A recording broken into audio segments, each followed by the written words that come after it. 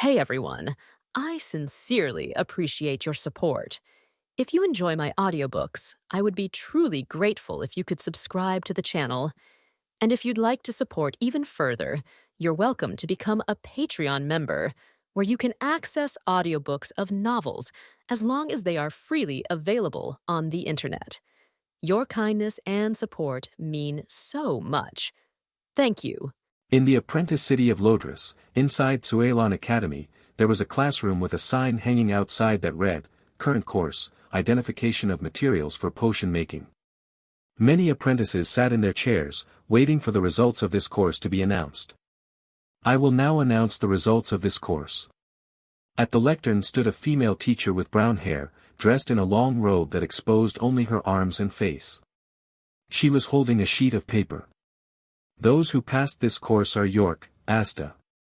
Each time a name was called, an apprentice would sigh in relief, their tightly clenched hands gradually relaxing. That concludes the list of those who passed this course.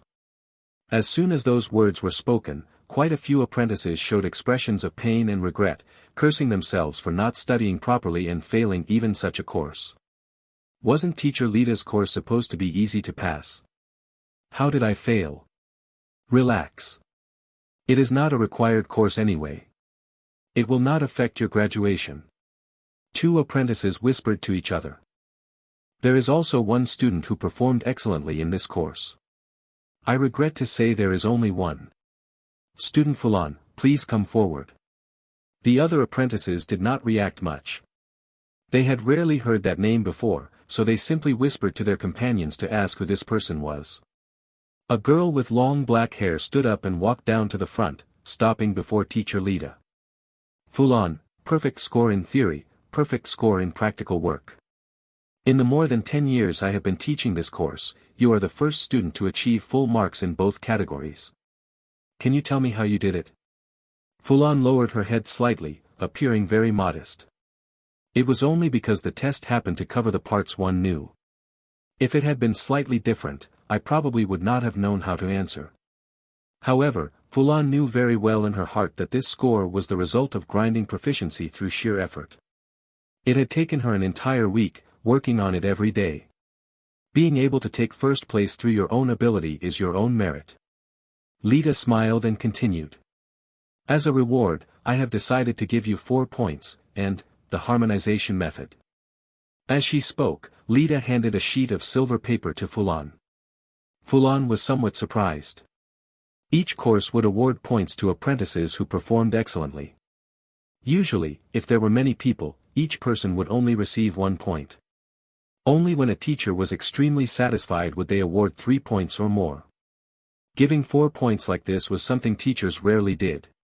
These points could be used to exchange for certain valuable knowledge. They were extremely scarce, and people often tried to buy them. As for the harmonization method, it was exactly the goal she had worked so hard for. Apprentices who performed excellently in this course would all receive it. Noticing her surprise, Lita continued with a smile. Once you learn the harmonization method, come find me. I will recommend you to join the Alchemists Association. Thank you, Teacher Lita. Return to your seat. I still have something to announce. When Fulan returned to her chair, Lita knocked on the desk, signaling the apprentices who were still talking to quiet down. I will repeat the headmaster's announcement. Starting this year, all apprentices who cannot cast a spell by the end of the year must participate in mandatory military service. Remember, all of you. Very well, class dismissed. The apprentices left their seats, discussing the matter as they walked. Military service? Is there a war somewhere? Yes. I heard there is a civil war in Rtor. The headmaster probably sold us apprentices for a good price. My God, why does something like this happen in our year? I still have not learned any spells. In previous years, about 3 out of 10 first-year apprentices could not cast spells.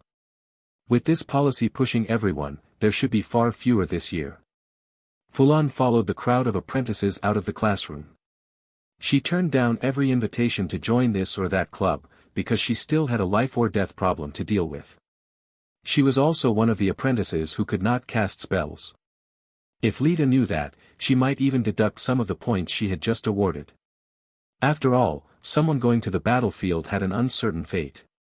No one would want to invest in her. She had transmigrated into this world 8 days ago.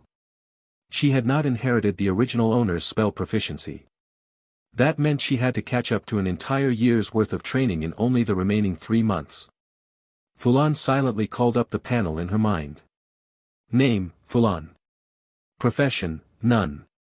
Attributes, Constitution 0.8, Spirit 1.4. Skills.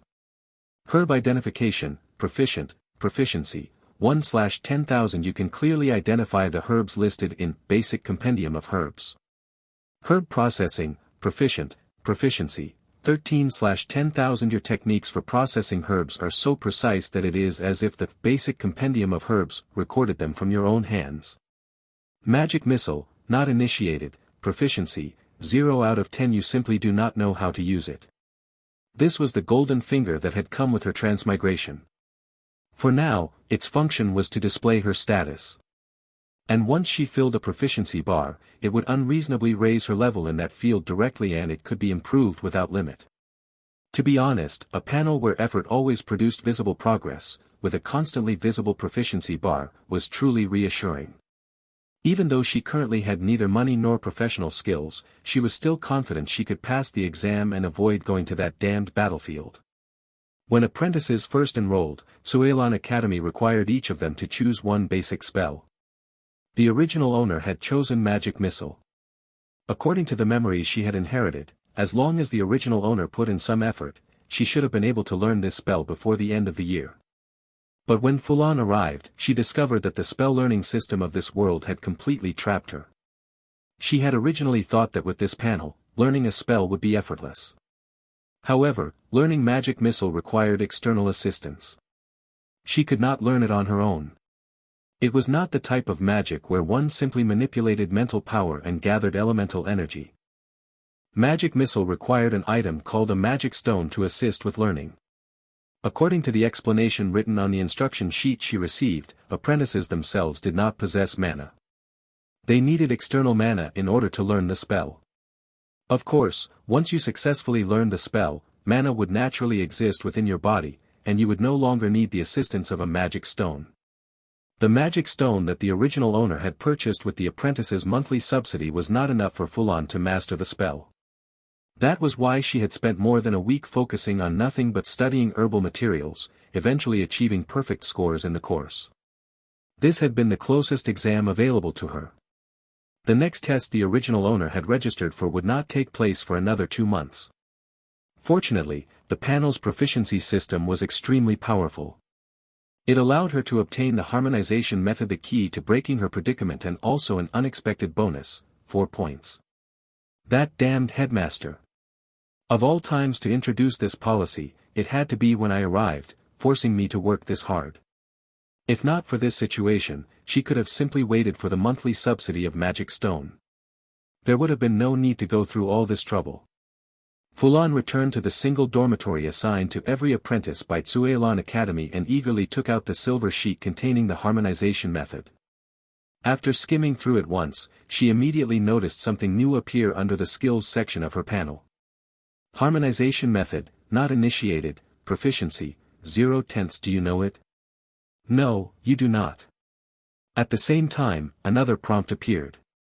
Herb identification and herb processing can be fused with the harmonization method to form a new skill. Fulan's eyes lit up when she saw the message. So they could fuse and create something new.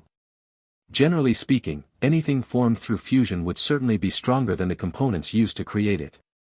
Without hesitation, Fulan began taking out the materials required for practice. She had spent every last silver coin the original owner possessed to acquire these materials. She had truly gone all out just to grind her herb-related skills. While grinding proficiency, she had discovered something interesting. If she split a single portion of herbs into 2 halves and identified and processed them separately, she would gain 2 increments of proficiency. Although a full portion gave a higher proficiency gain per identification, performing 2 separate identifications somehow yielded slightly more overall. For every portion of herbs, she would close her eyes and slice them into tiny fragments. Then she would compare them with the descriptions in Basic Compendium of Herbs to identify and process them. Using this extremely economical method, she had successfully raised both skills to the proficient level. As a result, the herbs she now possessed were almost reduced to powder-like fragments, with no trace of their original form remaining. Place the two materials into the specified solution. Channel your mental power into the liquid, attach it to the materials, and imagine the two substances blending together within. Following the instructions, she carefully placed small amounts of grey tree root and soul-twining vine into the solution and sank her mental power into it. However, after a few seconds, she awkwardly realized that the amount of material was too small. She could not even find it within the liquid. She had no choice but to add more materials into the solution and try again. You made your first attempt at using the harmonization method and gained some experience. Proficiency +2. You attempted the harmonization method again. Although the two materials did not fuse, you learned from the attempt. Proficiency +1. You successfully harmonized a cup of liquid with an unknown effect. Why did you not first check the book for potion formulas before attempting this? Proficiency +3. After producing that cup of solution, Fulan reached into the materials box to grab more supplies, only to realize there were none left. There was no helping it. The harmonization method required a sufficient quantity of materials to function. Her economical strategy simply did not work with this technique. As for why she did not attempt to produce a proper potion, the reason was purely financial. These two materials could not actually be used to produce a real potion. However, the wondrous aspect of the harmonization method lay precisely here. It was purely a magical technique. As long as one had enough mental power, it could do far more than produce potions. Merging even two people together would theoretically be possible. The materials she had used were extremely common and very cheap. Only because of that could she afford enough for practice. I am out of money. Judging by the time, it should be about right. I should head out now. Fulan walked into the Academy's points exchange hall. This place was specifically used by apprentices to redeem the points they earned from their courses. However, Fulan had not come here to redeem points for herself. She had come to sell them.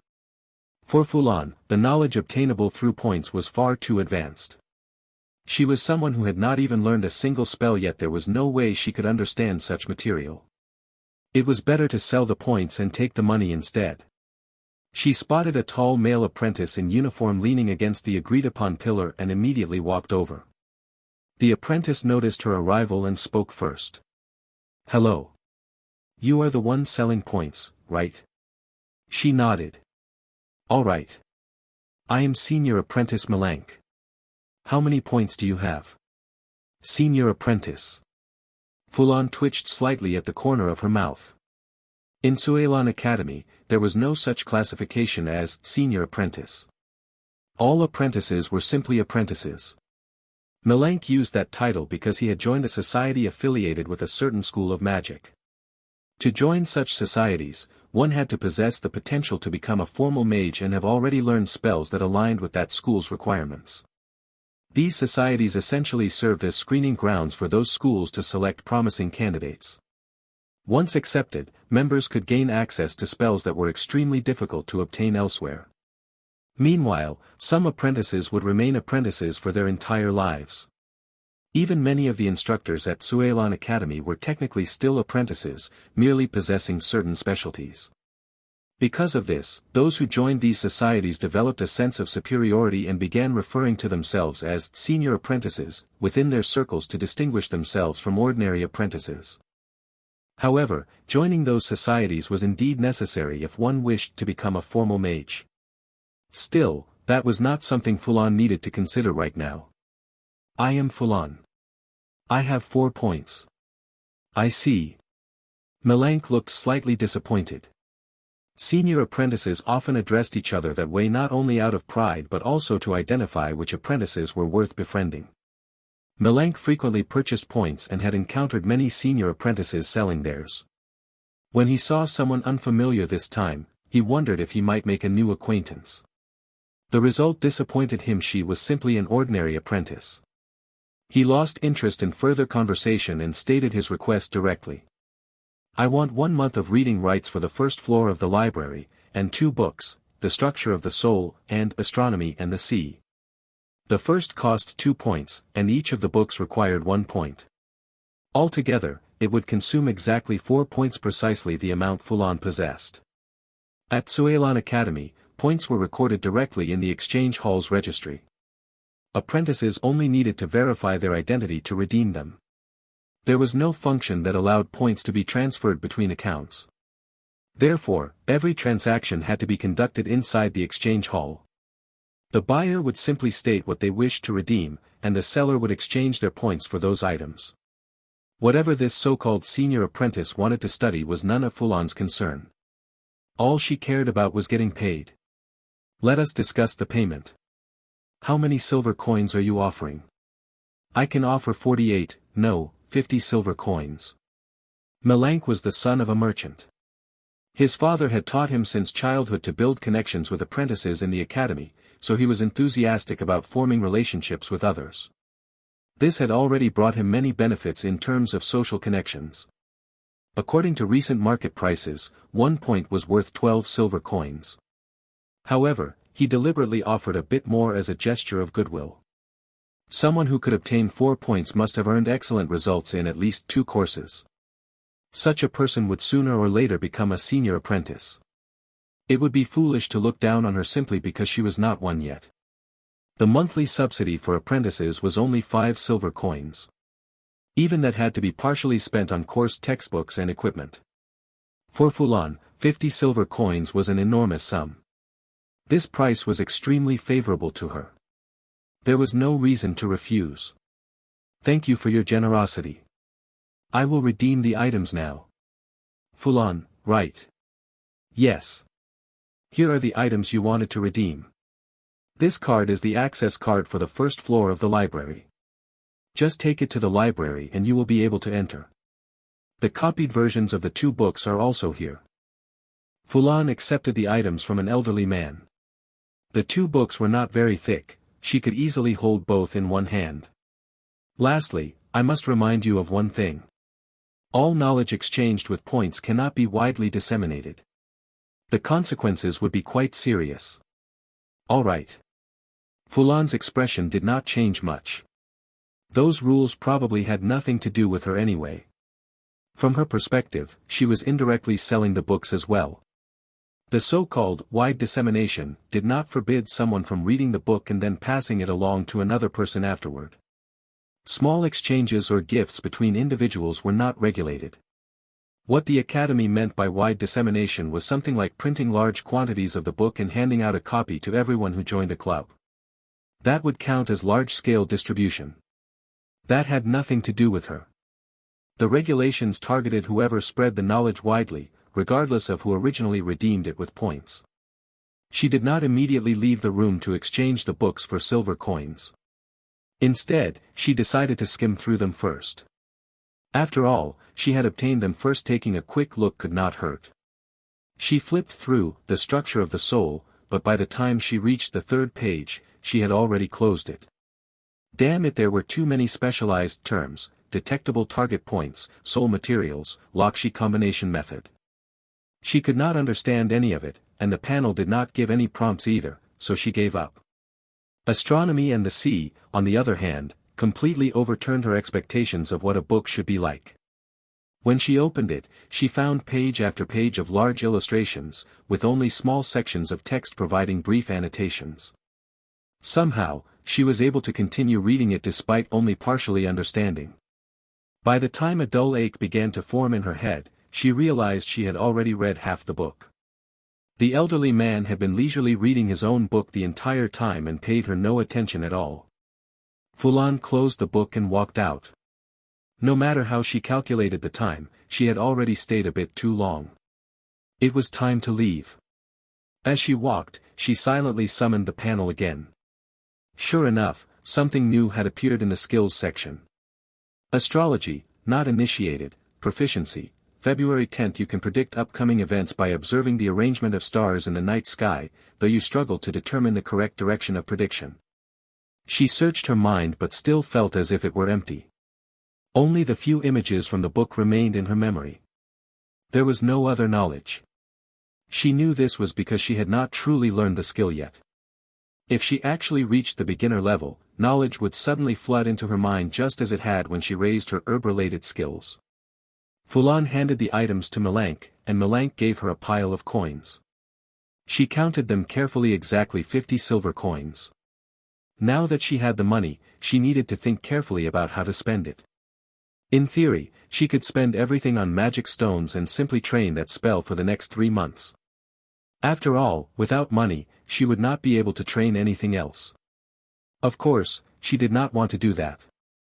Her plan was to first buy dozens of portions of grey tree root and soul twining vine to raise the level of her harmonization method. After that, she would purchase a few sets of materials suitable for actually brewing potions and try making some real potions to see how well they sold. She estimated that buying all those materials would cost perhaps a little more than 10 silver coins. She would keep the rest for now and wait to see what other needs might arise. Her goal was not merely to pass the year-end assessment and avoid the battlefield. She wanted to use this panel to gain the ability to protect herself in this world. Learning a few spells alone would not guarantee peace of mind once she left the academy. For now, her objective was to become a formal mage first.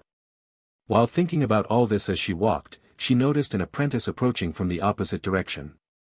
The apprentice seemed to glance at her briefly before immediately turning his head away. Just as she turned her gaze toward him, the apprentice suddenly turned and ran away without giving her time to think. Fulan frowned. Even if she thought about it with her toes, she could tell there was something suspicious about an apprentice who ran away the moment he saw her. But there was nothing she could do about it. At the moment, she had no usable skills at all. She was like a blank mage who knew absolutely nothing. If a fight really broke out, that apprentice's sandbag-sized fists could probably beat her twice over.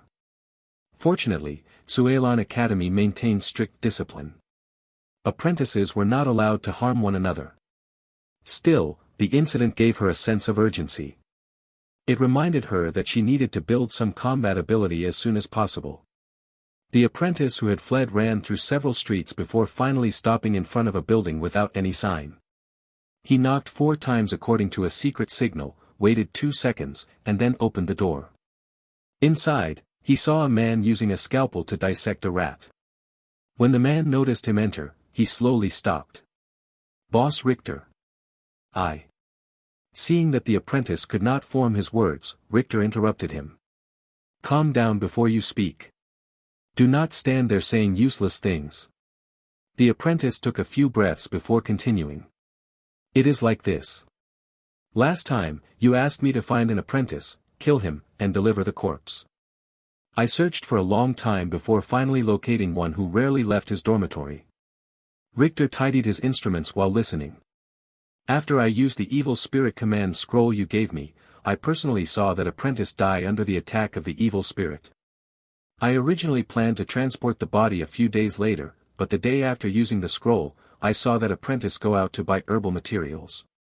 At this point, the apprentice's voice began to tremble. It was obvious he was frightened. After all, seeing someone you believed to be dead walking around again was quite terrifying. Rtor also became interested and began asking about the exact process he had followed. "You followed the procedure I marked down. You attached your viewpoint to the evil spirit, ordered it to launch a spirit body attack on the target, and confirmed whether the target's mental power had dissipated?" "Yes. That is exactly what I did. I specifically ordered the evil spirit to ensure the target's mental power collapsed. After using the scroll, I felt mentally drained for several days. Besides, the dormitory had been crowded during those days, so I thought I would wait before retrieving the body." "Interesting. You never went to the apprentice's room to check, did you?" "No. I was afraid of attracting attention, so I did not go." The reason Rtor had instructed this apprentice to kill another apprentice was because those so-called senior apprentices possessed certain privileges. And he just happened to need the corpse of an apprentice.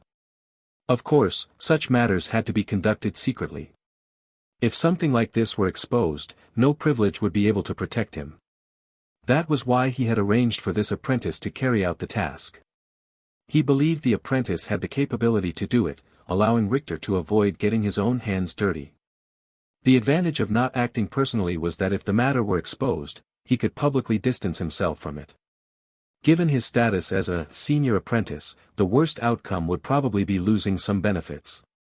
But now, the apprentice who had died had somehow come back to life. Why? This question had piqued his interest. However, he had more important matters to attend to at the moment and could not investigate personally. Continue monitoring that apprentice. Once this matter is finished, I will give you the spell you wanted. The apprentice market was a place in Lodris specifically used for trade between the various academies. Not only apprentices came here, merchants, mercenaries, and many others drawn by opportunity also gathered in this area. Fulan arrived at a shop and spoke to the person behind the counter. I want 50 portions each of grey tree root and soul twining vine, and 3 portions each of blood feed flour, animal meat, and weathered crystal. The person behind the counter today was a clerk hired by the shop owner. When he heard the list, he struggled to remember all the items. After asking Fulan to repeat them once more, his expression turned unpleasant. For a moment, he even suspected that Fulan had come here to cause trouble. The materials listed at the end were acceptable. They were standard ingredients for a strength potion, so he had no objection there. The earlier items, however, were rather strange. Grey tree root and soul twining vine were auxiliary ingredients used in other potions, and usually only small quantities were needed. Their prices were low precisely because they were extremely easy to collect. For example, once someone found a grey tree, digging up the roots beneath it would produce enough material for dozens of portions. She wanted 50 portions of each. According to the instructions given when he was hired, every customer's purchase had to be wrapped individually. That meant he would have to wrap 50 portions more than he usually wrapped for anyone else. And the price of those materials was extremely cheap. Was she trying to torture him? But when he looked at the robe Fulan was wearing, he saw that she was an apprentice from Cuilan Academy. He suppressed his confusion. In Lodris, one rule was absolute: never offend the apprentices. Lodris was called the City of Apprentices because it was responsible for educating every person within an entire province, nearly 10 million people who had been identified as possessing spiritual talent. Commoners and nobles alike studied magic in the academies of this city. If the apprentice standing before him happened to have powerful backing, offending her would bring him nothing but trouble. So the 50 portions, should I wrap them together by type of material? Normally, the default was to wrap every portion separately, but he could not resist asking. Wrap them. Hearing that, he finally relaxed. He quickly fetched all the materials from the warehouse and calculated the price. Fulan walked out carrying a large basket. To be honest, there were quite a lot of items. Her physical strength was barely enough to carry them. However, she did not hurry back immediately. She wanted to see what other things were being sold nearby. If something interested her, she would buy it. Then a voice caught her attention. Breathing method for sale. 20 silver coins. The shout immediately attracted the attention of many passers-by. Anyone who heard it stopped to take a look. Did you hear that? That is a breathing method. It can lead directly to the formal level. Do not think too much. Something like that would never be sold at a street stall, and certainly not for 20 silver coins. The price is way too low. There is no need to look. I saw him earlier trying to sell it to the owner of the Emerald Heart Tavern. The owner refused to buy it because the breathing method is incomplete and drove him out. After hearing that crucial piece of information, the crowd that had already been suspicious quickly dispersed. The value of an incomplete breathing method might not even match that of a spell. Its greatest value was its ability to allow someone to reach the formal rank. Why is he selling that breathing method? Can it really be sold at that price? You do not understand. Every year there are fallen descendants of territorial nobles. They come here to sell their family inheritances because they want to learn more spells or need rare materials. Fulan, however, found it rather interesting. A breathing method was a technique used to improve physical fitness. It was considered a relatively advanced one and was usually used together with body tempering techniques or other methods that strengthened the body by consuming magical creatures. Such breathing methods were the key to reaching the formal level. Without a breathing method, no matter how strong someone's body was, they could not reach the formal rank. Conversely, as long as one possessed a breathing method, decent physical fitness alone could allow advancement to the formal level. An incomplete breathing method, however, might improve physical strength less effectively than some lower-level body tempering techniques.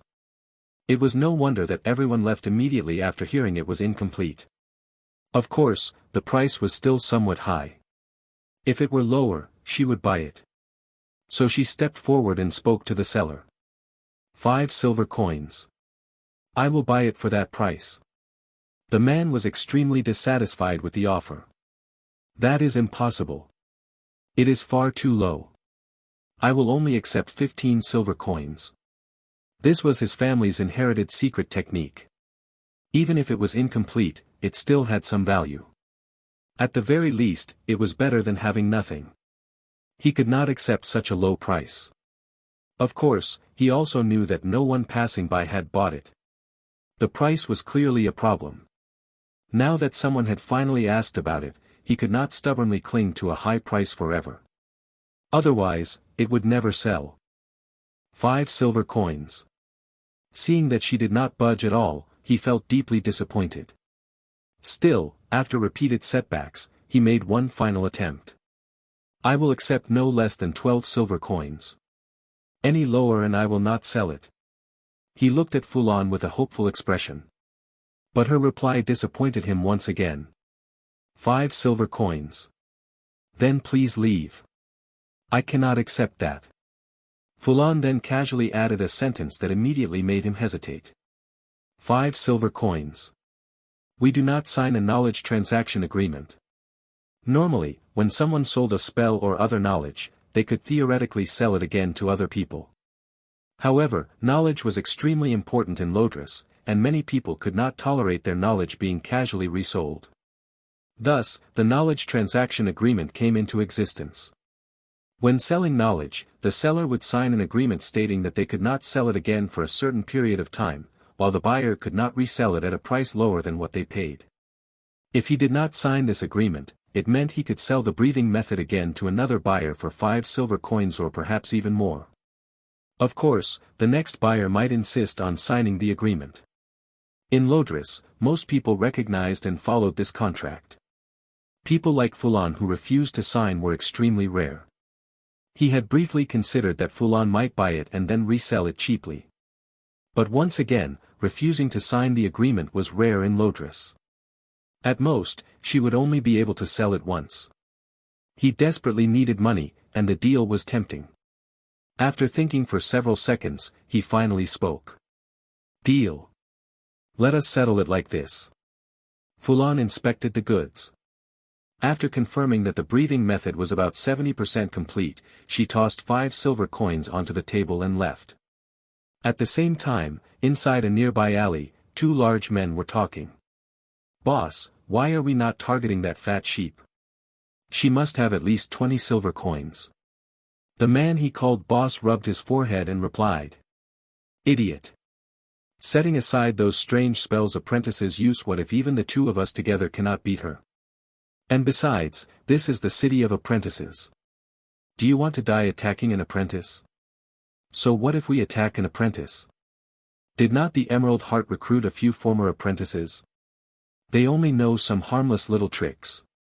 Listen carefully. Not only must we not attack them if we see others attacking them, we must stop it. Why? Lodris ultimately exists to train apprentices. The apprentice market was created to give apprentices a convenient place to trade. Only after that do people like us make a living here. He paused before continuing. If those above discover that the apprentice market is dangerous for apprentices, especially if a promising apprentice gets killed, they will not hesitate to replace everyone here with a new group. Do you understand? Yes, boss.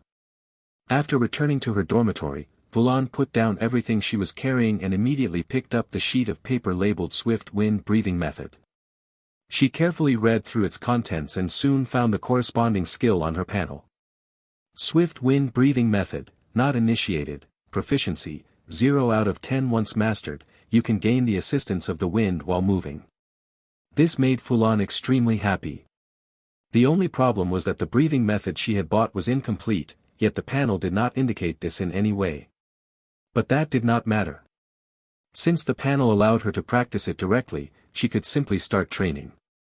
She had long been fed up with her weak body. As someone from the modern world, she truly could not imagine how adjusting the rhythm and depth of breathing could produce any miraculous effects. But practice revealed the truth. She began adjusting her breathing according to the instructions written on the page. Ha, ha. It had to be said that the breathing method described here was not something an ordinary person could easily perform. What did it mean to exhale all the air in your lungs and then force out another burst afterward? Her face quickly turned red from holding her breath. But there was an effect. After barely completing the breathing pattern as instructed, she felt her body become noticeably lighter, and the speed of her arm movements increased.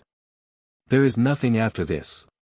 While adjusting her breathing according to the instructions, she suddenly realized the text ended abruptly right at about 70% of the method.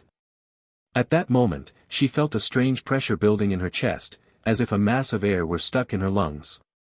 She tried repeating the previous breathing steps, but nothing worked. Finally, she forcefully exhaled, releasing the trapped air in one violent burst.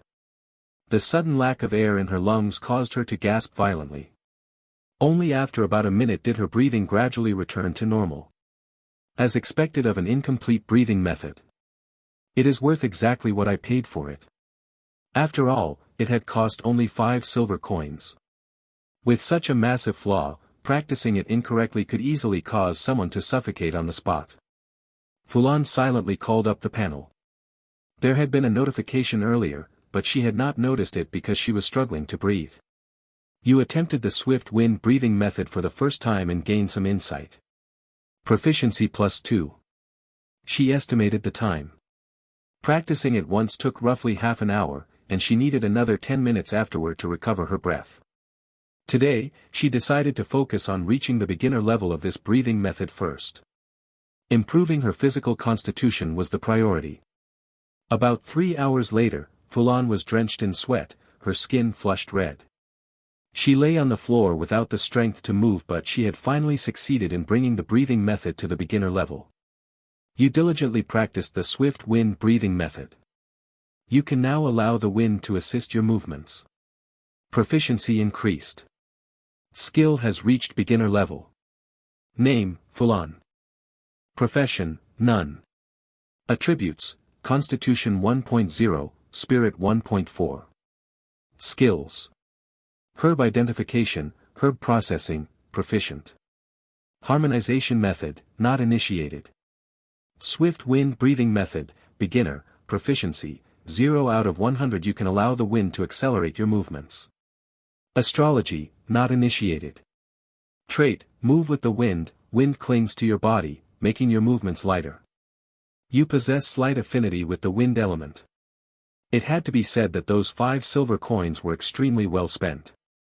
Not only had she achieved her original goal of improving her constitution, she had also unlocked an entirely new section on the panel traits.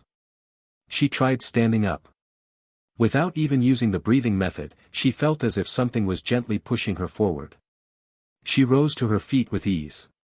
She suspected that this was the effect of the move with the wind trait. If she combined it with the breathing method, her movements would probably become even faster.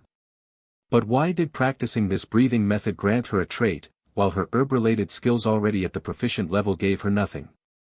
After thinking about it for a moment, she guessed it might be due to the difference in rank. Even a defective breathing method was still something capable of leading someone to the formal rank. Its level was naturally higher than ordinary herb-related skills. Unfortunately, even after reaching the beginner level, the panel had not filled her mind with knowledge the way it had with herb identification. She had hoped the panel might somehow repair the incomplete breathing method.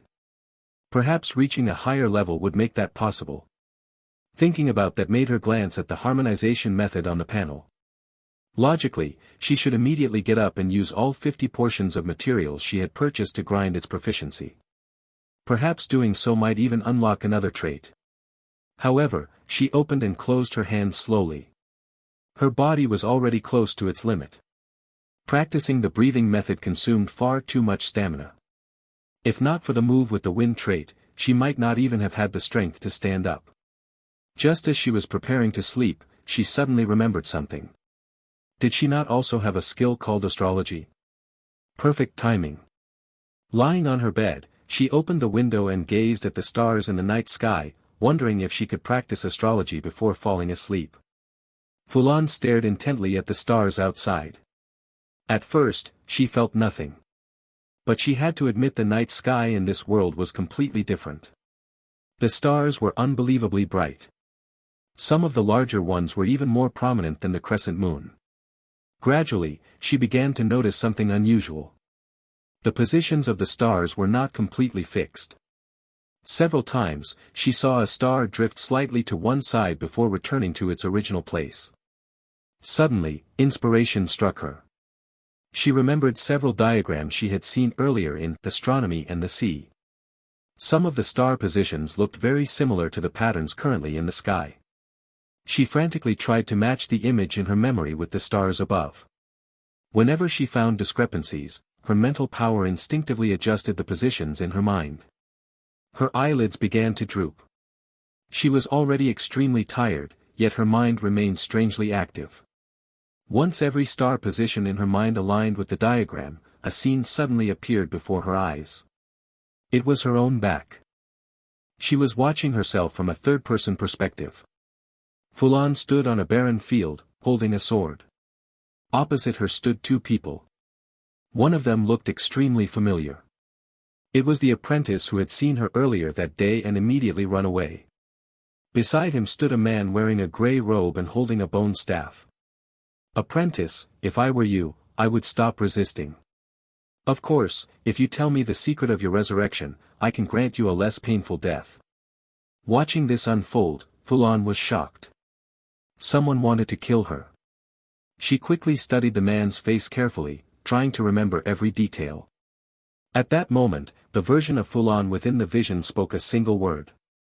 Rtor. The observing Fulan felt a strange sense of admiration. As expected of me, straight to the point. That was probably the man's name.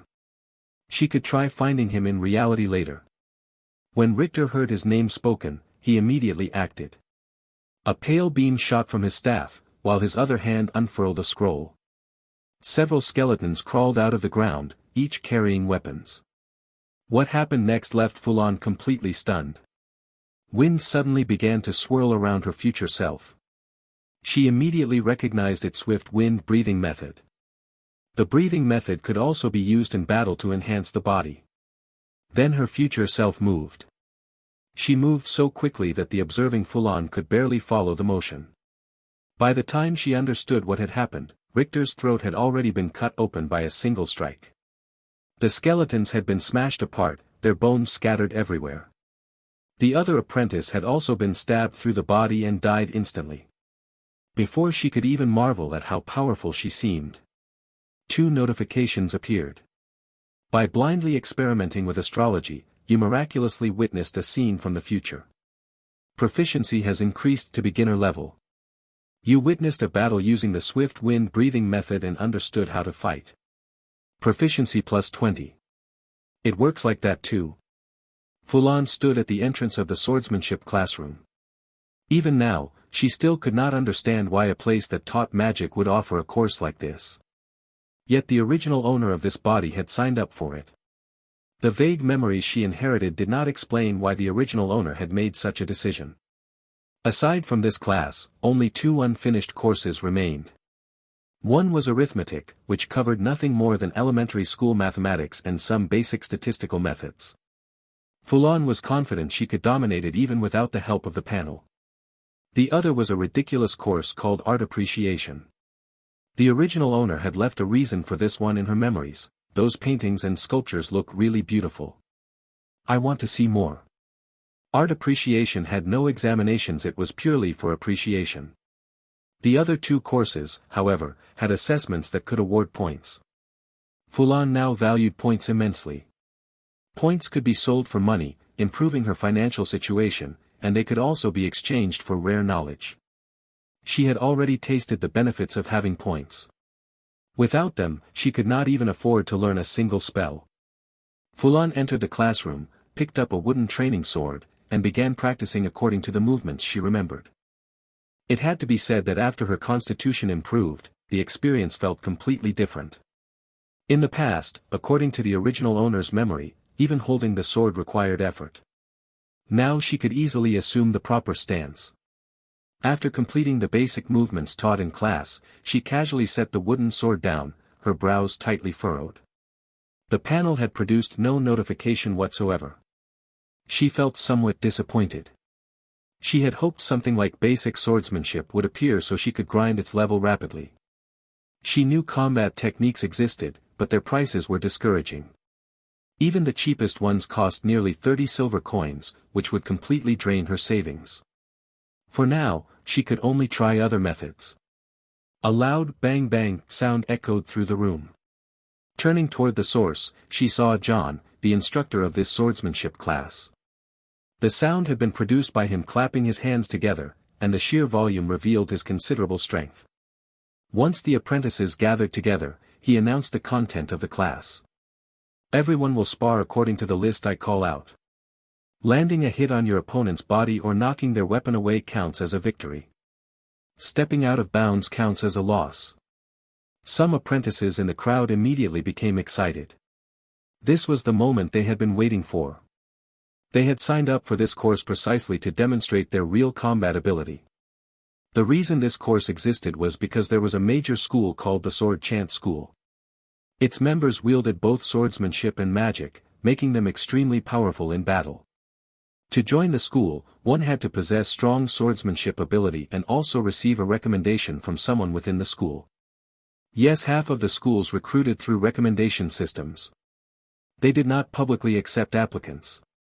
Without connections, joining them was impossible. The apprentices who were most excited were mostly the children of territorial nobles. Some of them could not inherit their family titles, while others lacked exceptional magical talent.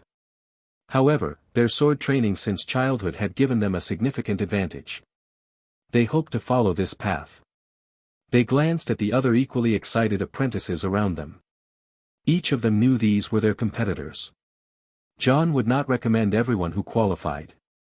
Only a few would receive his recommendation. The first match, Mars versus Mason. Some apprentices had come specifically to seek recommendations. Others simply found the class interesting. Then there were people like Fulan, who did not even know why they were here. For John, recommending apprentices was not his highest priority. He genuinely wanted to teach these students properly. Mars had come specifically seeking a recommendation. His family possessed a secret body tempering technique, giving him physical strength far superior to most others. Mason, on the other hand, was very talented.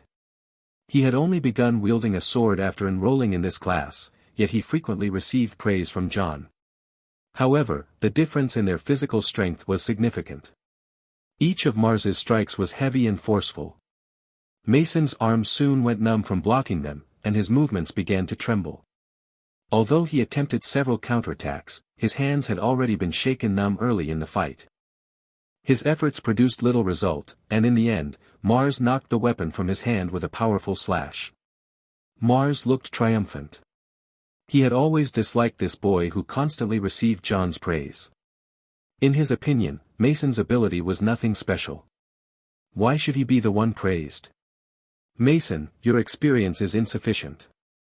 When you fall into a disadvantageous position, you should stabilize yourself instead of attacking recklessly, especially when your opponent is physically stronger. John clearly held Mason in high regard and pointed out several flaws in his fighting approach.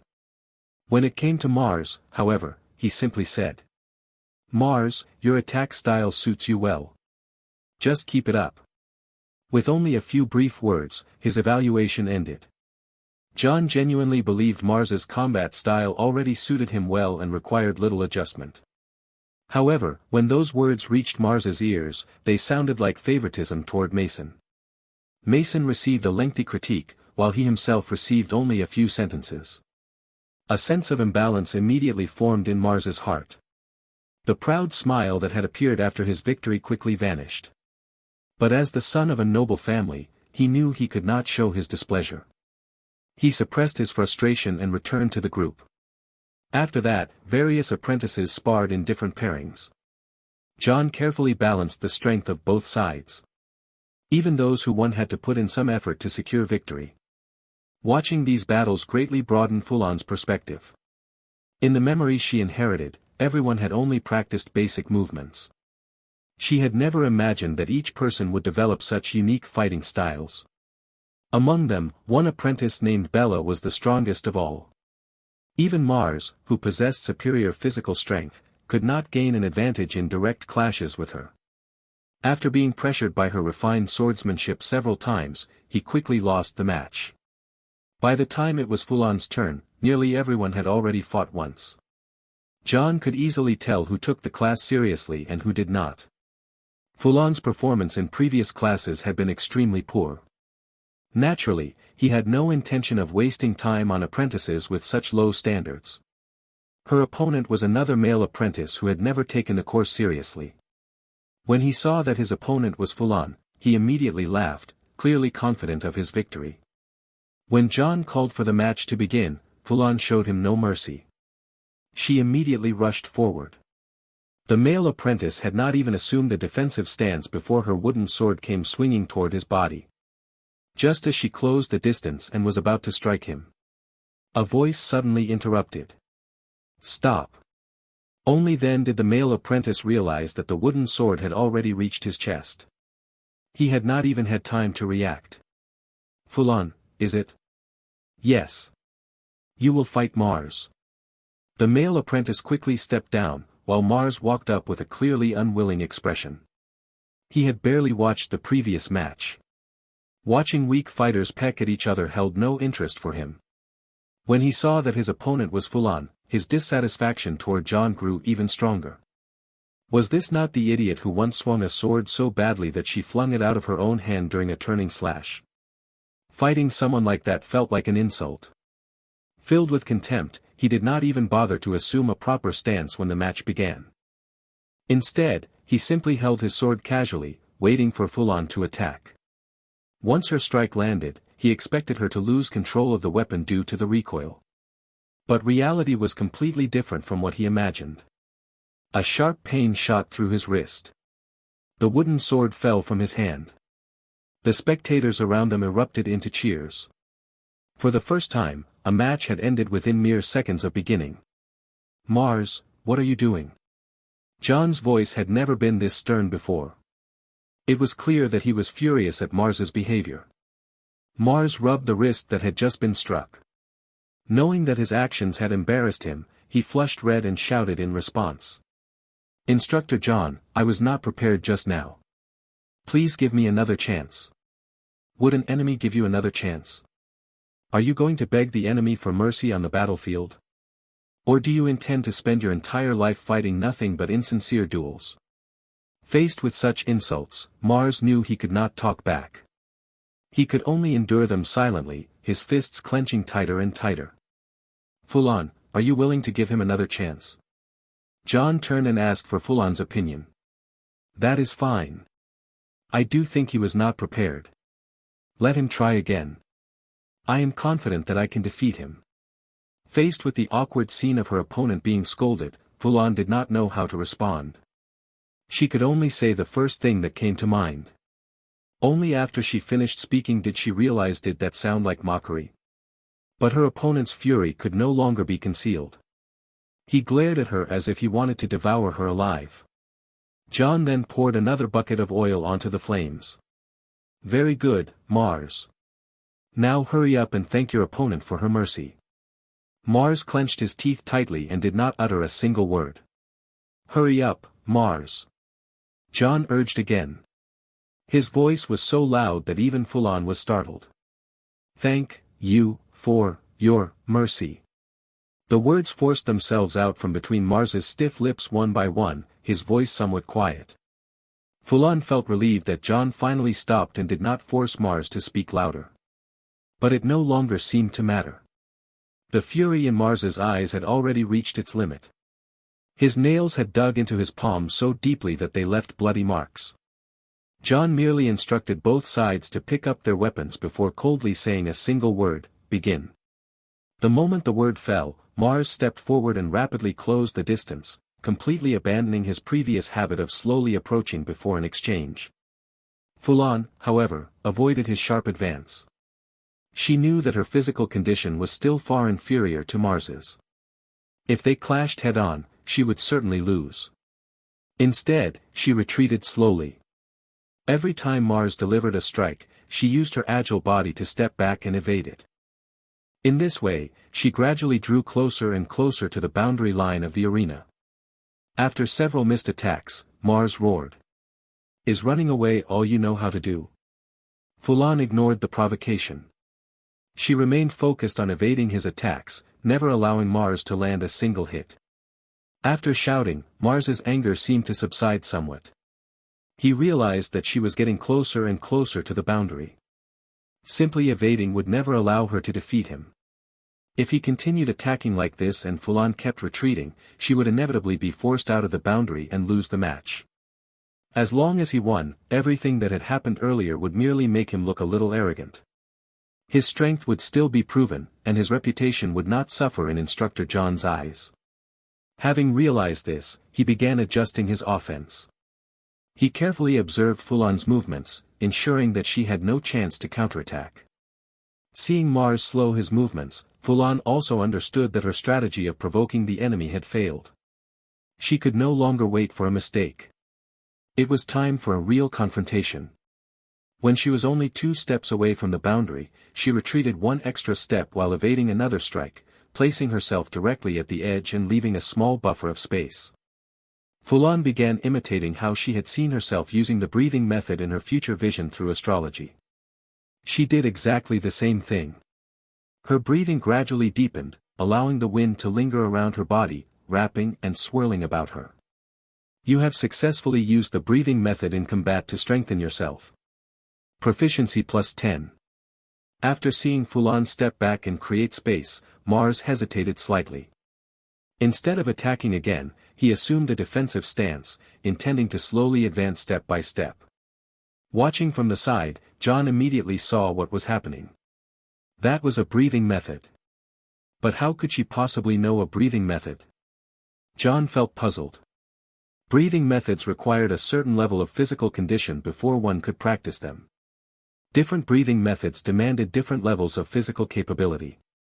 He had always believed that someone with Mars's physique represented the absolute lower limit. It should have been impossible for anyone with an even weaker body to master a breathing method. Yet reality proved otherwise. Someone truly had learned a breathing method with such a weak body. He could only conclude that Fulan's breathing method must require an extraordinarily low threshold, or perhaps his own experience was simply too limited. As for the outcome of the duel, he had already reached a conclusion. After activating the breathing method, the wind surrounding Fulan had clearly begun to gather. If Mars had immediately charged forward and attacked the moment she created distance, he might still have had a small chance of winning. Learning a breathing method and being able to use it in combat were entirely different matters. When successfully used during battle, a breathing method could greatly increase one's combat power. Bella, previously the strongest among all the apprentices, was exactly like this. John could tell that Bella also knew a breathing method. But if she could not apply it during combat, then even against the current Fulan the odds would only be roughly 20 to 80. It would be extremely difficult for her to win. Just as John had expected, Fulan attacked Mars at an astonishing speed. Mars reacted with a flash of instinct and somehow blocked the first strike and attack he had not even seen clearly. But he could not block the second one. The wooden sword struck his body directly. After feeling the impact, Mars forced out an ugly expression. "I lost." The apprentices watching nearby immediately began whispering among themselves. "Did you see what just happened? How did the situation suddenly reverse when she was being chased just a moment ago?" "No. I only saw a blur flash past, and then the match was over. John first stopped Bella, who wanted to challenge Fulan to a duel of her own. He could tell that Fulan did not often use the breathing method in combat, and her current condition was not very good. Then he began commenting on the performance of both fighters during the battle. Fulan, at the beginning you should not have kept retreating the entire time. Do not wait for your opponent to make a mistake. You should attempt some attacks of your own. When your opponent was attacking so fiercely at the start, you should not have avoided everything. Sometimes, offense is the best defense. Understood. Thank you, Instructor John. Next it was Mars's turn. John still believed that there was little Mars could have done differently. If he had been placed in the same situation, he felt he would not have performed any better. Mars, your adjustments during the battle were quite impressive. Realizing that you needed to slow down was very good. You only lost because your opponent possessed something more powerful. Continue as you are. Mars listened to those words. But they still left him feeling cold. Instructor John always offered him suggestions that felt superficial and insignificant. And everything that had happened today. To him, it all felt like a farce. A farce meant to humiliate him. Unwillingness surged through his blood. As he stared at Fulan, the flames in his eyes seemed ready to burn her to ashes. 3 days had passed since the last swordsmanship class. During those 3 days, Fulan could only stay in her dormitory and practice the harmonization method. Cuilan Academy's class schedule was extremely relaxed. Courses were arranged across an entire academic year. Even if a student enrolled in 10 courses, there would still be plenty of time left to do other things. Fulan had only 3 remaining courses, which made her schedule even more leisurely. It was not that she did not want to take more classes to earn additional credits. The problem was that course selection was only available during the first 2 months of the academic year. Now she could only wait. Art appreciation was scheduled for next week. Swordsmanship class would not take place until the week after that. Arithmetic was also next week, immediately after art appreciation. On the first day, she had originally planned to increase the proficiency of her breathing method. However, after practicing so intensely that she fainted on the first day, she abandoned that idea. Practicing it twice a day was enough. Her breathing method proficiency was currently 73 out of 100. Practicing twice a day gave her 6 points of proficiency. As long as she could level it up before the next swordsmanship class, that would be sufficient. After consuming the 46th batch of materials, her harmonization method finally advanced to a new stage. You have once again produced a solution with an unknown effect using the harmonization method. Proficiency +3. The harmonization method proficiency is full. Level increased. Harmonization method, mastered, proficiency, 1/1000. You can skillfully fuse 2 materials together in an aqueous solution. She then began attempting to brew a strength potion. Taking out 3 portions of materials, she placed them into the full set of potion brewing tools she had purchased for 4 silver coins. The set of tools was extremely expensive. In reality, it was nothing more than grinding and cutting instruments along with several glass flasks. However, considering that this world had apparently not yet developed large-scale production, the high cost of these tools likely came from their manufacturing difficulty.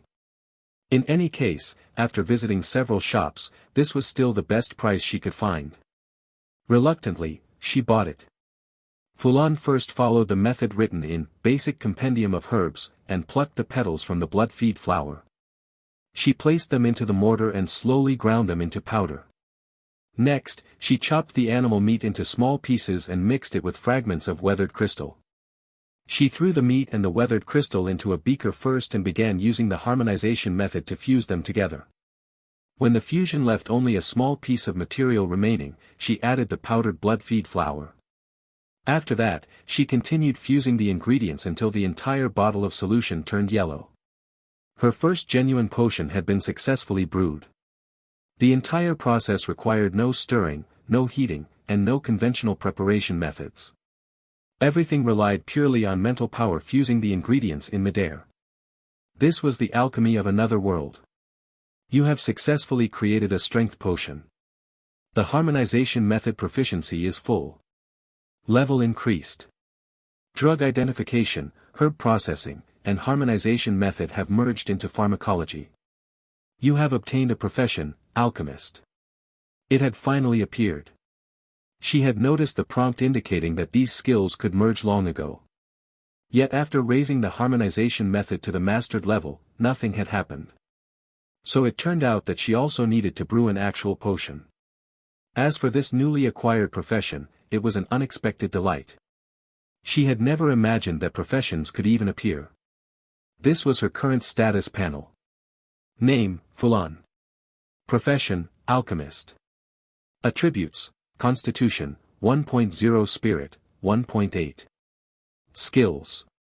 Pharmacology, Mastered, Proficiency, 631/1000. You are extremely skilled at brewing potions, but it seems you have only ever made strength potions. Astrology, Beginner. Swift wind breathing method, Beginner.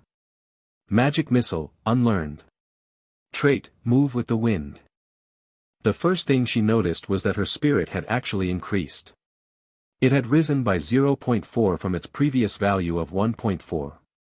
She guessed that the alchemist profession had raised her spirit. Pharmacology had also started with more than 600 proficiency. That was probably because her previous mastery of related pharmaceutical skills had carried over. What a pity. I have already mastered pharmacology, so why have I not gained a new trait? Do I have to level it up again? Still, the fact that forming a profession could increase attributes meant something important. If she acquired more professions, would her attributes increase rapidly as well? As fundamental attributes, even an increase of 0.1 now represented a qualitative improvement for her. The previous increase in Constitution had been the key reason she was able to defeat Mars. Without that slight improvement, she might not even have been able to hold a sword steadily. The new increase in spirit was even more addictive. While using the harmonization method, she could clearly sense that her mental power spread over the ingredients faster. The speed and precision of fusion would certainly improve as well. She also remembered something a teacher had said during a basic general education class. Spirit is the key to learning spells. All of you have already reached the minimum spiritual requirement. In theory, every one of you can learn magic. If her spirit attribute increased, perhaps it would also accelerate the rate at which she gained spell proficiency. She felt that was very possible. There were also many other professions similar to alchemist in this world: magic artisan, enchanter, scroll maker, alchemist. If she managed to collect all of those professions, would her base attributes not soar? Of course, that was a matter for the future. Right now, reality remained the same. Learning those professions would require money, and her current finances were a disaster. Money only flowed outward, never inward. She needed to find a way to make money. Her gaze fell upon the strength potion she had just brewed. She remembered that instructor Lita had once told her to come see her after learning the harmonization method. Now that the potion was finished, it was time. She placed the potion into the designated storage box and left the dormitory. Lita held the strength potion up toward the light, examining the quality of the liquid. After observing it for a while, she placed it on the table and took out a small dropper. She drew a small amount of the solution and dropped it onto a piece of specially prepared paper. After observing it for a moment, she turned back to Fulan. Not bad. This strength potion is well made. I can see that the fusion was done properly. Your harmonization method has been practiced quite well. The material processing is also flawless. However, the timing of adding the blood feed flower was slightly incorrect. You added it too late. Otherwise, the potion's effect would have been even better. How did you make such a mistake? That is usually an error only made during a first attempt. I heard you purchased dozens of sets of materials. This should not be your first one. Fulan rubbed her forehead. She knew that instructor Lita had misunderstood. Yes, she had purchased dozens of materials, but they were not all for strength potions. Instructor Lita probably assumed that she had spent over 100 silver coins buying dozens of ingredient sets and had been frantically brewing strength potions at home. That must have been how she improved her harmonization method so quickly. However, Fulan had no intention of correcting the misunderstanding. If she explained the truth, she would also have to explain why she had purchased two completely unrelated materials just to fuse them together. Would that not make her seem insane? People in this world did not possess a game-like panel like hers. They did not know that as long as she practiced something, it would level up. For ordinary people, after brewing dozens of potions they would eventually master the process. But her panel was unreasonable in one particular way. If a normal person mastered the crafting of a strength potion, it did not mean they could easily brew other potions. Every material had different properties, sizes, and fusion speeds. At best, they would gain some experience that allowed them to learn other potions more quickly. Her panel, however, directly raised her familiarity with all materials through the harmonization method. Because of that, even if she attempted to brew a potion she had never learned before, she could still succeed on the very first try. Your harmonization method is already quite good. Just make sure you do not make that mistake next time. Understood. Thank you, instructor. I was a little distracted at that moment. In the end, Fulan admitted that it had been her own mistake and did not mention that this had actually been her first time brewing a strength potion. Since you are already capable of brewing potions on your own, I will keep my promise and recommend you to the Alchemists Association. That is exactly what I was waiting for, the Alchemists Association, Fulan thought. In this otherworldly society filled with powerful factions, where recommendations were required almost everywhere, the Alchemists Association was a classic example. It had almost completely monopolized all potion formulas. Only a small number of relatively useless ones were made public. The strength potion was a perfect example of this. Its effect was to increase the user's strength. The problem, however, was that the effect was extremely weak. When the user's constitution was low, the potion could increase it slightly. But the higher one's constitution already was, the smaller the improvement became. On top of that, the formula was printed in the massively distributed book, Basic Compendium of Herbs, which meant that the market supply of strength potions was enormous while the demand was very small. Sometimes they even had to be sold at a loss. The truly profitable potion formulas, however, could only be exchanged by members of the Alchemists Association. Furthermore, the association monopolized the purchase and sale channels of those potions, taking a storage fee from every single bottle.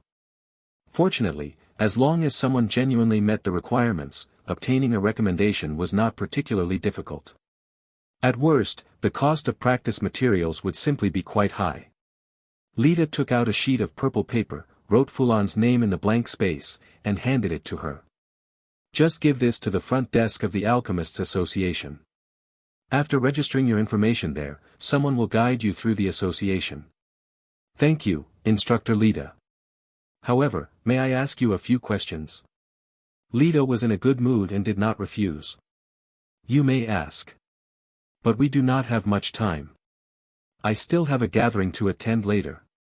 Fulan spoke. Could you tell me about magic schools? Oh. Lita looked at Fulan before suddenly understanding. That makes sense. You will need to choose a school soon as well. Lita cleared her throat before beginning her explanation. You should know that some apprentices call themselves senior apprentices, correct? Fulan nodded. The reason they call themselves that is because they truly have the potential to become official mages. Fulan noticed that Lita's tone changed slightly as she said this, as if there was some story behind it. The ones who determine whether they have the potential to become official mages are the examinations held by the various societies under the magic schools. Once you pass, you may call yourself a senior apprentice. The key point is that after joining those societies, you gain the opportunity to compete for the position of an official mage. Compete? Do you actually have to fight for the chance to become an official mage? Whenever she had a question, Fulan asked it immediately. It was one of her good habits. Instructor, do people really have to compete in order to become official mages? Yes and no. Lita sighed. Once you become a senior apprentice and join those societies, you will eventually realize that your spells stop improving. Your magical research makes no progress at all. When you experience that kind of helplessness, you will understand why competition becomes so important. So that happens too. Fulan blinked. Still, she was not worried. She did not believe that her spells would ever stagnate as long as she had her game-like panel. Now, I should explain the apprentice training system of Cuilan Academy and the entire city of apprentices, Lita continued. The academy is only responsible for educating you during your apprentice stage. It does not handle anything beyond that. What you might not know is that the academy conducts an annual evaluation at the end of every year. In previous years, apprentices who could not cast a spell by the end of their first year were expelled and could no longer study at the academy. However, this year the headmaster proposed giving them another opportunity. Those apprentices may continue studying magic within the army. Wait, so I misunderstood the headmaster. Fulan's mouth twitched.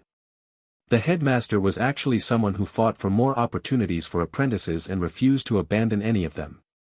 It was all because the apprentices liked to add conspiracy theories whenever they talked about the battlefield. Things like, we apprentices cannot do anything anyway. Once we go there, who knows what they will do to us? They will probably crack open our skulls and use our brains as giant magical amplifiers. After the first year, Lita continued, the academy stops holding annual evaluations. Apprentices are free to choose any courses they want. Those with strong spellcasting ability may join the societies under the magic schools. Cuilan Academy has a 3-year system. If you fail to join one of those societies within 3 years, you will graduate and can no longer continue learning magic here. However, apprentices who join those societies may remain in the academy until they become official mages. As she said this, Lita's tone carried a hint of melancholy. Returning to the competition for becoming an official mage. Only apprentices who have joined those societies are eligible to participate. There is also an evaluation held every year at the end of the year. All society apprentices in the entire city take part. Those who achieve high rankings receive precious resources, new spells, items that increase spirit, or even things that directly improve one's mastery of magic. Lita sighed again before continuing. As for which magic school you choose to join, that is entirely up to you. Everyone has a school that suits them best. I will not recommend one. Fulan nodded again before asking another question. Instructor Lita, if I want to learn new spells, where should I look? This was currently her biggest problem. She still did not possess a single offensive spell. She had come to learn magic, yet she had ended up fighting purely in close combat. Unfortunately, she had not been able to find any suitable spells so far. Oh. That. Lita thought for a moment before answering. You could obtain spells the same way you obtained the Harmonization method. If you perform excellently in courses, you may receive spells as rewards. Alternatively, you could join the societies under the magic schools. They have a well-established exchange system within them. However, after looking at Fulan, Lita felt that those methods were probably too distant for her right now. You could also visit the Emerald Heart Tavern in the apprentice market. Look for a man wearing a hat decorated with feathers. His name is Elon. Just speak to him directly. A spell usually costs a few dozen silver coins. A few dozen silver coins again. Fulan currently had no money at all. She had even wanted to purchase a combat technique but lacked the funds. It seemed she had to hurry to the Alchemists Association and start making money.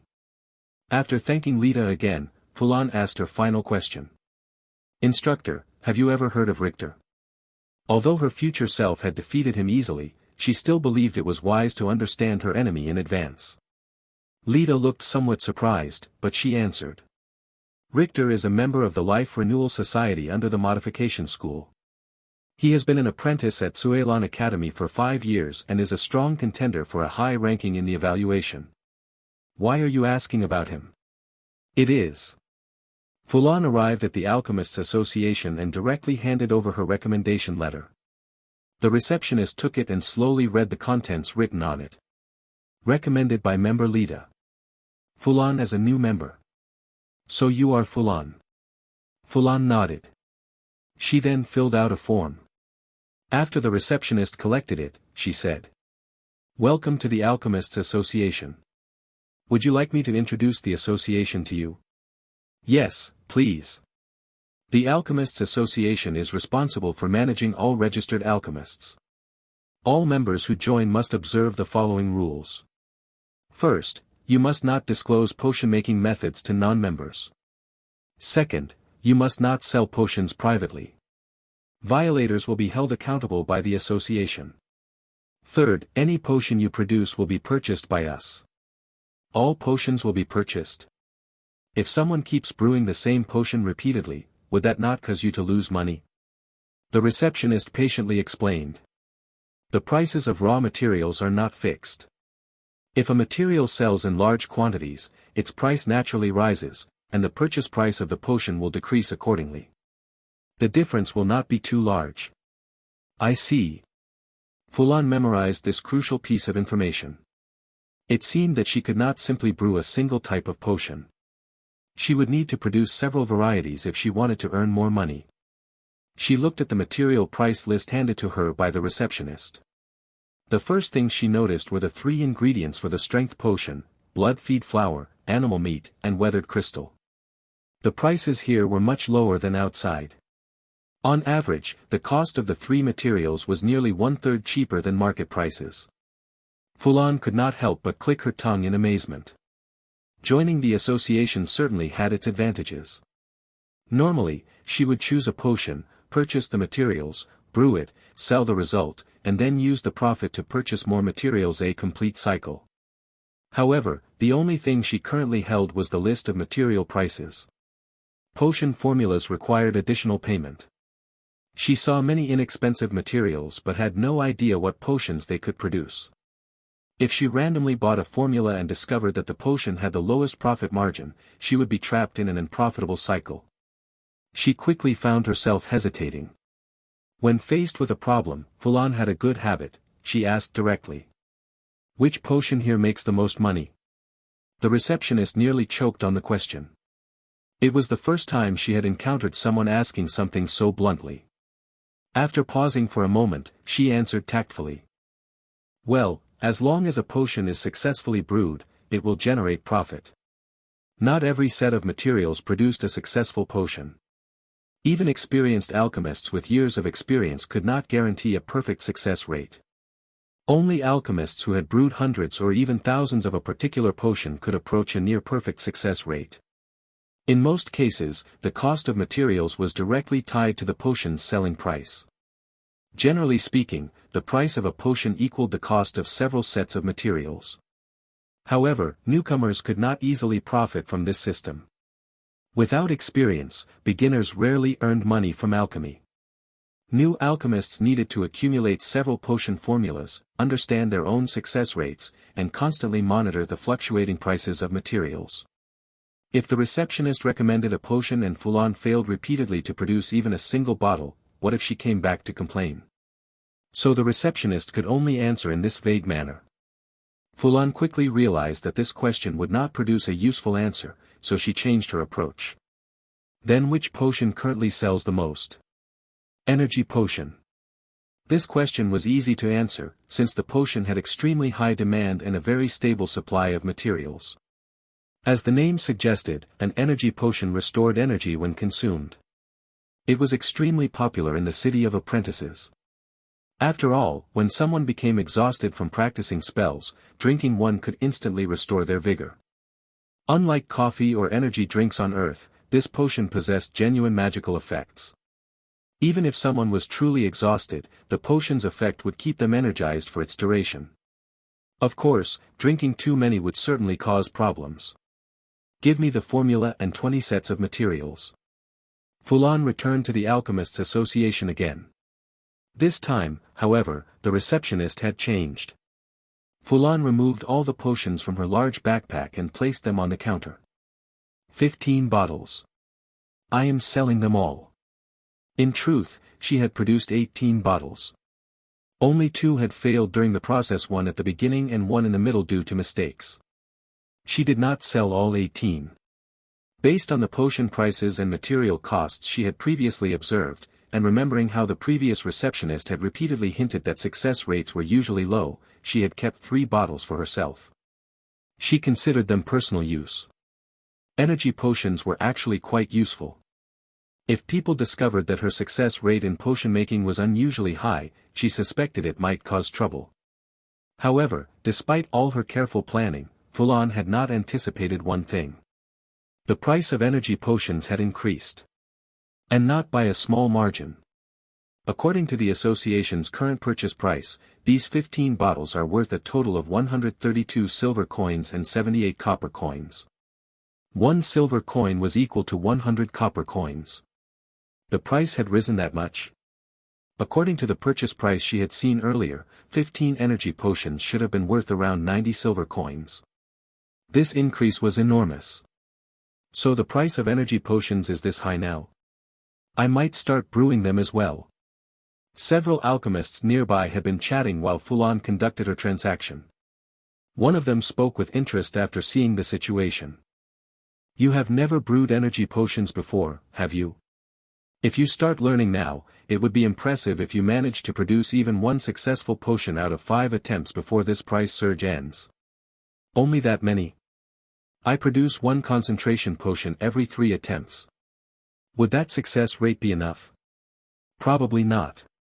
Do not be fooled by how many energy potions sell every day. There are many masters who have brewed them for years. Their proficiency is extremely high, yet even they only succeed once every 3 attempts. That should tell you how difficult this potion is. Listening to the surrounding conversations, Fulan realized that selling so many potions at once had drawn some attention. If things went poorly, people might even realize that her success rate was unusually high. Fortunately, the receptionists worked in shifts. And now that she had already come this far, backing out without selling would only attract even more suspicion. She would simply have to be more careful in the future. The reason her success rate was so high was because when she successfully brewed an energy potion for the first time, she gained 200 proficiency points. Each additional bottle granted 50 more proficiency. This allowed her pharmacology skill to quickly reach the proficient level. She had also unlocked a new trait. Experienced alchemist, when brewing potions you have previously crafted, your speed and precision increase. The more times you brew the potion, the greater the improvement. She believed that before reaching the proficient level, her success had mostly been luck. She had simply happened not to fail. But when brewing the final few bottles, this trait had made the difference. By that point she could barely maintain concentration, yet she could still complete the process almost instinctively. Only 1 bottle had failed. Give me the formula for healing potion and 10 sets of materials. She had discovered that successfully brewing a potion for the first time granted a large amount of proficiency.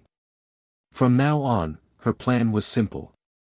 She would buy 10 sets of materials for every new potion.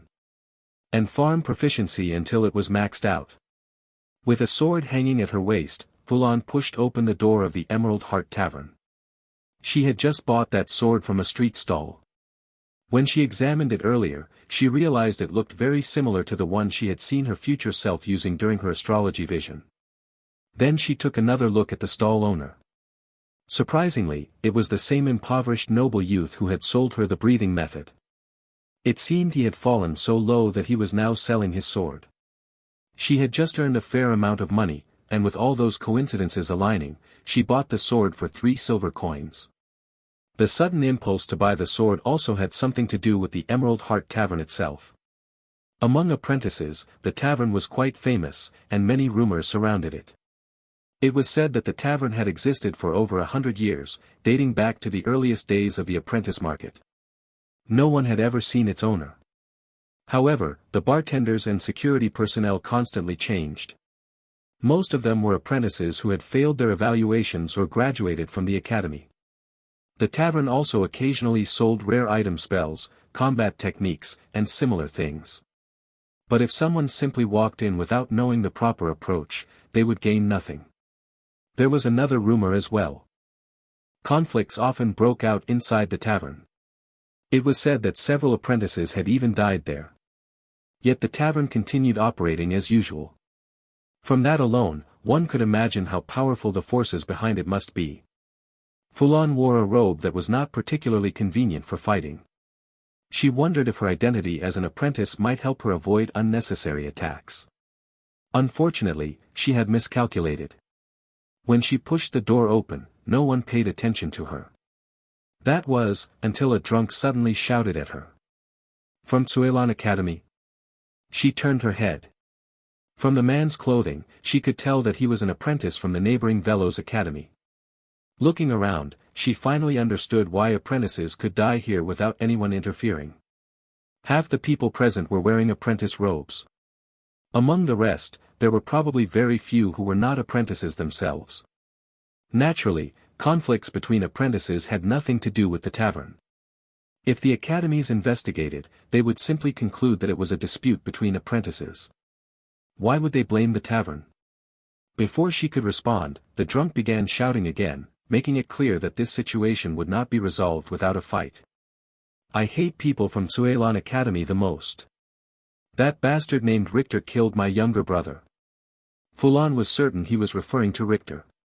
"Damn it, I am his enemy too. Why are you picking a fight with me?" The surrounding crowd stopped drinking and chatting, clearly eager to watch the spectacle. Judging by the drunk's condition, Fulan knew that conversation was pointless. Fortunately, the tavern clearly stated at the entrance that spells were prohibited. With her breathing method, she was confident she could handle this easily. The drunk suddenly hurled a wooden mug at her. Fulan casually stepped aside and avoided the attack. The mug smashed against the ground with a loud clatter.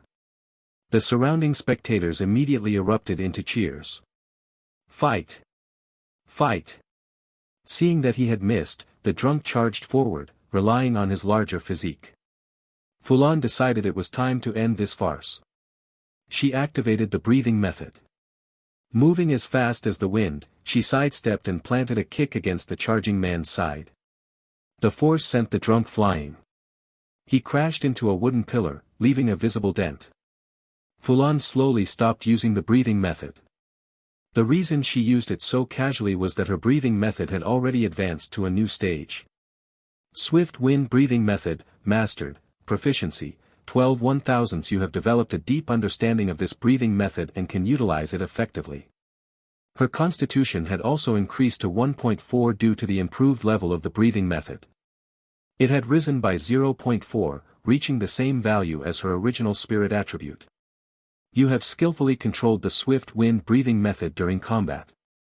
Proficiency plus 10. After reaching the mastered level, she discovered that she could freely activate or deactivate the breathing method during combat.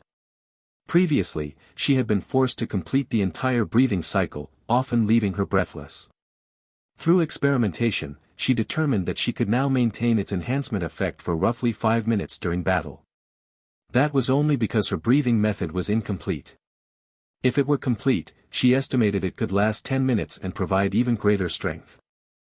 After knocking the drunk down, she drew her sword and pointed the blade at his throat. The entire tavern fell silent. No one spoke. After holding the sword there for a moment, Fulan lifted the drunk's chin with the tip of the blade. Only then did she realize that he had already passed out from the collision. Not entirely familiar with handling a sword, she withdrew it slightly clumsily, leaving a thin cut on the man's face. Fulan sheathed the sword and looked across the room, searching for her target. Once the sword was lowered, the crowd collectively let out a breath of relief. Soon, the sounds of drinking and conversation resumed. The Emerald Heart Tavern was enormous. The interior was divided into several sections. After some searching, Fulan finally spotted a feathered hat in a corner. The man wearing it was dressed elegantly. His clothes were spotless, and both his hair and cuffs were meticulously arranged. He sat alone, with only a single glass of unknown liquid in front of him. "Hello. Are you Elon?" "Yes. Please sit first. We can discuss your business slowly." Fulan sat down casually and spoke directly. "I heard that you sell spells here. I came to buy one." "I see. Would you like a glass of fruit wine? It will not make you drunk." "No." Fulan was naturally cautious and would not casually drink something offered by a stranger. Besides, even in her previous life, she had never particularly liked alcohol. So she refused without hesitation. Elon pulled a sheet of paper from beneath the table and handed it to her. "That is unfortunate. I was planning to treat you to that fruit wine. Fulan ignored the remark and carefully examined the list of spells. After reading through it, she discovered that there were indeed many spells available here. Quite a few of them interested her. Unfortunately, the prices were rather high. If she bought more than one, she would not even have money left to purchase alchemy materials. Wind Blade. Mage Shield. Telekinetic Hand. Mud Swamp. After thinking for a moment, Fulan decided on Wind Blade. First, it was an offensive spell.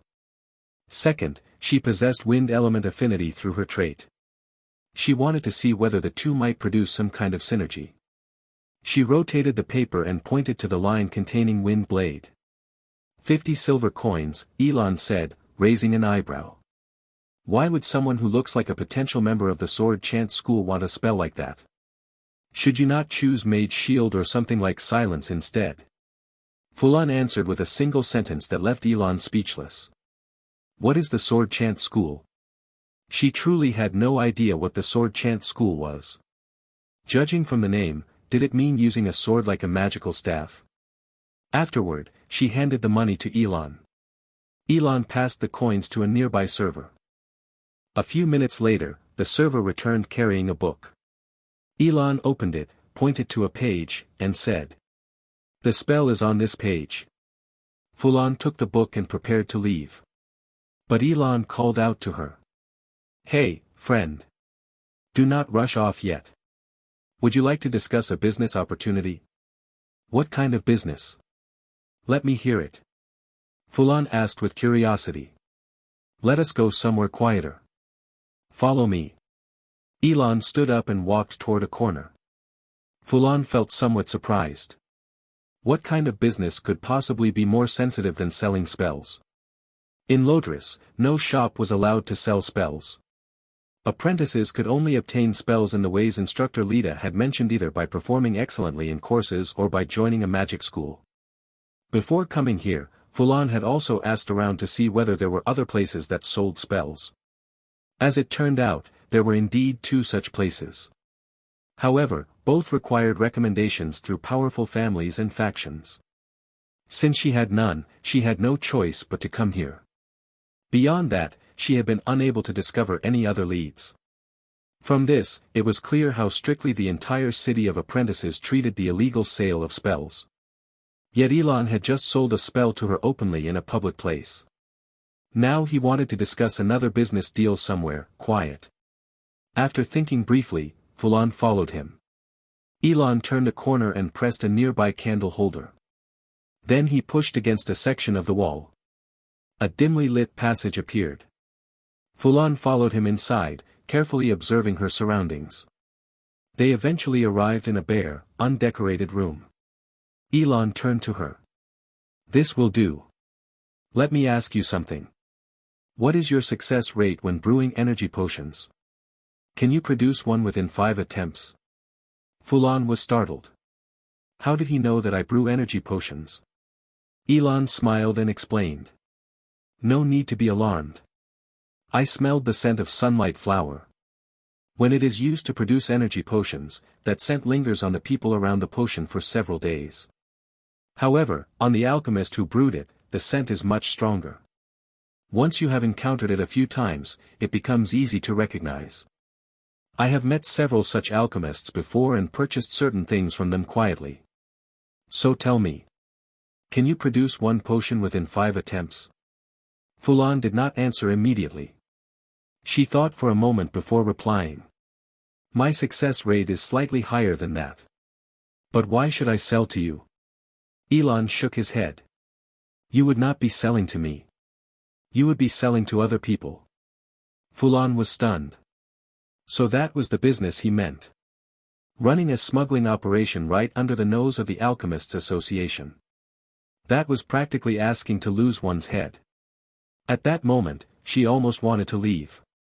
She truly did not want to become involved in something that dangerous. However, when she thought about her extremely high production rate, far more potions than she could ever personally use, she hesitated. With a trace of hope, she asked. What about the Alchemists Association? Her thinking was simple. If Elon could provide a workable solution, she might consider it.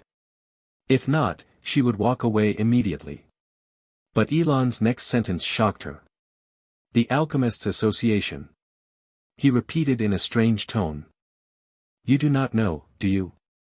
The association is already struggling to survive. Struggling to survive?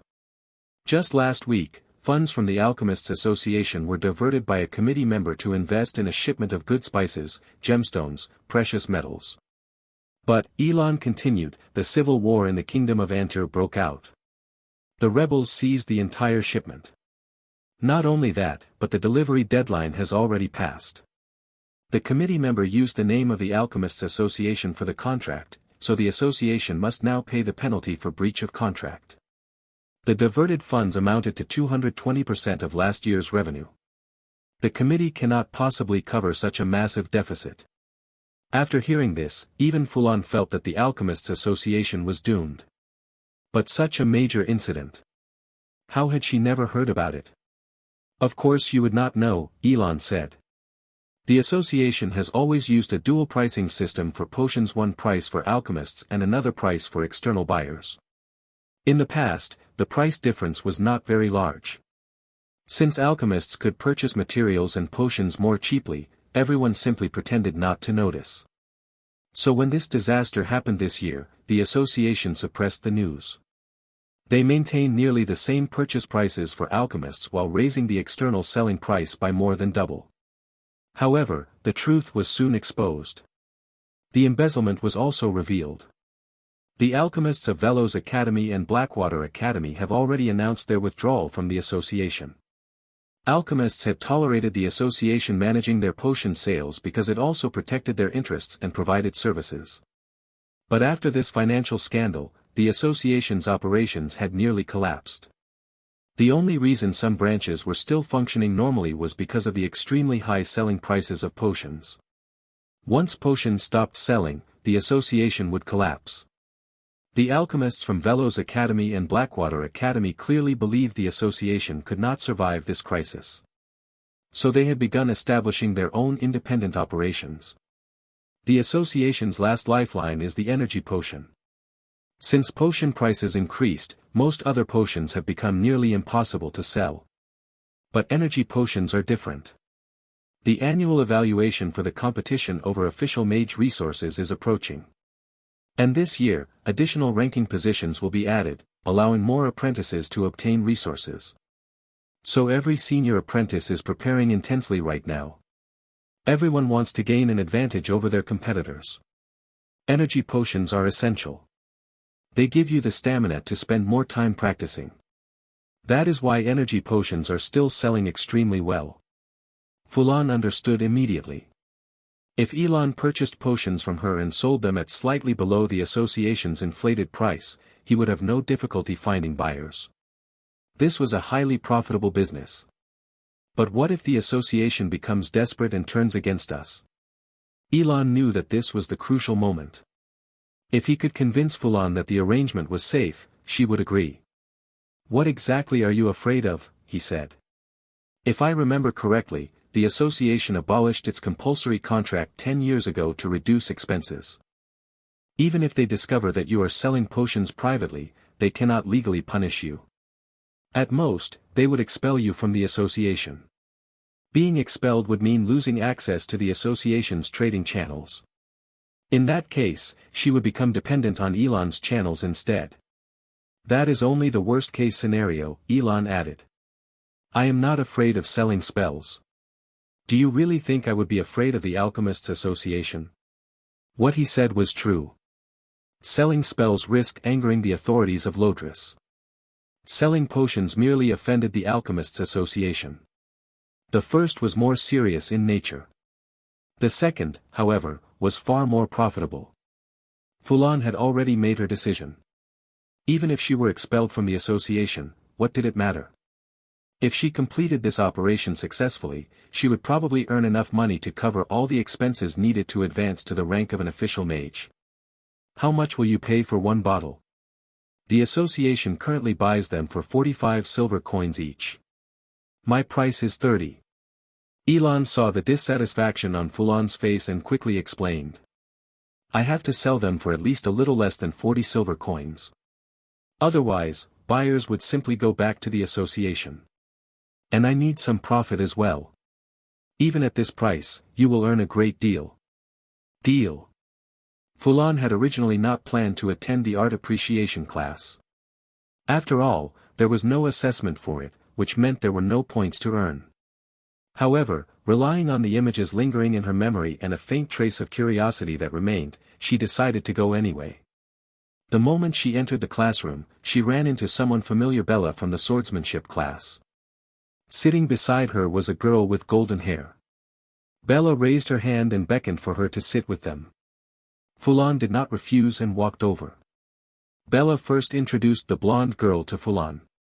This is Lai, my friend. Then she introduced Fulan to Lai. This is Fulan. I met her in the swordsmanship class.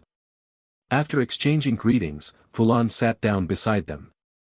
Fulan, which family's territory do you come from? Bella assumed that since Fulan possessed a breathing method, it must be some kind of family inheritance she had practiced for many years. She probably just happened to complete it right before that swordsmanship class. Otherwise, how could Fulan so easily use the breathing method in real combat? Without several years of practice, that would have been impossible. Everyone's physique, physical condition, and resistance to impact were different. Even if someone observed how others used the breathing method in combat, that person was not themselves. Therefore, being able to use the breathing method in real combat must have required years of exploration and adjustment before succeeding. It certainly could not be that someone simply observed how they would use it in the future and then instantly learned it in the present. That would have been ridiculous. Ah! I do not have a family. The original owner of this body had been a complete orphan, raised in an orphanage. After her spiritual talent was detected, she had been sent here. Then how did you obtain your breathing method? I bought it from a street stall. Bella's smile faltered slightly, though she knew Fulan must have had a reason for giving such an obviously false answer and was merely brushing the question aside. Soon, the art appreciation class began. A male teacher wearing luxurious clothing walked to the front, carrying several paintings. He first pulled aside the curtain covering one of the paintings and began explaining. We can see that this painting depicts a scene of the natural wilderness. From the movement of the deer leaping forward, we can observe the tension contained within the composition. Fulan widened her eyes but could not feel anything from the painting. The teacher's explanation went in one ear and out the other. She did not absorb a single word. She turned to look at the two people beside her. Bella appeared just like her soul seemed to have already drifted out of the classroom. Lai, on the other hand, was staring intently at the painting. Bella noticed Fulan looking at them and whispered softly. Oh, so you do not have any affinity for natural spells either. Fulan felt as though she had just heard something extremely useful. She wondered how the original owner of this body had known absolutely nothing and still come here to stare at paintings. Meanwhile, she herself felt absolutely nothing while looking at them. Grabbing Bella's arm with the spirit of someone unashamed to ask questions, she asked Bella to explain further, completely ignoring Bella's surprised expression. As it turned out, the purpose of this art appreciation class was indeed to appreciate art. However, the paintings had been specially processed by the teacher. Apprentices who possessed an affinity with certain spells would become immersed when viewing them. Many apprentices had specifically chosen this course to determine which type of spells they were suited for. Naturally, this information would not appear in the official course description. After hearing this explanation, Fulan could not help but feel impressed and slightly exasperated with the original owner of the body. They were all apprentices, so how did everyone else know so much while she knew absolutely nothing? Fulan began recalling which paintings the original owner had been interested in. Although the person had changed, the body was still the same. Perhaps it still retained some degree of affinity. Then Fulan witnessed the original owner's peculiar aesthetic sense. The first painting showed only a woman's face, while her body was that of an owl. It looked rather unsettling. Fulan felt nothing at all. The second painting depicted a warrior killing an enemy with a sword. However, the hand gripping the sword had grown dense, overlapping scales, and his eyes were vertical pupils. Fulan still felt nothing. After that, the paintings the original owner had liked were almost all variations of these themes: wolves with human faces, a mage whose face was covered in scales, and similar grotesque images. Fulan made a firm decision that she would never come to this class again. She would be better off going home to practice Wind Blade. She still had not brewed the energy potion, and that meant money. The teacher suddenly unveiled the final painting. The background was pitch black, dotted with many points of light, resembling the starry sky at night. Fulan suddenly felt as though she understood it. She stared intently at the painting, ignoring the teacher's explanation entirely. This was not the real night sky. The moment she looked at it, a strange realization emerged. She sensed that the distance between every star was exactly the same. They were not randomly scattered points. When all the stars were connected, they formed a mysterious pattern that carried a peculiar meaning in her eyes. You have observed the star alignment of a certain moment preserved within a painting. It seems to have produced an indescribable effect on you. Astrology proficiency plus 20. When she regained her senses, she saw Bella and Lai staring at her from the side. Feeling slightly embarrassed, she turned her head away. Fulan, have you tried spells of the astrology school? Lai spoke first. She had been paying close attention to Fulan's reaction. Fulan had been far too immersed. Lai had never seen anyone who could completely ignore the teacher's voice while he was explaining and only regain awareness after the painting had been put away. Fulan hesitated for a moment before deciding to tell the truth. Yes. I have an astrology spell. What is that supposed to mean? Just because a spell has the word star in its name does not make it an astrology spell. Lai felt that Fulan was simply making things up. If she did not know, she could just say so. Well then, how about this? I invite you to join the Night Sky Book Club. They can provide some spells from the astrology school. Lai was also a member of that club. Although she did not possess much talent in that area, she did not mind helping someone else. Fulan knew that some clubs existed somewhere between being controlled by a school and being completely independent. They served as a transitional choice and generally did not set very high entry barriers. These clubs rarely possessed spells. After all, a transitional organization was still a transitional organization. The schools calculated these things very clearly. However, this Night Sky Book Club actually had spells. Some spells were exclusive to specific schools. If you did not join them, you simply could not buy those spells. Fulan was very interested in spells, which naturally made her interested in this Night Sky Book Club as well. Is it controlled by a school? She asked, wanting to confirm first. For now, she did not want to join any particular school and preferred to keep her options open. No. Very few people know about this club. It is invitation only, and some of the members are also part of school-controlled clubs. All right. I will join. When do we go? The morning after tomorrow. Come here, and I will take you there. Oh, right. What is it? Do you know of any clubs that teach enchantment? I have always wanted to join one. Fulan had asked teacher Lita before, but Lita had said she did not know. So Fulan decided to ask the two apprentices she could at least talk with. Although their expressions were still filled with surprise, Fulan received a definite answer. When Fulan arrived slightly earlier than the agreed time at the place she had arranged to meet Lai, she only waited for a short while before Lai appeared.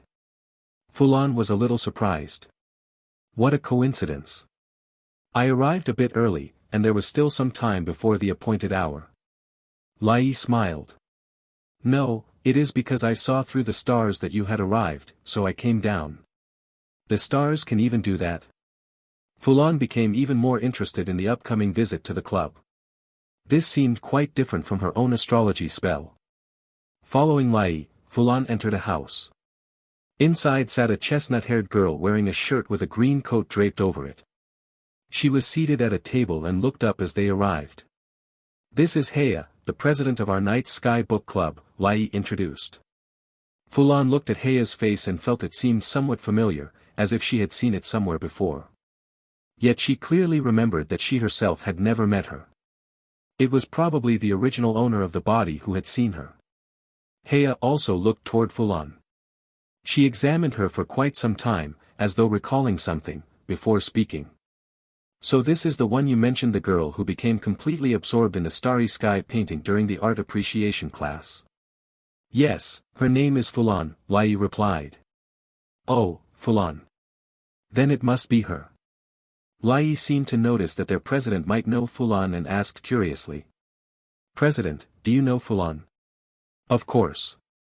She left quite a deep impression on me. A smile curved at the corner of Heya's lips as she continued. When I worked as an assistant for the arithmetic class, I was very impressed by her arithmetic skills. Very few apprentices managed to get so many assignments wrong. Fulan nearly cursed internally. She had to admire the original owner of this body. How had she managed to do so many things and yet do every single one badly? She was practically unskilled in everything and had completely ruined Fulan's reputation. Lai's face flushed slightly red. Under Fulan's puzzled gaze, she said something rather strange. Even if her arithmetic might not be very good, she might still quickly grasp astrology if she encounters it. What did that mean? Why did it sound as though arithmetic and astrology magic were somehow connected? That was not at all what Fulan had imagined. She had thought astrology magic would be something like prophecy or divination. Why was mathematics suddenly involved? I never said she would not be able to learn astrology spells. Come on, let us test what her talent is actually like. With that, Heya stood up and walked deeper into the house. Fulan and Lai followed behind her. After climbing one floor, Heya opened a door decorated with peculiar patterns. The room inside was completely dark. The light from outside seemed unable to reach inside at all. Fulan could not even see the floor. The one at the back closed the door. Lai took the initiative to remain at the rear and shut the door. Heya then opened another door within the passage, which Lai closed again. After passing through 3 doors, the 3 of them finally arrived in a room decorated with many faintly glowing ornaments. The surroundings were still extremely dim. Fulan could barely see her own fingers when she raised her hand. At this point, she could hardly even tell which of the 2 figures beside her was who. Alright, wait here while I activate the device. As she spoke, Heya walked toward a corner of the room. Lai seemed to notice Fulan's confusion and explained. This is a specially designed room of our club. Its effect allows us to observe the stars even during the daytime. The 3 doors earlier were meant to block out the external light. Fulan knew that stars were actually present in the sky during the day as well. The sunlight was simply too bright and concealed them. In a magical world, having a method to observe star alignments during the daytime seemed perfectly reasonable. After a soft click, the surroundings gradually brightened. Fulan looked toward the source of the light and realized it was above her head. The ceiling formed a circular dome. Now countless tiny points of light slowly appeared across the dome, gradually forming a starry sky. And Fulan found this starry sky extremely familiar. Was this not the same night sky she looked at every evening? Ever since discovering that she could foresee the future through the stars, she had taken this practice very seriously. Before sleeping each night, she spent at least half an hour observing the sky.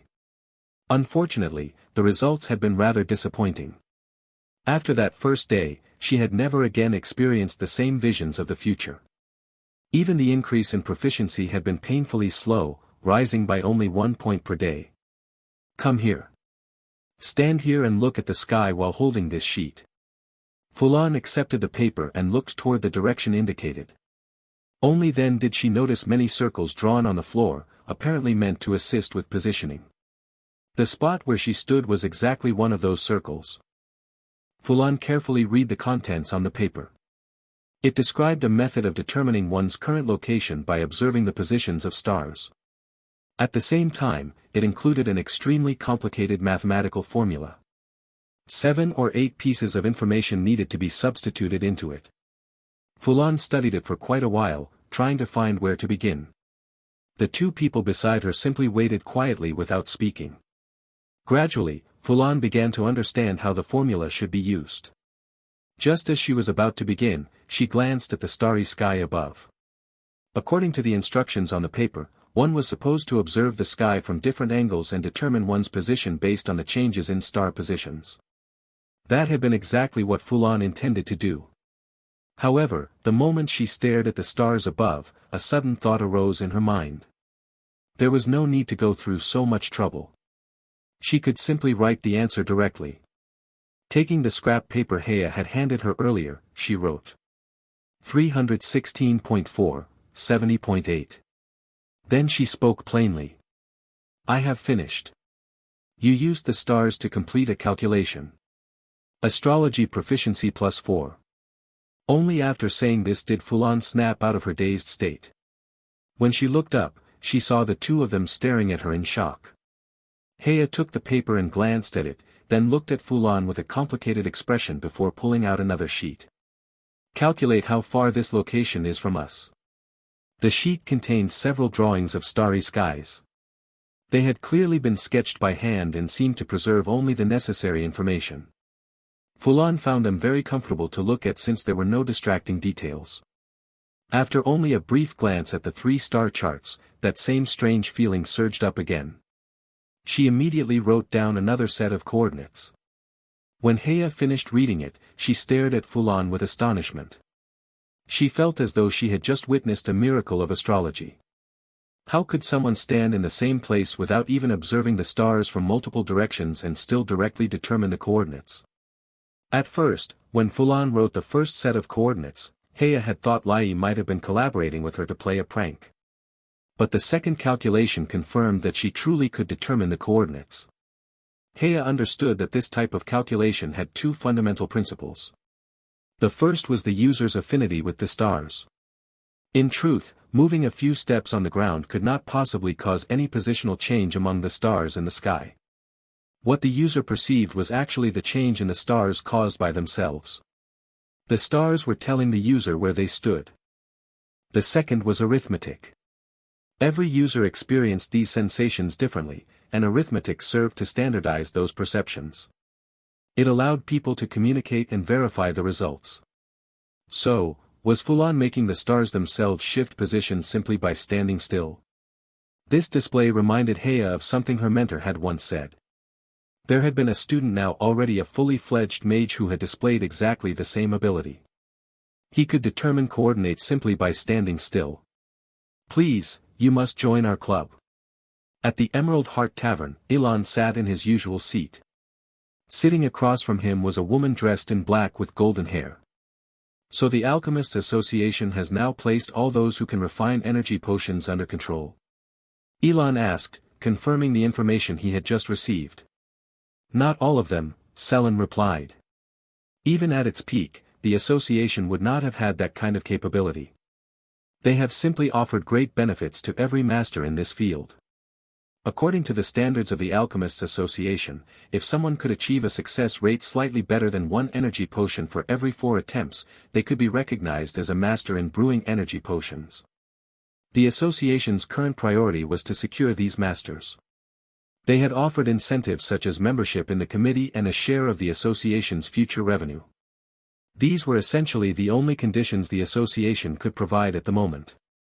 They are probably sending commissioners to inspect every branch right now, Selin continued.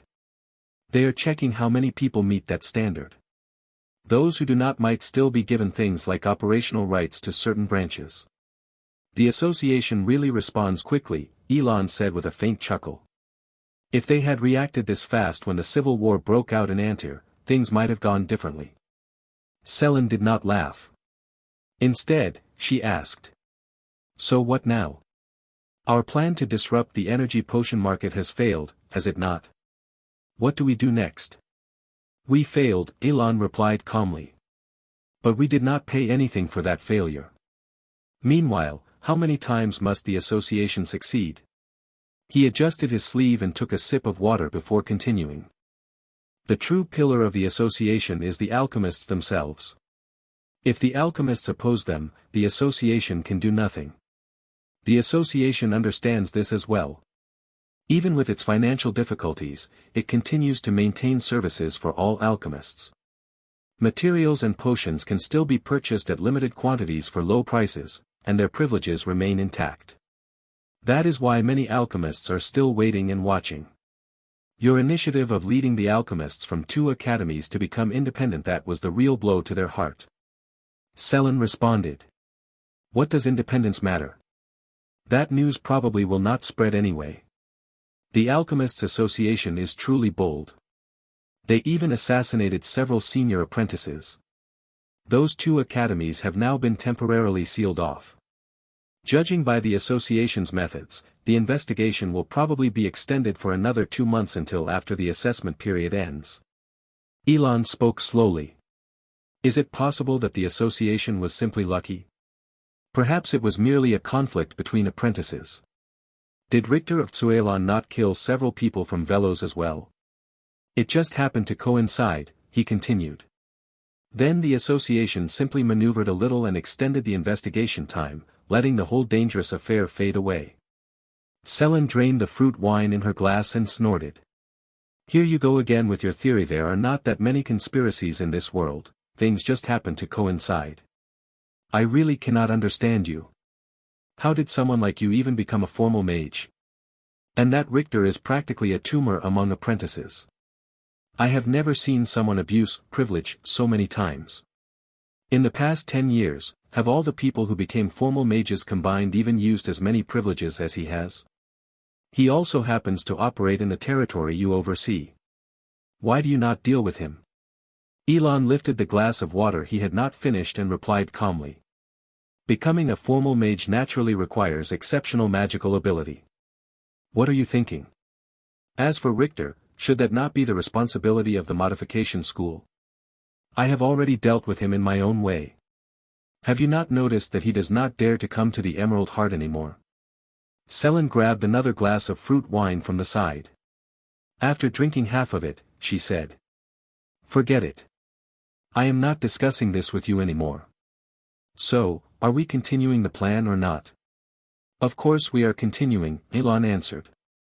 If we can cause even a little trouble, it is worth it. How many people have you recruited? I only found 2, Selin replied. Their success rate has not yet reached 1 bottle in 5 attempts.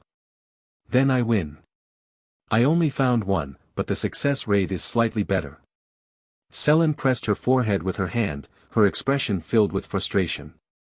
With so few people, can we even gather 30 bottles before the assessment ends? What is wrong with 30 bottles? Elon replied casually. At the price you and I set, each bottle sells for 8 silver coins. 30 bottles would be 240 silver coins. That is equal to 2 years of wine sales at my tavern.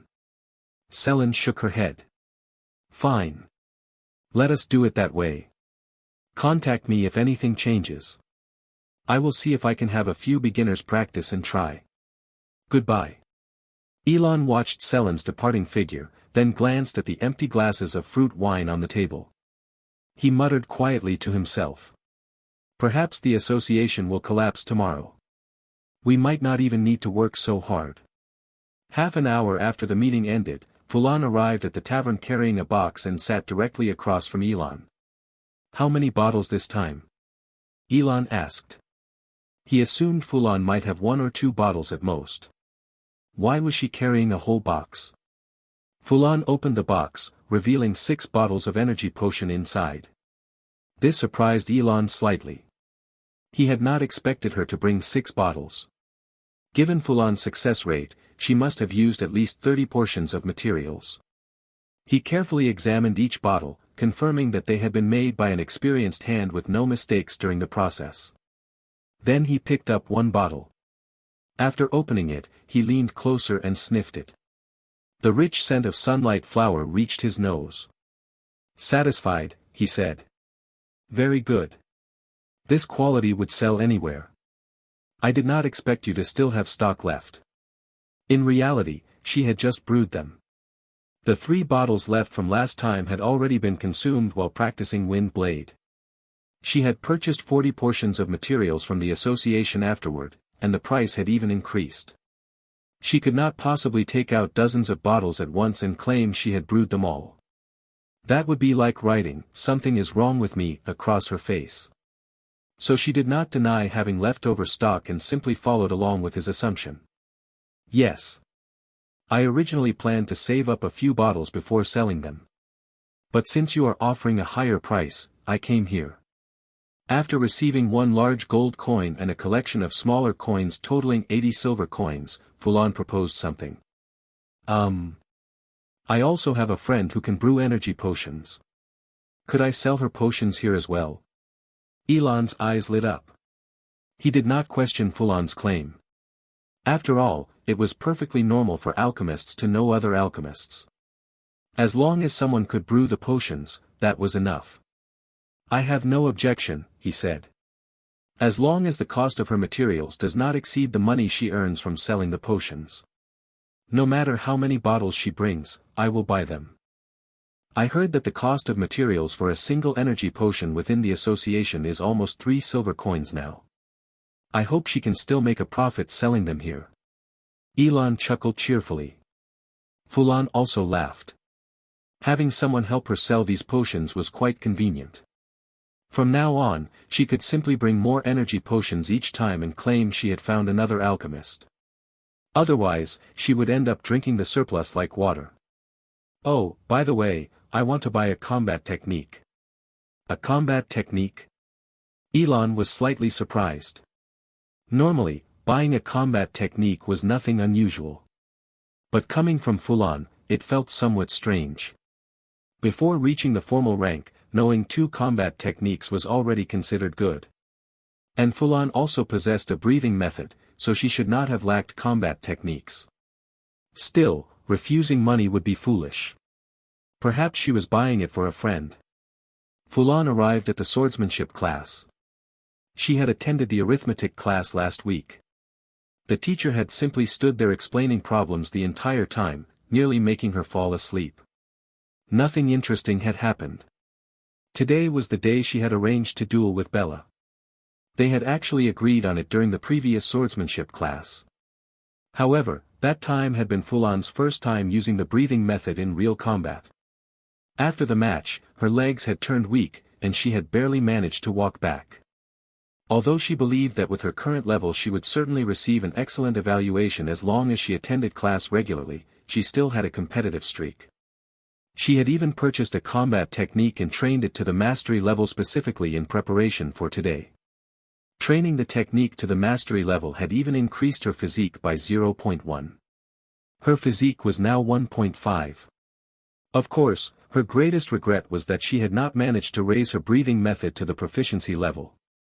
She felt that if she had reached that level, even 3 Bellas would not have been able to defeat her. At present, her breathing method was still at 204 proficiency. There was still a long way to go before the next upgrade. The sound of thud echoed through the training hall as John called the apprentices together. Once everyone had gathered, John announced. In a moment, 2 people will spar in front of me. After that, everyone can practice freely. After the apprentices had experienced the sparring session last time, it was impossible to make them simply practice basic techniques again. So John decided to arrange the class this way instead. Fulan and Bella's duel was not scheduled as the first match. The first fight of the day was Mason versus Mars. Mason gripped the wooden sword in his hand, holding his breath and focusing his mind.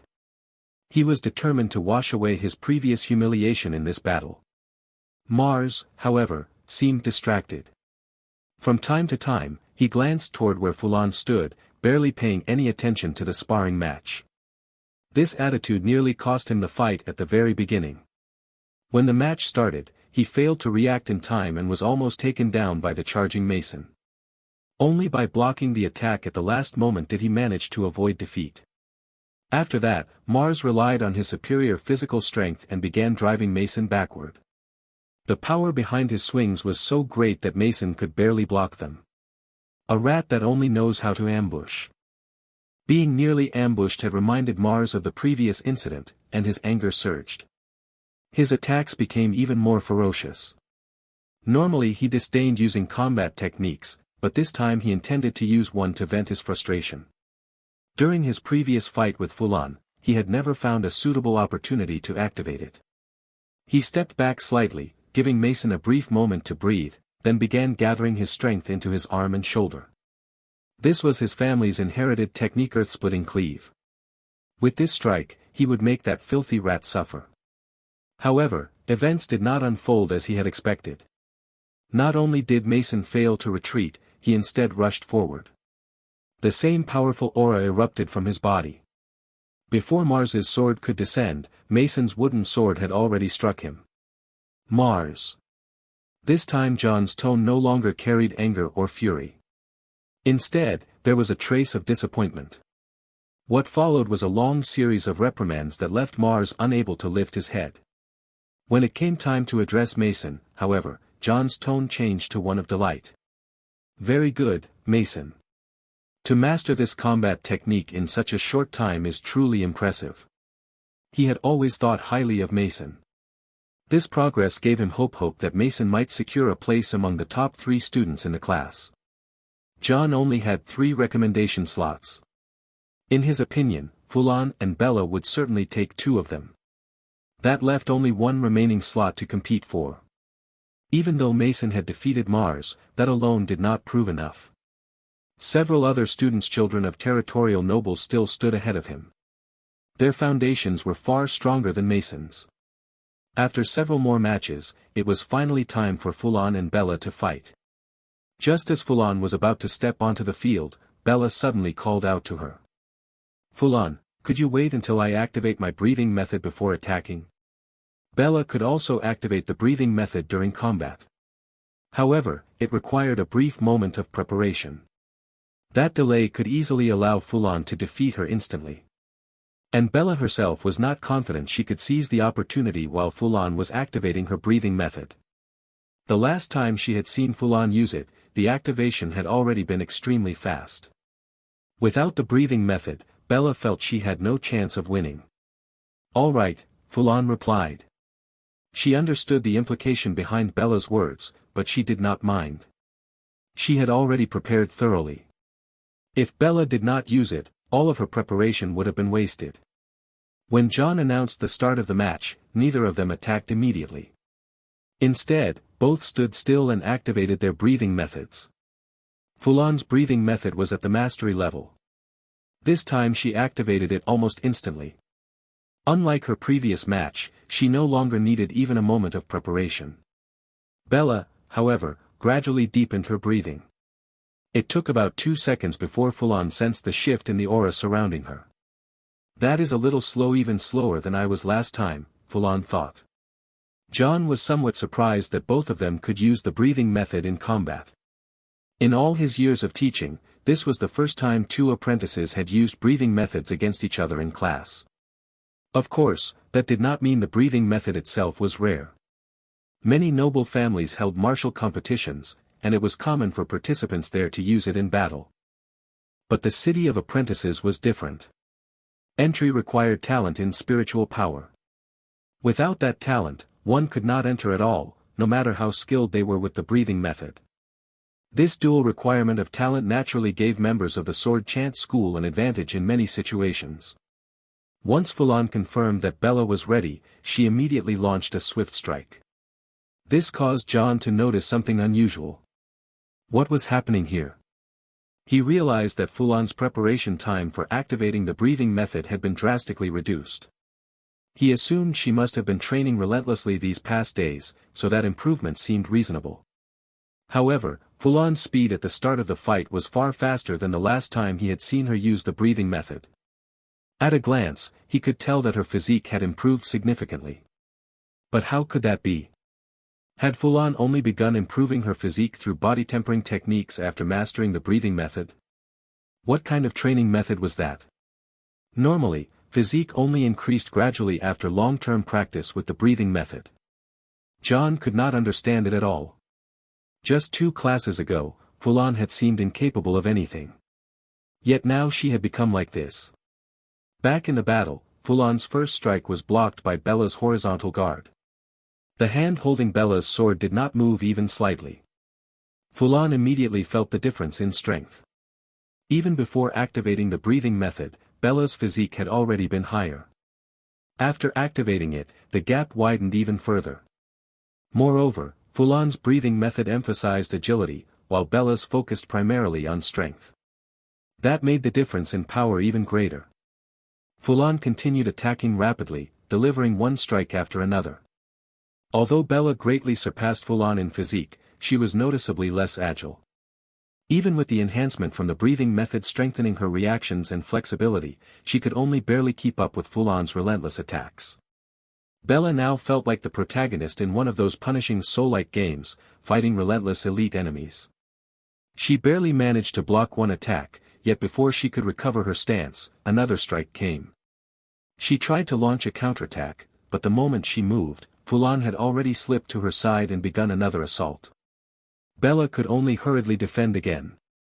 She considered using body contact to create an opening, but Fulan always attacked from a distance, never giving her the opportunity. If this were a real battle, Bella would have deliberately exposed a weakness, taken the hit with her body, and retaliated immediately, trading injury for injury to see who would fall first. But this was only a sparring match. One solid hit would practically count as defeat. So she could only endure the frustration of blocking attack after attack while trying to stabilize the situation. She also possessed a combat technique, but she needed the right moment to use it. She would only have one chance. If Fulan dodged it or became alert afterward, winning would become nearly impossible. Among the spectators below the stage, only the teacher John could clearly see the two fighting. The others struggled to follow their movements and began whispering among themselves. "Did you see what they just did?" "No. I have only seen something like this when watching my uncle fight." "That must be the breathing method. If I could use it in battle, I would not even need to come here." Many apprentices from noble territories watched the battle with complicated expressions. Some were envious, others jealous. Mars, meanwhile, strained to track Fulan's movements. The emotion most visible in his eyes was hatred. The battle continued. Fulan was the first to grow impatient. Fighting Bella felt like attacking a turtle shell. No matter what she did, she could not land a decisive hit.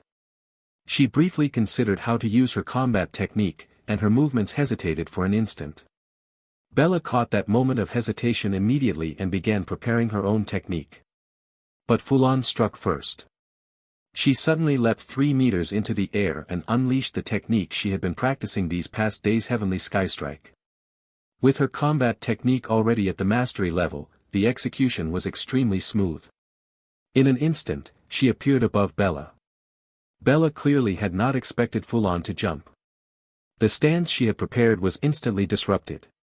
Forced to react, she awkwardly launched her own technique upward. A dull bang echoed. Both of their wooden swords snapped in half. Taking advantage of Bella's awkward posture, which prevented her from exerting proper force, Fulan struck her with the remaining half of her sword and won the match. "You completed an excellent match using the Swift Wind Breathing Method. Swift Wind Breathing Method Proficiency plus 50. Before the audience had even reacted, the sound of clapping drew everyone's attention. Thud, thud. Although the clapping was softer than the earlier impact, it immediately captured everyone's focus. Even the specially crafted wooden swords had broken. They had been designed so that even combat technique clashes would not snap them. But apparently, techniques enhanced by the breathing method were simply too powerful. A splendid battle. Both of you are qualified to enter the sword chant school. The fewer the words, the more serious the meaning. This sentence not only praised their performance but also hinted that 2 of John's recommendation slots had already been decided. In John's eyes, Bella was beyond question a perfect all-rounder with no apparent weaknesses. As for Fulan, she had demonstrated another extremely well-executed combat technique. If her proficiency had been even slightly lower, if the execution had been less smooth, the battle would likely have dragged on for several more minutes. The noble-born apprentices nearby looked displeased. They all knew that the number of recommendation slots would be very limited. 2 had already been taken. And they could do nothing about it. The combat abilities displayed by those 2 were far beyond their own. In the end, there would probably be only 3 or 4 slots. They would have to fight over what remained. The sword chant school again. Elon had mentioned it before, and now even teacher John had said it. Fulan felt somewhat puzzled. She decided to ask Bella about it later. Fulan rubbed her wrist. Her descending strike had been blocked earlier, and since her physique was weaker than Bella's, her wrist had been slightly injured. This was exactly the sort of situation where the healing potion stored in her dormitory would be useful. Out of 10 bottles, she had only handed 3 over to the association. Mars watched her movement closely and silently formed a plan. Emerald Heart Tavern. Elon examined the box Fulan had brought this time. It was noticeably larger than the previous one. When he opened it and saw the number of energy potions inside, he was stunned. 14 bottles. Even if she had recruited other alchemists to help, he had expected at most around 9 bottles. This was far beyond his expectations. He carefully inspected 2 of them to confirm they were indeed energy potions. Then he smiled broadly and joked. It seems you have quite a lot of friends. It has not even been a week since your last visit, yet you already have another batch. Of course. Fulan replied. Then she added. Next time I can bring even more. My number of friends is still increasing. Elon suddenly wondered if Fulan had become something like a middleman, just like him, perhaps using her connections within the association to purchase potions from others. He knew that the association did not offer particularly high purchase prices for energy potions. Instead, it relied on various incentives to win over the alchemists. Right now, the association lacked funds the most. Naturally, they would not be careless in this matter. If one day Fulan brought 50 bottles, he would suspect those alchemists were playing both sides, accepting the association's benefits while also selling to him. But it did not really matter. Energy potions would sell easily no matter what. If anyone suffered losses, it would be the association. After putting the money safely into her pocket, Fulan cautiously stepped out of the Emerald Heart Tavern. Then she saw someone she did not expect: Mars. Standing beside him were 2 tall figures. Dense patches of hair covered their necks. Beast men. At a glance, they clearly did not come with good intentions. Are they here to rob the money I just received? Fulan immediately drew her weapon. However, the moment Mars spoke, that suspicion disappeared. It was you, because of you. I cannot become a member of the sword chant school. Fulan had already learned about John's recommendation from Bella. The first thing she noticed was how illogical Mars sounded. That does not make sense. John has not even announced the recommendation slots yet. And with your strength, you should still be among the top candidates. No, it is all because of you. Mars roared. Fulan realized that he might have already lost his mind. Still, wishing to avoid trouble, she tried to reason with him. Are you sure you want to fight? The academy rules forbid apprentices from attacking each other. Even if you win, you would not receive a recommendation to the sword chant school. Heh. Mars laughed. If it were not because of you, how would I have lost that slot? It felt as though they were speaking on completely different wavelengths. Fulan understood that this battle was now unavoidable. Quietly, she prepared herself. Mars burst into laughter again. I know your hand is injured.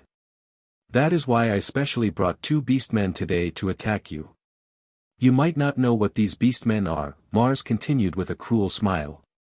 They are products created by the modification school specifically for war. Their physique ranks among the best even compared to knight squires. Their combat memories are implanted using infusion crystals. And Mars took out a whistle and blew it. Only then did the 2 beastmen raise their weapons. They obey only special commands. They are not afraid of the academy. Fulan knew that the other party had probably gone mad. This was not the sort of situation where someone had been offended and deliberately came to take revenge. The man had clearly come intending to die together with her. Because of the special status apprentices held in this city, anyone who noticed that the target was wearing an apprentice robe would usually turn around and leave immediately. No one wanted to risk their life for that kind of money. However, the 2 modified humans were different. Whether the target was human or ghost did not matter to them. Once they received a command, they simply rushed forward to attack. They had no normal human logic or judgment. The wound on Fulan's hand had already been healed with a healing potion. She did not show it, and her other hand was quietly gathering energy for a wind blade. Mars seemed to have finished gloating. He also appeared to understand that no matter what happened, his actions would not end well for him. So he blew a whistle and charged forward with a sword in hand. Fulan began circulating her breathing method. The wind gathered around her, and she guided the wind elements into her palm, amplifying the power of the next wind blade. This was a small trick she had developed through practice. When she discovered that these two abilities could work together, she had been absolutely delighted. She flattened the wind blade into a horizontal arc and launched it at the three men charging toward her. The blade moved with incredible speed and struck all three. A thin line of blood appeared across each of their abdomens. However, the attack did not completely pierce through them, and their steps faltered briefly. Ah! Mars could not withstand the attack and collapsed to the ground, crying out in pain. The two modified humans, however, did not stop at all. Pain seemed meaningless to them as they continued their charge. Fulan stepped forward, deliberately moving to the side. The modified humans possessed extremely low intelligence and lacked normal human thinking. Although one of them saw his companion directly in front of him and did not swing his weapon, his step still interfered with the other. The modified human behind him could not stop in time and crashed into his companion. The collision disrupted their attack, allowing Fulan to dodge easily while also hindering one of their movements. These modified humans were really not very bright. That was Fulan's first impression after fighting them. However, they were still remarkably durable. Fulan attempted to thrust her sword through one of their necks, but the blade struck something hard. The sword's trajectory was deflected, failing to pierce through. It seemed that whoever created them knew the neck was a weak point and had installed special protection there. Fulan did not panic. She quickly widened the distance, and the two modified humans chased after her again. Another wind blade flew from her hand, cutting wounds into the two beast men. When they rushed forward again, she released yet another wind blade. After several exchanges like this, the two beastmen after all were merely modified humans, not creatures made of steel. Eventually they collapsed to the ground, blood pooling everywhere. If she had not possessed the wind blade spell, dealing with them might have been somewhat troublesome, though not truly difficult. She would simply have continued to fight while keeping her distance. You flexibly used wind blade during battle. Wind blade proficiency plus 10. You completed an easy battle using the swift wind breathing method. Swift wind breathing method proficiency plus 5. Next, Fulan turned her gaze toward Mars, who lay on the ground. It was time to decide whether she should finish him off. She stepped on Mars's head. Just as he was beginning to push himself up, his body froze and slowly stopped moving. Fulan knew that Mars was still alive. Her sword hovered above his head for a moment before she finally thrust it into his neck. Blood sprayed outward, splattering across the ground. She pulled out her sword, now drenched in blood, and flicked it to the side, scattering the crimson drops.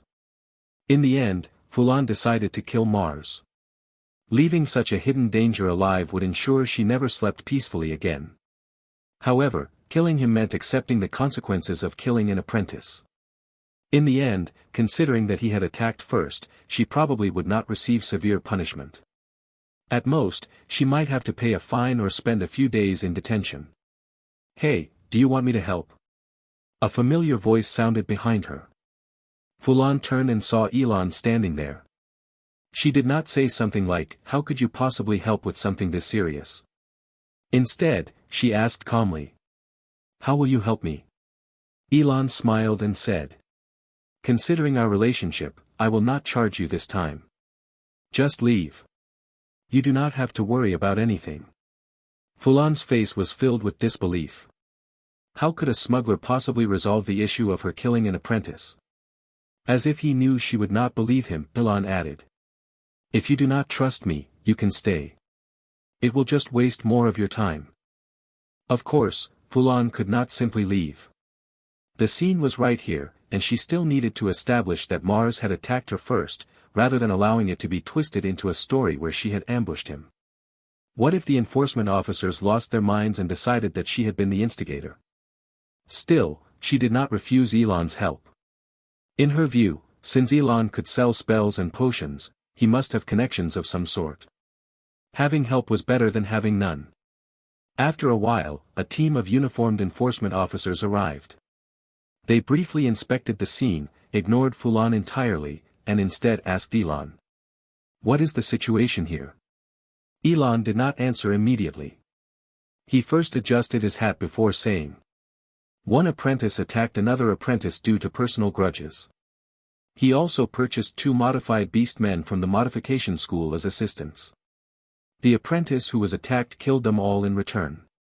That is the situation. Another enforcement officer scribbled notes in a notebook, apparently recording the details. The questioning officer continued. There are no other casualties. Is the attacked apprentice this person? He pointed in Fulan's direction. Yes, Elon replied. That is her. Can you not see the blood on her body and sword? The officer ignored Elon's complaint and asked another question. Both apprentices are from Cuilan Academy, correct? Yes. Both? Both. After confirming twice, the officer turned to the others and said. The situation has been recorded. Call professionals to handle the bodies. Let us go. Fulan silently watched the entire process. After they left, she stepped forward and asked curiously. Why did they not even question me? In the original owner's memories, whenever apprentices clashed, both sides were taken away and detained for several days. During the investigation, many people would be questioned. It was nothing like this situation, where they did not even ask the bystanders. Well, what did I tell you? You could have just left. Staying here only wasted your time. Elon continued explaining. The academy assigns a primary supervisor to every district. Their job is to oversee everything within their area that might affect apprentices. I happen to be the supervisor of the apprentice market. Of course they had to ask me. The regulations require investigators to consult the responsible supervisor of the current district. I am staking my reputation to guarantee your account. After Elon's help allowed her to avoid spending several days in detention, Fulan returned to her dormitory and began thinking about something important. She remembered that when she used astrology, she had seen a future where she would kill Rtor. What had happened today made her realize there were far more things she needed to consider. For example, how would she deal with the aftermath after killing Rtor? A senior apprentice was not the same as an ordinary apprentice. Would she still be able to resolve the matter as easily as today by relying on connections? There was also the issue of combat strength. Judging from the performance she saw in that future scene, Fulan felt that even 20 versions of her current self would not be able to win. In that vision, she had used the breathing method and killed a senior apprentice in just a few seconds. Her current self could not do that at all. Moreover, Fulan felt that the day shown in that scene was drawing closer and closer. She suspected that Rtor had already noticed her long ago. The apprentice who had run away the moment he saw her was the best proof. Something must have prevented Rtor from coming after her immediately. That matter was most likely the year-end assessment. Rtor was probably preparing for it now. It was too important for him to risk dealing with her at the moment. Once the assessment ended, however, it would likely be the time for Rtor to make his move. Fulan looked over several of her skills. She was confident that most of them could reach the proficient level within 3 months. However, there was one she was not very confident about. The swift wind breathing method. This skill gave her tremendous improvement, but its growth had now become extremely slow. If she only practiced it every day, it would be impossible to reach the proficient level within 3 months. However, she had noticed something. During battle, the breathing method gained a large amount of experience. Therefore, she would have to frequently go and spar with Bella. Fulan looked at the sign in front of her that read, Second Weaponsmith. She knew that the club she was looking for was here. The club specialized in enchanting weapons and equipment. She wanted to see whether she could obtain the enchanter profession here. Fulan pushed open the door and walked inside. At the front desk was an apprentice wearing a long robe. He was leaning back in his chair and looked extremely sleepy, but when he saw someone enter, he forced himself to stay awake. "Hello. Are you here to have a weapon enchanted? Do you have a specific enchanter you want?" The receptionist quickly noticed the long sword on Fulan's body and assumed she might be bringing business, so he asked directly. "No. I came to learn enchanting." "Ah, in that case, please wait a moment. I will find someone." The receptionist knew he could not make that decision himself, so he went to call someone else. After a while, the receptionist returned while dragging someone along with him. The newcomer was a tall man who looked very much like a blacksmith. "Hello. I am Hall, the vice president of the club. Are you the one who wants to learn enchantment?" Hall frowned slightly. When he heard that someone wanted to learn enchantment, he had initially been quite excited. After all, the club had not gained any new members for nearly half a year. However, when he looked at Fulan, who was extremely small compared to him, with thin arms and legs, he could not help but wonder whether she could really learn enchantment well. Just like the name of the club suggested, enchanters were essentially second weaponsmiths. In theory, an enchanter only needed to carve runes onto a weapon and ensure they functioned properly. But reality was not that simple. To begin with, every weapon had a different shape and structure, which meant the size of the runes that could be carved onto them varied greatly. Additionally, not every weapon was forged from metal suitable for rune engraving. As a result, enchanters had to possess excellent blacksmithing skills in order to adjust to various situations. For example, in many cases they had to coat a weapon with a layer of adamantine or mithril and then draw runes on that layer. Not to mention that many advanced enchanting techniques required specific spaces to be reserved during the forging process itself. Therefore, it was absolutely impossible to become a good enchanter without knowing blacksmithing. Hall tried to discourage Fulan tactfully. "Well, you might not be very suitable for enchantment." Fulan had no intention of giving up. "I can pay to learn enchantment. That is not really the issue." Then Fulan took out 50 silver coins from her pocket and said, "Is this enough?" Right now she had plenty of money. As the saying went, money could solve most problems. "No problem at all. I believe you will definitely break conventional expectations and master enchantment." Hall happily scooped up the silver coins from the table. For them, this was a huge sum. Because everyone in the city of apprentices was an apprentice, most people used staffs. The effects of runes on such weapons were minimal, so business was naturally scarce. The cities that truly generated business were other large cities. Not only did territorial nobles require enchanted weapons, but many mages also wanted decorative pieces, and swords decorated with runes were an excellent choice. In addition, apprentices in the city of apprentices were extremely eager to learn. Many people wanted to study enchantment, which led to the creation of numerous related clubs. Cuilan Academy alone had 6 such clubs. Usually, having 3 or 4 customers in a month was already considered good business. Altogether they might earn a little more than 10 silver coins, not even counting the cost of materials, maintenance of equipment, and wear and tear. After everything was calculated, they might earn less than 60 silver coins in an entire year. So these 50 silver coins were almost equivalent to a year of income for Hall. How could he not be excited? When Fulan requested that the lessons begin immediately, Hall had absolutely no objection. Hall handed Fulan a somewhat wrinkled and worn book.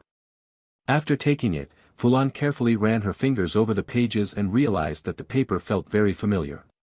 The title on the cover read, "Rune Applications in Weapons." Fulan flipped through a few pages. It mainly explained how runes should be carved onto weapons and where they should be placed for greater effect. Because it described many different runes, the book was quite thick. After seeing the familiar style of writing, Fulan looked toward Hall. Hall smiled. "Our president exchanged this book in the exchange hall using points. It has been here for about 3 years. Every newcomer begins learning enchantment by reading this book." After roughly finishing the first rune, Fulan immediately asked Hall to let her try it. If a newcomer who had just joined had shown such impatience, Hall would have slapped him several times. Normally, Hall would require newcomers to read the book for a day first. Then for the next few days they would observe how others carved runic inscriptions. Only after answering Hall's questions correctly would they be allowed to attempt it themselves. But when someone paid money, things were different. Maintaining the spirit of the service industry, Hall laid out the materials and explained. The materials here are not completely free. I will give you 10 sets of materials for free right now, but after that you will have to pay for each set yourself. Fulan nodded, signaling him to begin quickly. With Hall's practiced skill, he quickly drew a rune on a specially made rune practice board. Then, under Hall's guidance, Fulan used her mental power to trace the rune on the board. As her mental energy moved, the rune gradually appeared. However, since it was her first attempt, she was still not very skilled. When she had completed about 3/4 of the rune, the attempt failed. Yet Fulan smiled happily. Runology, not initiated, proficiency, 0/10 a discipline that studies the use of runes. After throwing away the 76th rune practice board, a notification finally appeared on Fulan's panel. Through long practice, you have discovered some tricks in runology. Runology proficiency increased. Runology, beginner, 0 out of 100. At the same time, another prompt appeared. Detected that related skills meet the conditions to form a new profession. Profession, Rune Warrior, half star. Description, a profession that applies runes in combat. During battle, runes can be inscribed at any time, delivering attacks that enemies cannot resist. Requirements. Breathing method, mastered. Runology, mastered. Win 10 battles using runes during combat. Oh. A new profession. Although it was not the enchanter profession she had originally wanted, this rune warrior clearly seemed far better than being an enchanter. First of all, it was the only profession she had seen so far that could trigger a profession prompt. Moreover, it was a combat profession. The professions she had previously pursued were mostly support professions. In theory, they did not provide much combat power. They mainly improved attributes, which was why she had been interested in them. But this new profession might significantly increase her combat ability. After the excitement subsided, she began thinking about how to meet the conditions so she could obtain the rune warrior profession as soon as possible. The breathing method requirement was already satisfied. Runology could simply be trained over time. The real difficulty lay in the final condition, winning 10 battles using runes during combat. The wording itself was somewhat unclear. Did it mean she only needed to use runes during battle? Or did it require that the rune be used to defeat the opponent in the final blow? Fulan leaned toward aiming for the latter condition first. While attempting that, she could observe whether the former interpretation also counted. If it did, she would adjust accordingly. However, even using runes during battle was not easy. Based on the knowledge that had appeared in her mind after leveling up runology, runes could be condensed in the air using mental power. Once the mental energy enveloping the rune was released, the rune's effect would activate against the enemy. But the problem lay precisely there. Even if she tried to do it now, the fastest she could draw a rune would still take more than a second. The preparation time was far too long. So perhaps she needed to raise runology to the mastered level first before attempting to use runes in combat. Filled with renewed determination, Fulan picked up another rune practice board, eager to raise her proficiency as quickly as possible. After using the 89th rune practice board, Fulan finally could not sit still anymore. Damn it, there was not even a single point of proficiency gained. She began to suspect that her method might be wrong. Previously, even when she failed to refine a potion, she would still gain a little proficiency. Why was there not even the slightest increase now? Moreover, whenever her runology proficiency increased before, it had always happened when she successfully drew a rune for the first time. That meant she needed to try another method. Bring me a few weapons. I want to test something. I will pay for the materials. Hall hesitated for a moment before agreeing. The girl in front of him was the strangest person he had ever met. Not only did she seem to have money to burn, she treated this craft which required slow and careful work as if it were some urgent life or death matter. When drawing runes, stability was the most important principle. Everyone carefully traced each rune step by step to ensure no mistakes occurred. But this girl treated rune practice boards as if they cost nothing. She would rapidly draw a rune, and whether it succeeded or failed, she immediately moved on to the next one. Hall felt that she was simply playing around. Sometimes when customers brought weapons for enchantment, there would not be a second opportunity to carve a rune. If the original rune was drawn incorrectly, there would rarely be space to add another. Items capable of erasing runes were extremely expensive and rarely used in this profession. However, something astonishing happened. After an unknown number of attempts, Fulan's rune accuracy suddenly became 100%. She never made another mistake, and her speed did not decrease either. Hall returned carrying a pile of dusty weapons. Several of them were even slightly rusted. He said awkwardly, "These are items from our inventory. We keep them for beginners to practice on. You can try drawing runes on them, though even if you succeed, the final quality might not be very good." These were practice items they frequently purchased cheaply from the market. They were essentially defective goods. Each weapon had some flaw, though they could still serve as surfaces for rune engraving. However, after carving the runes, the weapons might malfunction for various reasons. For example, the internal structure might be unstable and break during combat. Or the rune might only work on one side of the blade. Fulan picked up a long sword that had a visible crack. She selected a section that had no fractures and began drawing with mental power. This time she intended to test a rune called Impact. Its effect allowed a weapon to release a shock when striking an enemy's armor. If used properly, it could disrupt the enemy's balance, allowing the user to follow up with another attack. It seemed that reaching the beginner level in runology truly had its advantages. Her attempt succeeded immediately, and the speed was so fast that Hall barely had time to react. Was that already finished? Hall felt a deep sense of disbelief. Back then, he had ruined 7 weapons before finally succeeding once.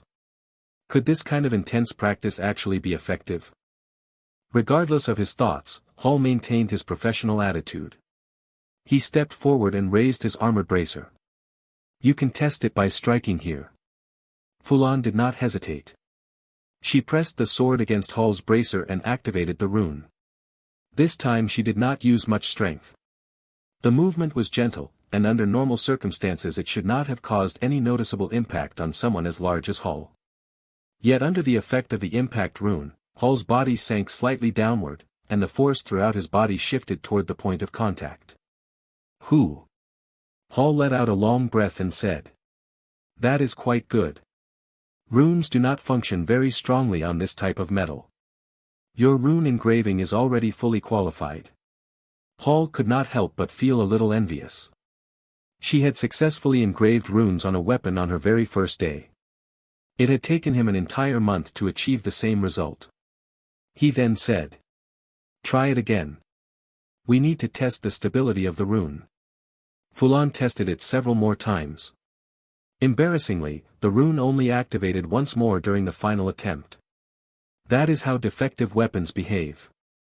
You can never be sure what part of the weapon is causing the issue. Hall explained. After using up the remaining weapons, Fulan walked directly toward the door. Hall followed her outside. Considering that Fulan had spent 68 silver coins today, he spoke with exceptional courtesy. "Miss, when will you come again?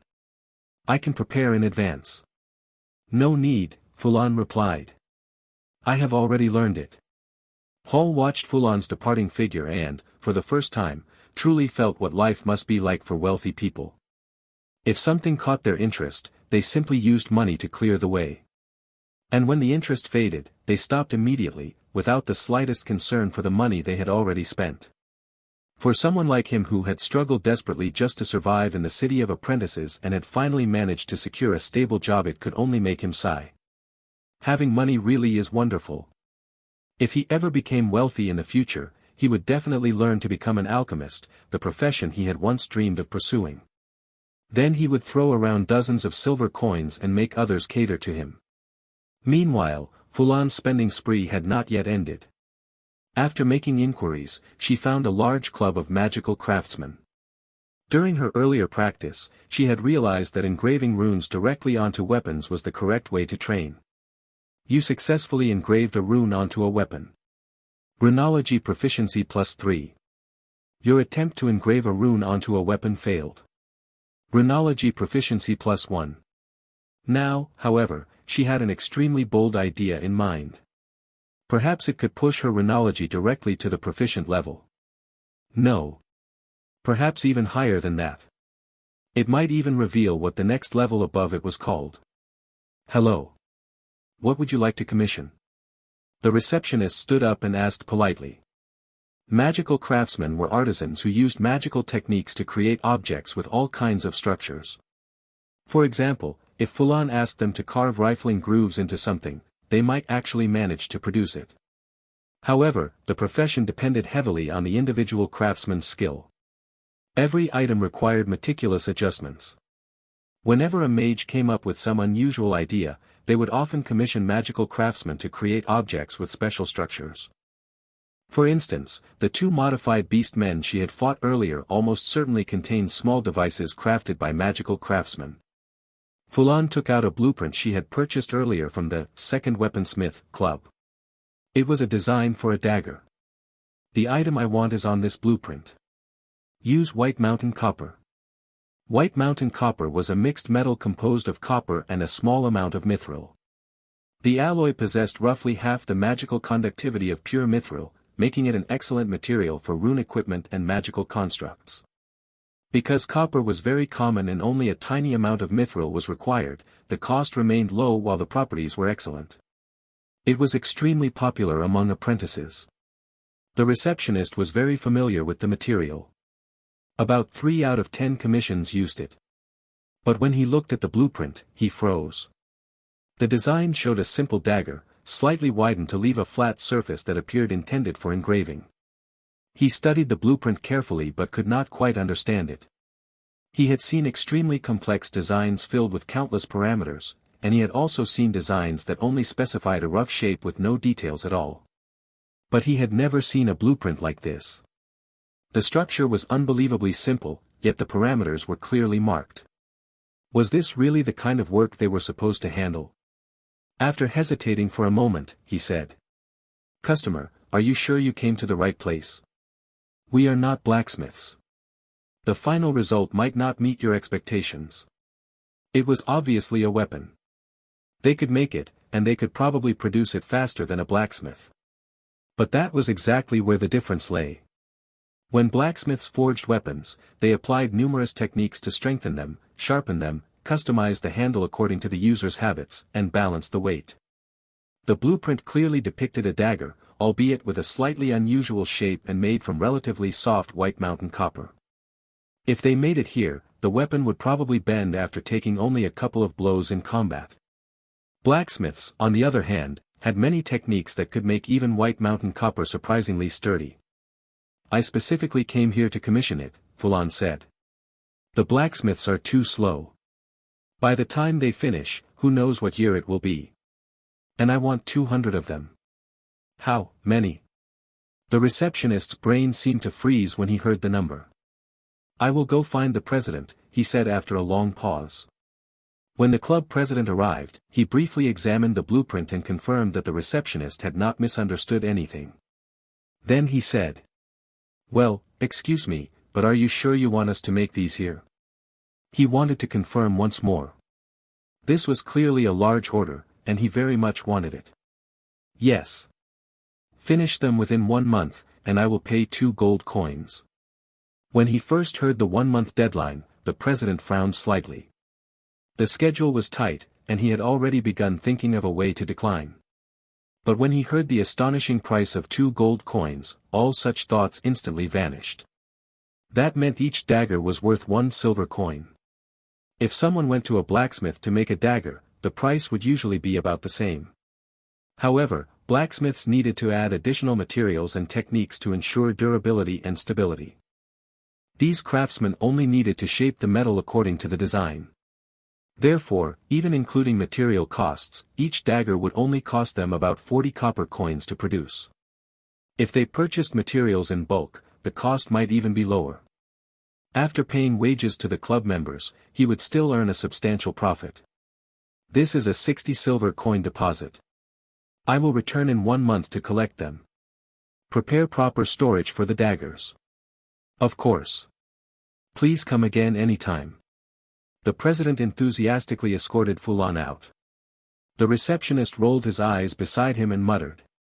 President, why would she need so many daggers? What is she planning to do with them? I have no idea, the president replied. If someone were equipping a military force, they would usually commission spears, not daggers. But as long as we make money, that is enough. After leaving, Fulan found another magical craftsman club. She pushed open the door and said immediately.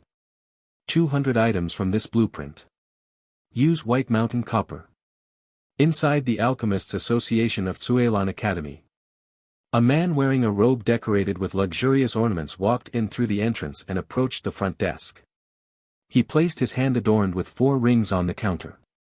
Each ring held a different gemstone, and under the bright lights of the association, they gleamed brilliantly. With an arrogant tone, he said. I am an association inspector. Give me the sales and purchase records for potion materials. The receptionist looked confused. But, were you not supposed to arrive last week? Why are you only here now? According to the regulations, I cannot show them to you. The man looked irritated and took out a badge from his pocket. I was delayed by some matters. That damned rich dash. He abruptly stopped himself. This is my badge as a member of the association committee. According to the regulations, even without the inspector title, you should still allow me to see the records. The receptionist had no choice but to hand him the ledger. The man glanced through it briefly and pushed it back. Why has this week's record not been compiled? These are only individual sales entries. Where is the summary? I came to review the summary. Organize this properly and bring it back to me. But that was supposed to be done last week. The receptionist sighed. Fine. I will compile it now. He understood that arguing with this man was pointless. So he began organizing the records behind the counter. The receptionist handed the organized ledger to the man. He spread the book open on the table and began flipping through it. Energy potion materials sold, 216 sets. Fulan, 110 sets. He noticed that this number was far higher than anyone else's purchases and became interested. After all, his main purpose this time was to identify all the alchemists producing energy potions. If their success rates were high, he would attempt to recruit them and have them sign the newly introduced contract. Of course, if the success rate was too low, they would not qualify. The association would not offer contracts to alchemists with poor performance. He immediately turned to the section recording recovered energy potions and located Fulan's entry. Only 21 bottles. Is the success rate really this low? He quickly calculated it. The success rate was even lower than 1 bottle per 5 attempts. Naturally, that meant she could not be offered a contract. But even so, the success rate was surprisingly poor. How could someone buy more than 100 sets of materials and still fail to reach even a 1 in 5 success rate? Still, the fact that she kept purchasing materials so persistently was helping the association clear its inventory. He flipped through the pages and saw that Fulan had purchased materials for many different potions, yet the number of potions she returned was not even 1/5 of the total. He soon dismissed the name from his mind. There was another alchemist who had purchased 40 sets of energy potion materials and produced 8 bottles. That result was exactly 1/5. Even so, it still failed to meet his requirements. He shook his head. It seemed that there were no alchemists worth paying attention to at the Cuilan Academy branch. Finally, he glanced at the association's inventory of energy potion materials. His eyes widened. He grabbed the ledger and went to the front desk. Why do you still have 500 sets of energy potion materials here? Why was this not reported? In other associations outside, having a total inventory of 1,000 sets would already be considered large. So why did this place have 500 sets by itself? These are the materials we stockpile every year for energy potions. 3 months ago the supply of materials was very low, so the president deliberately purchased extra. Every year before the assessments, the association would stockpile energy potion materials for potion production. This year they had simply stocked a little more. And the president had been missing for 2 months for some unknown reason, the receptionist thought. The man suddenly froze. He realized why the matter had not been reported. He vaguely remembered receiving documents describing this situation. But at the time he had gone to the neighboring city of Torlov to buy a rune sword decoration and had completely forgotten about it. Then his expression turned to delight. This situation gave him considerable room to manipulate things. The association did not know about it. Pack half of the inventory. Leave the other half here. Also, double the price of the remaining materials. He issued the order while presenting his badge. According to regulations, everyone here had to follow his authority.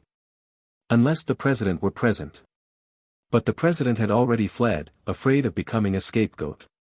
Now he was the only authority here. Fulan held a wooden sword and was exchanging rapid strikes with Bella. Back and forth they went, their wooden swords colliding repeatedly without any sign of stopping. After barely blocking a powerful slash, Bella stepped backward. She wiped the sweat from her forehead and continued breathing heavily. She needed to trade space for time and recover a bit of stamina. She had been entangled in combat with Fulan for quite a while, and her endurance was starting to fail. Fulan did not appear to be in good condition either. When she saw Bella retreating, she tried to seize the opportunity, but her strike missed entirely. Fulan stood still, breathing heavily. If she rushed forward recklessly now, she might end up being counterattacked. Bella also chose not to attack, as if by mutual understanding. Both of them paused briefly to recover their stamina before continuing. Suddenly, Fulan thought of something. She placed her other hand on the sword hilt and fumbled slightly. Before Bella could react, Fulan suddenly thrust forward with all her strength. Bella was startled at first. Then she felt a surge of excitement. Fulan had made a mistake. Bella was confident that if she managed to block this attack, Fulan would almost certainly lose the match afterward. Both of them were already exhausted. Yet Fulan had chosen to make such a large movement, and with such force. Clearly she intended to end the battle in a single strike while Bella was unprepared. Bella barely raised her sword to guard in front of her chest. She was confident she could block the attack and then use Fulan's drained stamina to deliver the final blow. However, reality unfolded very differently. The moment Fulan's wooden sword collided with Bella's, Bella felt an overwhelming force that she could not resist. The impact threw her completely off balance. Her wooden sword slipped from her hand, and she fell onto the ground. "Take my hand. Get up." Fulan extended her hand and pulled Bella to her feet. Bella shook her head slightly before speaking. "That is not right. What was that just now? How could it have such strength?" Fulan did not tell the truth. Instead, she told a small lie. "It is a combat technique I recently learned." "What do you think?" "Pretty well hidden, right? You did not sense any fluctuations at all, did you?" Normally, when someone used a combat technique, as long as the opponent was not blind, they could detect it from the changes in the surroundings. Once they noticed it, they would immediately make a decision instead of continuing to attack recklessly. Bella thought about it. Something seemed slightly off. Why would someone place their hand on the sword like that when using a combat technique? Is that really how it works? She had never heard of a combat technique that could be released so silently. When she was young, she had once heard a story. An assassin had attempted to kill a noble but decided to use a combat technique during the attack. The sudden change in energy alerted the noble, who then killed the assassin instead. The person who told her the story had specifically warned her not to rely too heavily on combat techniques. Although they could produce extraordinary power, their usefulness depended heavily on the situation. That is exactly how it works. It requires quite a long preparation time. If the situation earlier had not been just right, I would not have been able to defeat you. Seeing how confident Fulan appeared, Bella eventually chose to believe her. All right then. Let me rest for a moment before we continue. After Bella accepted the explanation, Fulan quietly breathed a sigh of relief. Now she could continue using Bella to progress the Rune Warrior requirements. Unfortunately, the Rune Warrior requirement specifically demanded that runes be used in combat to secure decisive victories. Earlier, she had already used runes twice secretly without Bella noticing. This time, however, her execution had been a bit clumsy, which was why Bella had noticed something unusual. As for why she did not look for other opponents to complete the requirement. She had already tried. It simply did not work. It seemed that the system only recognized battles against opponents of roughly equal strength. Previously she had challenged people who were weaker than her, and those fights had not counted. At the moment, Bella was the only person she could find who could spar with her properly. No one else was suitable. But she could not keep using the impact rune anymore. If she used it again, Bella might realize the truth.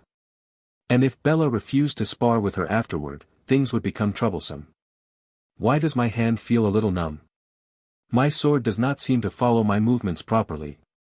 Maybe you just have not rested enough. Let us take a break before we continue. Where did you find so many alchemists? Selin looked at the 26 bottles of energy potion on the table and asked in surprise. Elon slowly replied. Maybe the alchemist I recruited is finally putting in some real effort. Although she told me that many of her friends asked her to sell them for them, I keep thinking there might be another possibility. What if the alchemist I recruited is a once-in-a-millennium genius who can achieve a 50% success rate with energy potions? That would explain why she delivered so many potions in such a short time. And to avoid attracting attention, she deliberately said that she was just helping her friends sell them. Selin looked at him with a face full of exasperation. What are you even talking about? Something like that is impossible. If such a person really existed, the head of the alchemy school would probably kneel down and beg that alchemist to join. A success rate like that is pure fantasy. Honestly, your earlier guess that she is working as a middleman makes far more sense. Elon chuckled and took a sip of water before continuing. Alright, enough idle talk. What is happening with the association? Are they still holding on? Selin drank a mouthful of fruit wine before replying. I can only say that the situation is not optimistic. Of course, it is the association whose situation is not optimistic. Recently they had another conflict with the alchemists who produce energy potions. Several alchemists simply stopped producing them altogether, which caused the output of energy potions to drop again. Oh. What happened this time? The inspector they sent to negotiate with the alchemists got greedy. He secretly kept some of the recovered energy potions and pretended those were failed batches. He then quietly sold the potions to several senior apprentices he knew in order to make a profit. Elon's smile faded. He tapped the table lightly. The association is still the same as always. When I was preparing for my assessment back then, I also had to buy from those inspectors who sold things privately. Every time the assessments approached, the Alchemists Association would claim they had prepared a large supply of materials and that there would be no shortage of potions. But the result was always the same. My junior brother took the assessment 3 times before becoming a formal mage. He said that every single time there was a shortage, and he had to run around buying potions everywhere. It drove him crazy. Elon continued. By the way, there is another matter. An inspector from the association somehow obtained a large batch of materials. Selin's eyes lit up. Oh. Another batch of materials? It seems the association is not destined to collapse after all. Elon shook his head. It is not that the association is safe. It is just that someone has found another way to bleed the association. Tell me. You and I both know that the association's material suppliers have been reducing the quota they send to Lodris. They saw that such a huge scandal had occurred within the association and no longer believe in its future. Now the association can hardly purchase materials in large quantities. That is why this batch of materials is especially valuable. That inspector plans to sell the materials back to the association and make a fortune. Selin leaned forward slightly. So how did the association discover it? The association only discovered the problem with the materials. During inspection, they found the special inventory identification plates used in the association's own warehouse. The seller escaped quickly. Only a few sample materials that were being inspected were left behind. Most of the goods are still in his hands. But he still needs to sell them. If he keeps them, they will eventually become nothing more than useless weeds. So he came to me. And I contacted the alchemist I work with. Coincidentally, she was complaining that the association's materials had suddenly become more expensive. In the end, she bought more than 100 sets. Selin finished her glass of fruit wine and poured herself another. And what about the association? Have they discovered which warehouse the materials came from? No. The association wanted to conduct a full inspection of all warehouses. The newly appointed president even declared that if they investigated thoroughly, they would certainly uncover another 1,000 sets of materials. Selin could not help laughing. I think he will never manage to finish inspecting even a single warehouse. Over the years, too many accounts have turned into unsolvable messes. Exactly. His proposal to inspect all warehouses was rejected by every member of the committee. And just like that, the matter was quietly dropped. Selin sighed. Honestly, we might not even need to take action. The association might collapse on its own. But the association has not collapsed yet. The two exchanged glances, both showing a hint of helplessness. In the end, energy potions were simply too profitable. No, rather, those senior apprentices were too wealthy. Even with the association in such chaos, the money from those apprentices was still enough to keep the entire organization afloat. If this scandal had happened 2 months earlier, the association would probably have already collapsed. What am I supposed to do with these materials? I am not an alchemist. Rtor said irritably to the man in luxurious clothing. Hey, Rtor, do not be like that. This batch of goods is excellent. You know that energy potions are essential items for apprentices like you. Imagine this, you are holding a surgical knife, and suddenly you come up with a brilliant idea, perhaps even the prototype of a new spell. But then you feel extremely tired. You know that if you stop at that moment, the inspiration might disappear forever. And that is when a bottle of energy potion dash. Enough. I did not call you here to talk about this. If you continue, I will dash. The man immediately fell silent. He had heard of Rtor's reputation. Among senior apprentices, Rtor was known as a madman. Since becoming a senior apprentice, he had secretly killed several apprentices and had been responsible for the deaths of at least 100 people. If it were not for the protection of the modification school and the talent he had demonstrated, he would have been dealt with long ago. Fine. Then why did you ask to meet me? Let me make one thing clear, I will not help you smuggle corpses into this place again. If you want to do that, you will have to leave Cuilan Academy. Rtor's face darkened as he interrupted.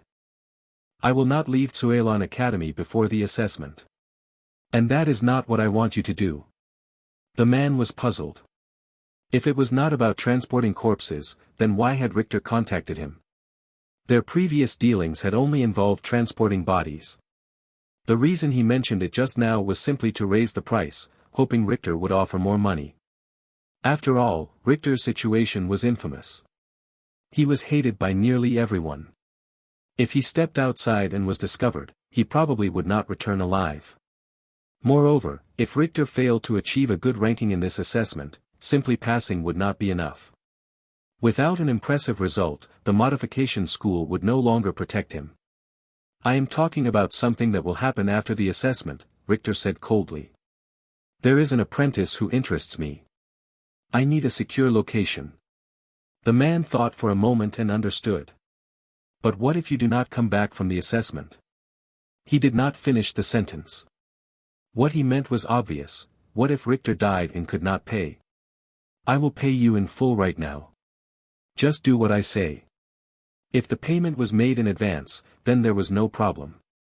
On the night your assessment ends, the barren land south of Cuilan Academy will likely be claimed by the Alchemists Association, assuming it still exists.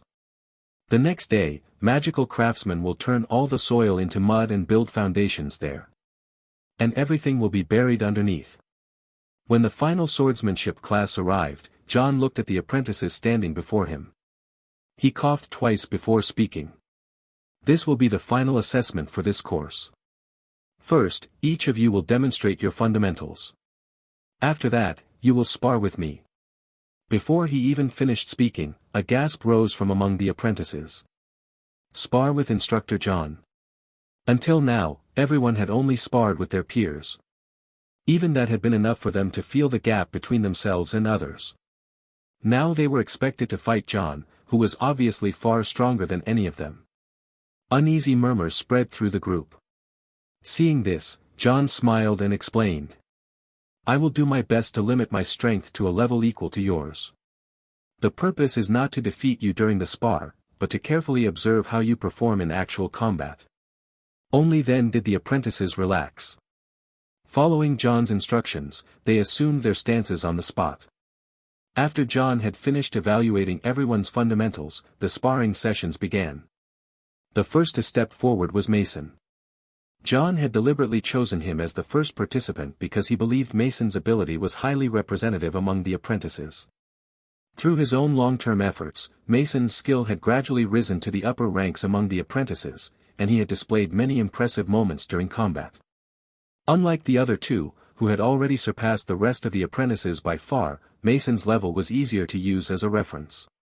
If John had fought those two first, the apprentices watching below might not even understand what had happened, just a flurry of wooden swords colliding, and the match would already be over. After recognizing that his opponent was Instructor John, Mason chose a steady approach. He launched only probing attacks and did not rush in recklessly. Thud. A brief clash sounded before the field fell quiet again. Mason's strike had only been a test. The moment his attack landed, he immediately retreated to prevent himself from being counterattacked. Seeing that Mason had withdrawn rather than pressing forward, John did not waste the opportunity. He stepped in at once and launched an attack. Naturally, Mason blocked it with ease. John had deliberately restrained his strength to a level Mason could withstand. After exchanging several probing moves, Mason gradually grasped the level John was displaying. His confidence grew, and he began attempting more aggressive attacks. However, each one was easily defended by John, who showed no trace of panic. After failing to break through for a long time, Mason finally took a risk and used a combat technique. John suddenly increased his strength and knocked the attack aside. All right. That is enough. You may step down and let the next person come up. Once Mason left the field, John fell into thought. He truly hoped Mason could obtain this recommendation qualification. Unfortunately, to be honest, the chances were slim.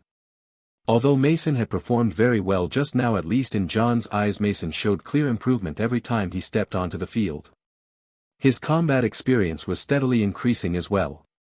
If judged purely by combat ability, he could very likely rank within the top 3 among the current apprentices. Of course, that ranking included those two.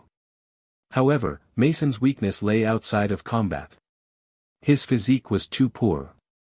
Compared to the apprentices from noble families, Mason's physique was far inferior. Yet physique carried considerable weight in the recommendation evaluation of the Sword Chant School. To become a formal mage within the Sword Chant School, physique was an unavoidable requirement. Without it, promotion to a formal mage would be impossible. Originally, John had believed the third place would belong to Mars. As long as Mars performed even slightly impressively in this assessment, John would have had no reason not to choose him. But now Mars had died for reasons John still did not know. The allocation of the originally determined recommendation slots had suddenly become uncertain.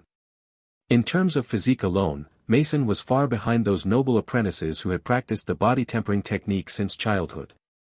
Even if he began practicing it after entering the school, it would still be difficult for him to catch up. Unless those noble apprentices completely lost their composure during this assessment and displayed extremely poor combat ability, Mason would have no chance of confidently securing the slot. After that, many apprentices stepped forward for their assessments. Some disappointed John, while others pleasantly surprised him. He scored everyone fairly, without favoritism. Bella. The moment John called her name, Many apprentices who had been chatting or distracted immediately turned their heads, curious to see how Bella would perform. As soon as Bella stepped onto the field, she instantly activated her breathing method. This surprised John slightly. He had not expected Bella to have improved in this area. Previously, Bella's breathing method required a long time to activate. Although it could be used during combat, it was extremely difficult to find the opportunity to start it. This change greatly improved Bella's real combat ability. John knew that Bella was already stronger than many members of the sword chant school. Quite a few of them did not possess Bella's physical condition or her proficiency with combat techniques. In his opinion, if Bella were to participate in the examination now, she might even secure a ranking with a bit of luck. The reason Bella could now activate her breathing method instantly was entirely due to her exhausting sparring sessions with Fulan. During their training matches, Fulan often activated her breathing method first. Bella would respond by activating hers as well. Eventually both of them would grow too tired and cancel their breathing methods, but somehow Fulan would always end the match with a strange combat technique, winning at the very last moment. It almost felt as though Fulan had deliberately dragged the fight out just to defeat her that way. In order to reverse that situation, Bella had no choice but to learn to control her breathing method freely.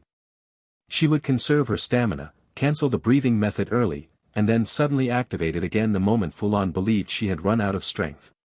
Using this method, Bella managed to win several matches. To be honest, even when she trained in her family's territory, she had never fought such exhausting matches every single time. Even after learning to use the breathing method in battle, she did not activate it during every fight. After all, she still had duties such as patrolling the territory. It was impossible for her to spend the entire day sparring and training. It could be said that it was the pressure from Fulan that forced her to improve so drastically. Meanwhile, John focused his mind completely. He had no choice but to concentrate. If he were struck by one of these apprentices, he would become a laughingstock within the sword chant school. 3 minutes later, John finally seized the opening after Bella finished releasing a combat technique. Taking advantage of the brief recovery moment, he struck her wrist with his sword, ending the match. After the spar ended, he looked at his slightly bent wooden sword and could not help but sigh in admiration. Bella's physique was truly remarkable. The force behind her strikes was far greater than what he himself had possessed when he first joined the sword chant school. Bella, you have improved a great deal. It seems I will be seeing you at next year's examination. Bella thanked him before stepping down. John then decided to strike while the iron was hot. The sensation from sparring with Bella was still fresh in his hands, so he wanted to settle another important match while he was still warmed up. After all, only 2 apprentices required his full attention in combat. The rest could be handled with less focus. At that moment, Fulan walked forward with a wooden sword in her hand. From her subtle movements alone, John could already sense that Fulan's physique seemed to have improved again. He had heard that Bella and Fulan sparred frequently. If Bella had improved so dramatically, Fulan might have advanced just as much. It seemed that next year, the sword chant school would be sending 2 very formidable apprentices to participate in the examination. This was Fulan's current status panel. Name, Fulan. Profession, Rune Warrior, Half-Star, Alchemist. Attributes, Physique 2.5, Spirit 2.3. Skills. Swift Wind Breathing Method, Proficient, Proficiency, 25/10,000. Pharmacology, Proficient, Proficiency, 8621/10,000. Runology, Mastered, Proficiency, 543/1000. Astrology, Beginner, Proficiency, 76/100. Wind Blade, Mastered, Proficiency, 281/1000 condenses a blade of wind in the hand and releases it to strike the enemy. Heavenly Sky Strike, Mastered, Proficiency, 431/1000 can only be used in midair, delivering a powerful downward blow. Traits, Move with the Wind, Experienced Alchemist. Mental Power, allows mental energy to be condensed into runes. When used in combat, your mental power can be converted proportionally into strength at a ratio of 1 minute and 0.3 seconds, rounded down. It was already the end of the academic year. After this swordsmanship class, the examination would begin in less than a week. Over the past 3 months, Fulan had pushed her panel to an extremely impressive level. She felt that she had already trained everything she possibly could. First was the breathing method. After a long period of sparring with Bella, her breathing method had finally reached the proficient level. After that, she stopped training with Bella. The reason was simple: Bella could no longer defeat her. Whenever she activated the breathing method, her strength would become comparable to Bella's, while she remained more agile. As a result, Bella had not won a single match afterward. Her attributes had also increased greatly due to the improvement of her breathing method and the acquisition of the Rune warrior profession. With the stacking bonuses from her close combat abilities, her physique had surpassed her spirit for the first time. In addition, while practicing runology, she had discovered an extremely expensive shortcut. She realized that when carving runes onto a weapon, if she stopped after drawing 1/4 of the rune, she would still gain 1 point of proficiency. Because the rune was incomplete, she could draw it 3 times on the same weapon. That meant a single weapon could yield 3 points of proficiency. At the same time, this method took far less time than fully engraving a complete rune onto a weapon, only about half the time. Normally, completing an entire rune only rewarded around 2 to 4 proficiency points.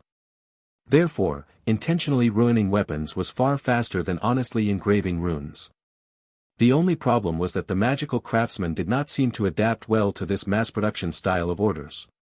Even after pushing aside other work, their delivery schedules kept getting delayed. As a result, her orders had now piled up to over 1,000 weapons. Because of her massive purchases, the price of White Mountain copper had remained extremely high. The Rune warrior profession had also granted her a trait, mental power. All she could say was that it was excellent. She had tested it. The enhancement could be activated or deactivated at any time. However, while the enhancement was active, she could not cast spells.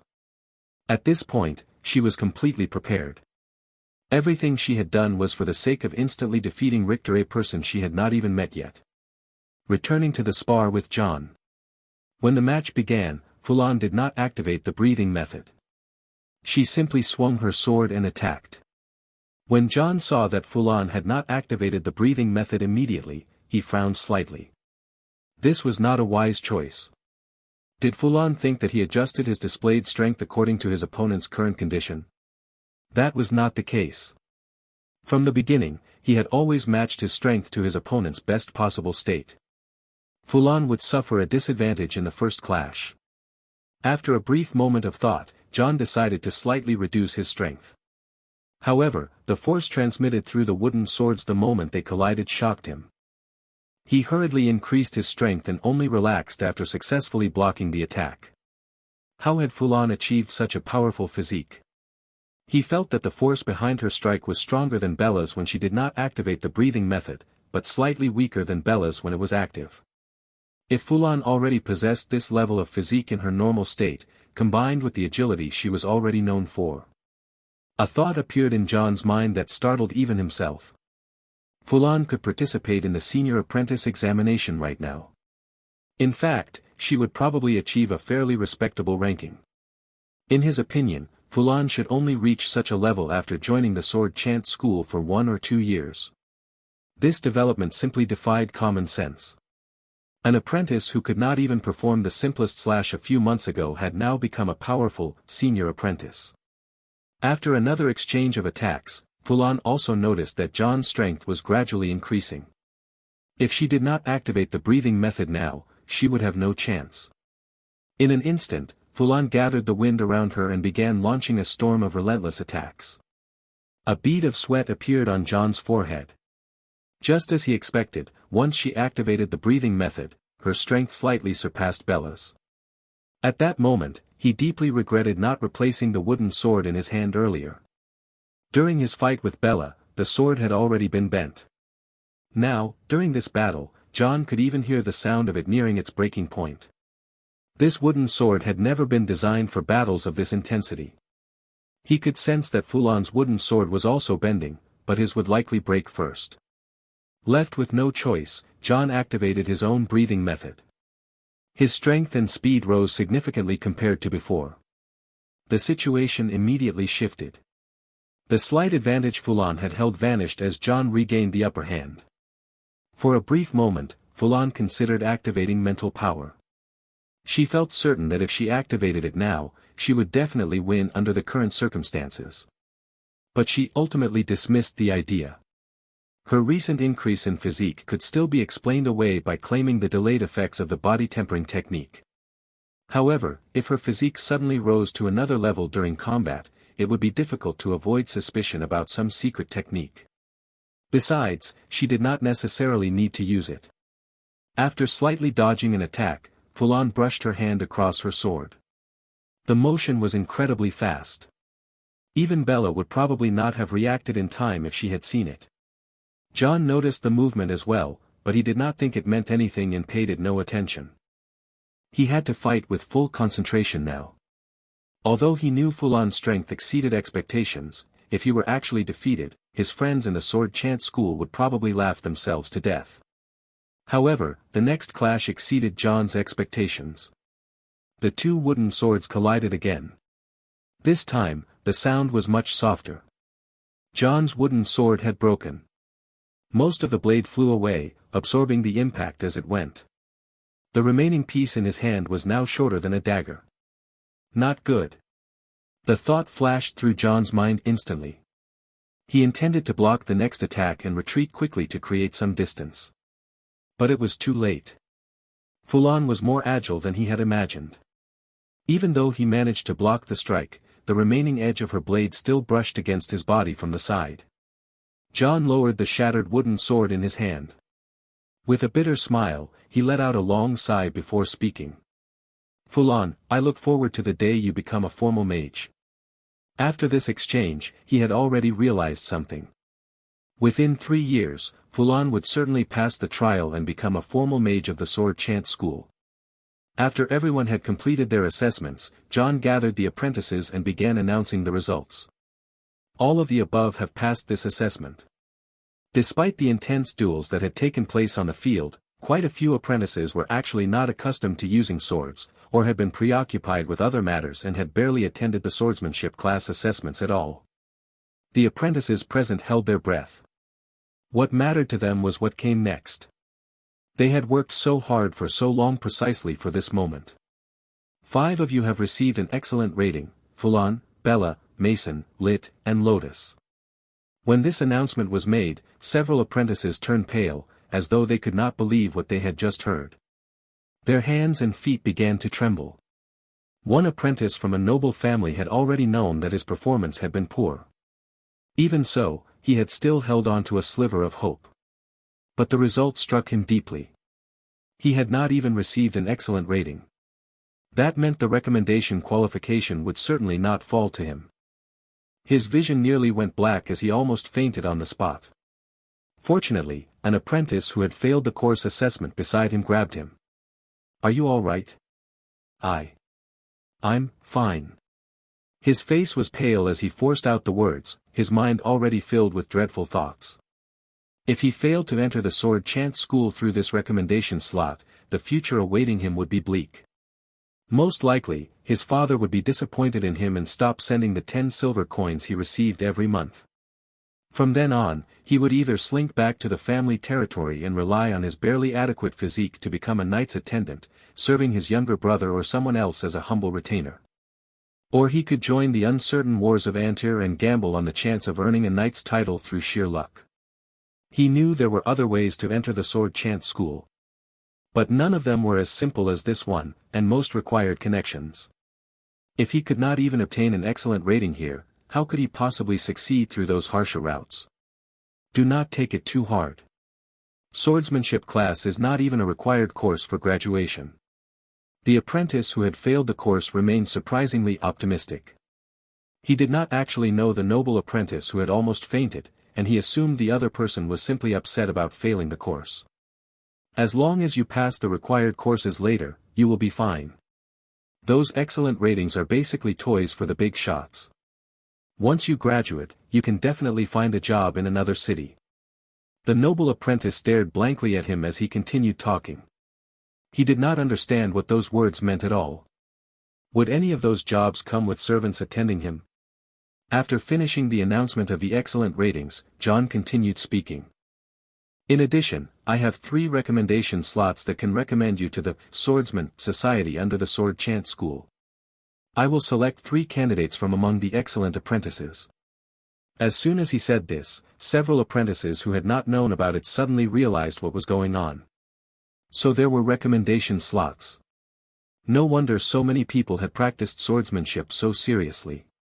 It turned out that others were simply too strong, competing for the opportunity to become a senior apprentice.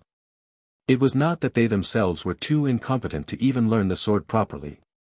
Mason clenched his fists tightly, desperately hoping that his name would be called next.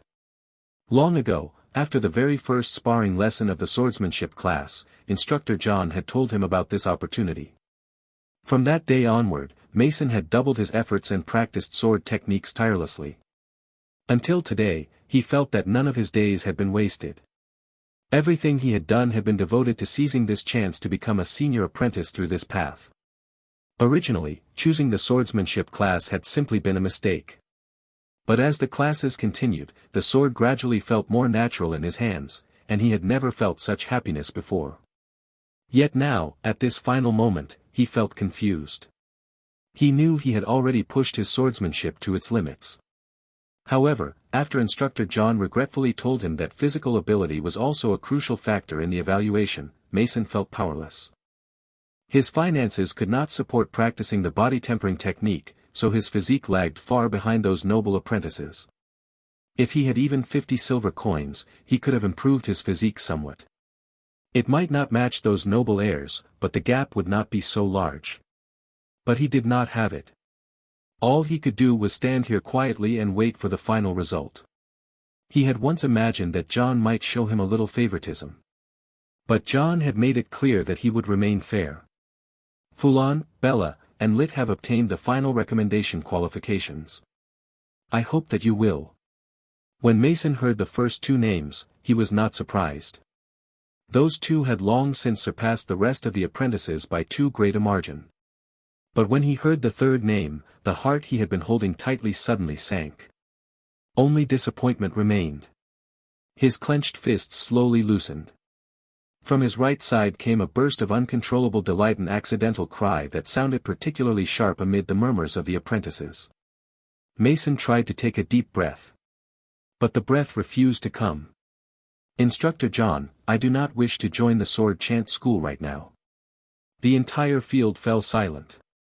Mason looked toward Fulan in disbelief. He was certain that the voice had come from her. A strange premonition arose within him.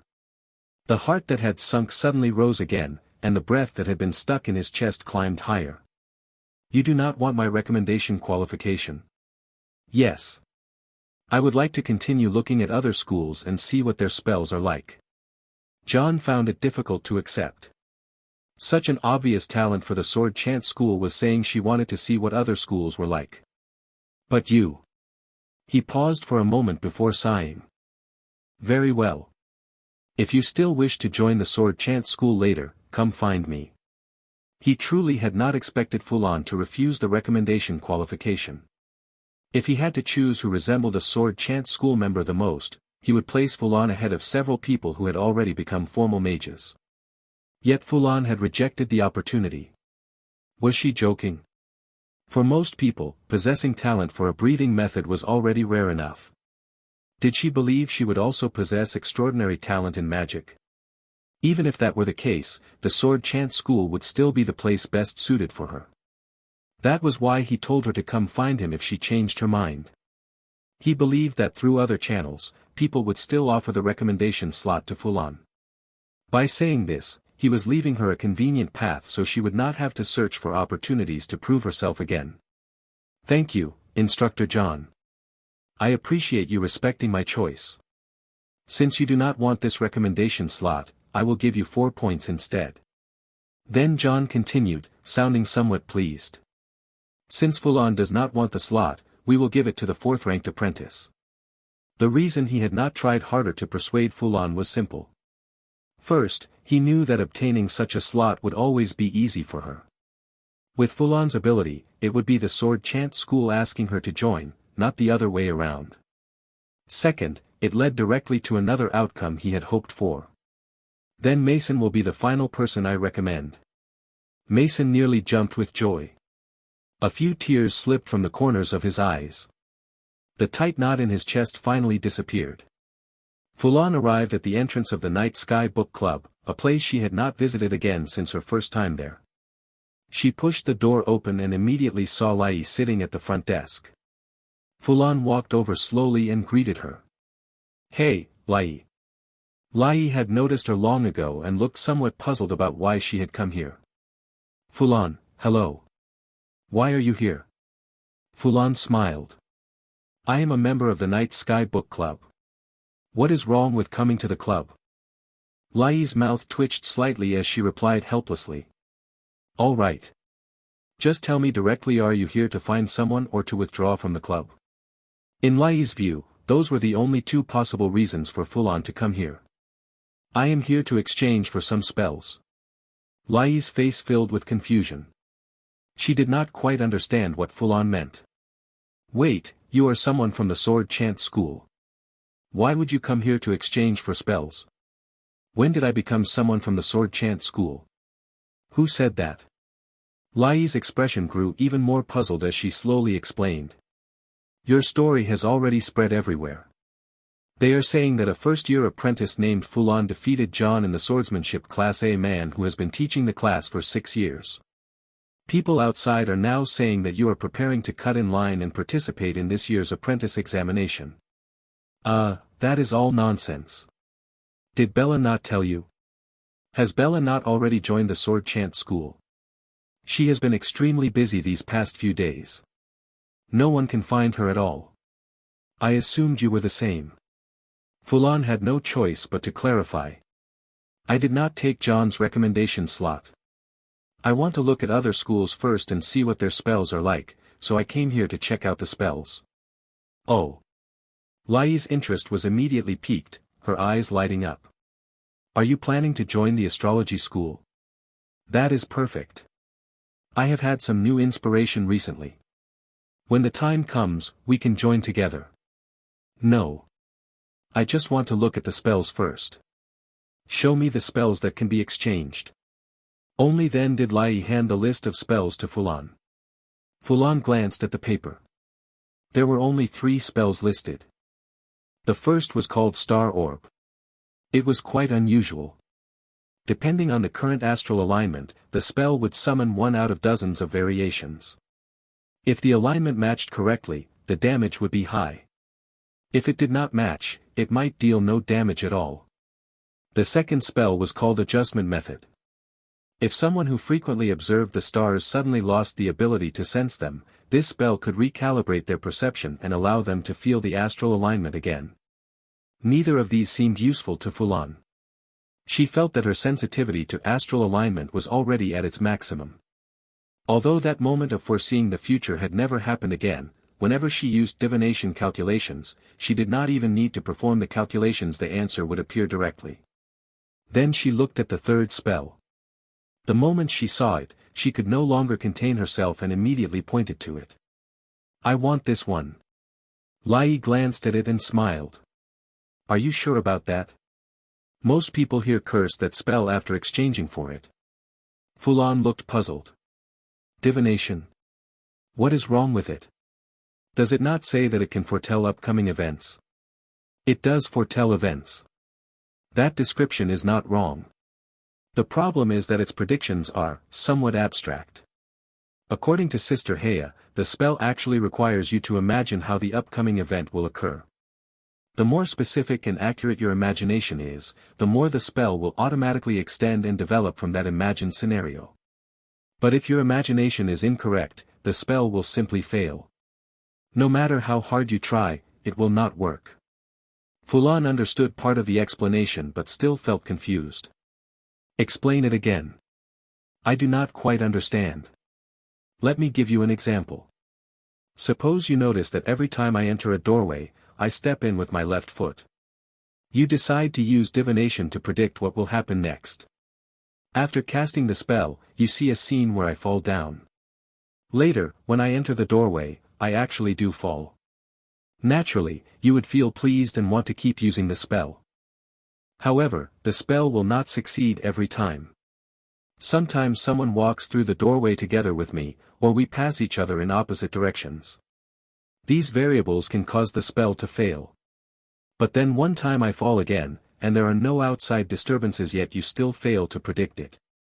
That is probably because you did not imagine whether my left foot stepped on the threshold or crossed over it. You also might not have imagined the correct distance between where my foot landed and the threshold. Do you understand now? In theory, as long as you know what is about to happen, divination can continue extrapolating what will happen next. In reality, we can usually only see a short moment into the future. Predicting events far ahead like true prophecy is impossible, because it is extremely difficult to imagine events that far into the future. Fulan gradually understood.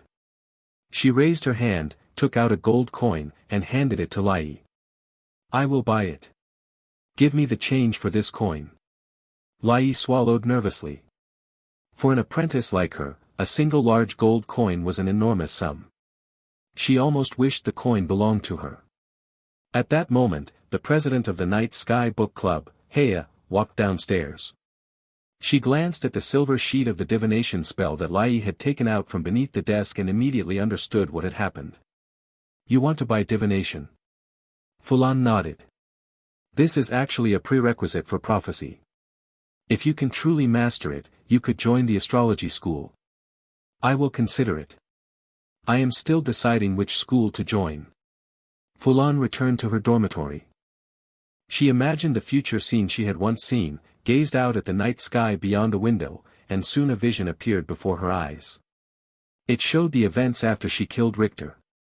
She buried the bodies at the scene and even carried a shovel with her. After burying them all, she left with a relaxed and cheerful expression, showing no trace of anxiety or fear. Just bury them and leave? That casually? The vision had not ended yet. It continued until the scene followed Fulan's perspective to the entrance of a building within Cuilan Academy. Now she knew exactly where she would ultimately kill Rtor. Then everything suddenly went dark, and she returned to reality.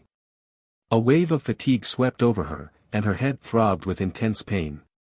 It seemed that predicting events too far into the future had side effects, Fulan thought as she held her head. But why was it enough to simply bury the bodies there? The future version of herself looked extremely relaxed, as though she already knew that nothing would go wrong afterward. Did she join a school and receive protection? Fulan shook her head. She did not really want to join a school right now.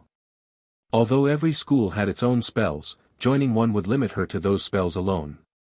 With her game-like panel, she would not be able to fully utilize her potential. Returning to her earlier thoughts. Why had she simply buried the bodies and left? A bold guess suddenly appeared in her mind. Could it be that she had already foreseen the future where she calmly buried the bodies? Even though she did not know the reason, she simply followed that future vision and carried it out, which was why she looked so pleased. No. Perhaps there was something special about that patch of land. She did not think she was the kind of person who would act so blindly. Compat was the newly appointed president of the Alchemists Association. Originally, he should never have had the chance to take that position.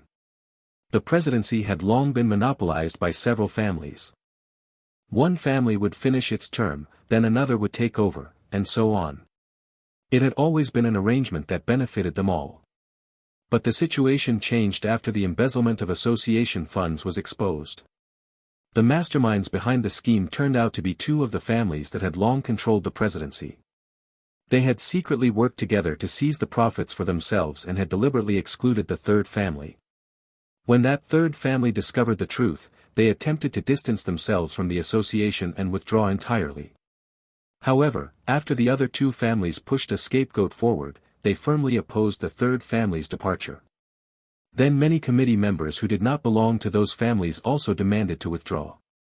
After a fierce struggle in which no side could overpower the others, they finally decided to resolve the matter through a vote to determine the new president. Compat had been born in the city of apprentices. His parents had both been alchemists in the Alchemists Association. Thanks to their long service, Compat inherited his father's position as a committee member. In truth, he had no talent for mental power. He was neither an apprentice nor capable of brewing potions. When the time came to run for president, he had simply written down his own name without much thought. For reasons he still did not understand, when the final tally was announced, he had received the most votes. Even he had not reacted in time. The entire committee stared at him in astonishment, as though none of them had expected him to be elected. Life after becoming president was not easy. Anyone with clear eyes could see that the association was doomed sooner or later. Following the advice of a friend, Compat decided that he would simply skim some money and run while he still could. Surprisingly, his appointment triggered a chain reaction. The moment he took office, no one had any confidence in him. 2 Academy's alchemists immediately declared independence from the association. Under his friend's guidance, the proposal he made to restructure the distribution of energy potions carefully balancing the interests of all parties was finally approved. Coincidentally, this year's apprentice examinations had increased the number of available slots, causing many senior apprentices to grow eager and restless. Even after the price increase, energy potions remained in short supply. For a moment, the association's future even began to look bright again. Energy potions were simply too popular. The association actually showed signs of reviving from the brink of collapse. That night, Compat thought about it for a long time. In the end, he decided that perhaps the Alchemists Association could truly survive this crisis. If that happened, the value of his position as president would rise along with it. But what happened next made him realize why the association had fallen to such a state. First, he attempted to expand the production of energy potions. Agreements had already been reached with the alchemists, but something went wrong during negotiations with the suppliers. The people sent to coordinate with the suppliers discovered that the money had vanished. The funds allocated to purchase materials had disappeared entirely. Enraged, the supplier announced that they would no longer cooperate with the association. The future of the Alchemists Association immediately became uncertain again. At that point, there was already little hope left. Without a supply of materials, even if they refined every remaining ingredient into potions, they would still face the problem of finding new suppliers afterward. Compat himself had already given up and started grabbing as much money as he could. However, he soon discovered that the people under him were even greedier. Some stole the materials during transportation. Others stole the potions after they were brought back. He was forced to restore some order. If things continued like this, the association would run out of money entirely and then there would be nothing left for him to skim. Then, just a few days ago, something unbelievable happened. Nearly 200 bottles of energy potions suddenly appeared in the apprentice market. The number was outrageous. It almost matched the total output of the many alchemists maintained by the association. These potions quickly flooded the market. They were also cheaper than the association's potions, causing the association's stock to become unsellable. All alchemical materials transported into the city of apprentices had to be registered by the association first, and that rule still applied this year. After comparing the quantity of materials to the number of finished potions, Compat discovered that the conversion rate had exceeded the threshold of 1 potion per 3 attempts. Could it be that the people at the market were all alchemical geniuses, each more skilled than the alchemists employed by the association? In the end, he could only conclude that the market must have negotiated with a new supplier and obtained another batch of materials, which explained the sudden surge of potions. Today was his final day as the president of the Alchemists Association. It was also the last day the association would exist. After today, the Alchemists Association would disappear. Compat lay in the nearly empty president's office, staring out the window. His greatest regret was that because the energy potions had become unsellable, the money he had skimmed was far less than he had hoped. Knock. Knock. He heard a knocking sound and assumed someone was knocking on the door. When he turned his head, he discovered that the person was knocking on the wall. The door itself had already been sold for its decorative value. Hey, Compat. How does it feel to be the president? Not great, my friend. Dealing with those people is unbearable. None of my orders ever get carried out. Even making money has become exhausting. Do not say that. This is a necessary experience for any businessman if you want your wealth to grow further. I do not want that anymore. I plan to rest for a while. All right. But I still have something that requires your help as president. Compat accepted several documents. After glancing through them, he realized they were applications for developing a piece of land in the name of the Alchemists Association. The money for laying the foundation had already been paid. Of course, there would probably be no more funding afterward. The association would no longer exist, so there would be no money left. That is simple. I just need to stamp it. Good. Thank you, my friend. For him, it was a trivial matter. Using his authority as president to approve it was no big deal. Even if someone later discovered that 2 bodies had been buried under that land, the responsibility could not be pinned on him. Unless, of course, the bodies belonged to someone like a senior apprentice. Ordinary apprentices probably would not matter, but apprentices who had already joined a school were considered valuable. If something like that happened, his friend would not escape responsibility either. They would all be dragged in for interrogation. Rtor returned to his residence with a weary expression. Despite the exhaustion on his face, he could not hide his joy. He had survived the examination.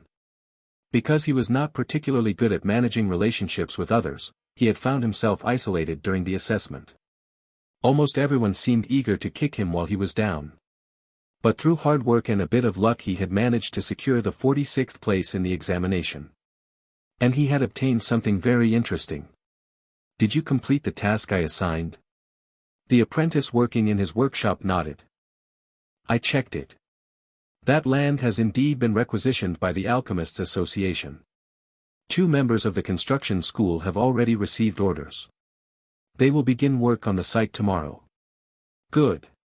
Did that apprentice receive the message? The apprentice nodded again before speaking hesitantly. Brother, you only sent a letter. Will she really go there like you predicted? Rtor smiled. In the letter, I wrote, I know the secret behind your sudden change. Come to XXX and meet me. I am 60% certain she will go. After all, if you received such a letter, would you not at least feel curious enough to take a look? Of course, if she is cautious enough, then we will simply go to her instead. But... Brother. The apprentice spoke hesitantly, as though unsure whether he should say what was on his mind. What is it? The apprentice finally spoke. I heard that apprentice is actually quite strong. Go on. I heard that apprentice defeated a teacher from the sword chant school during the swordsmanship class. Rtor knew about that apprentice. She had taken a swordsmanship course and displayed remarkable improvement there.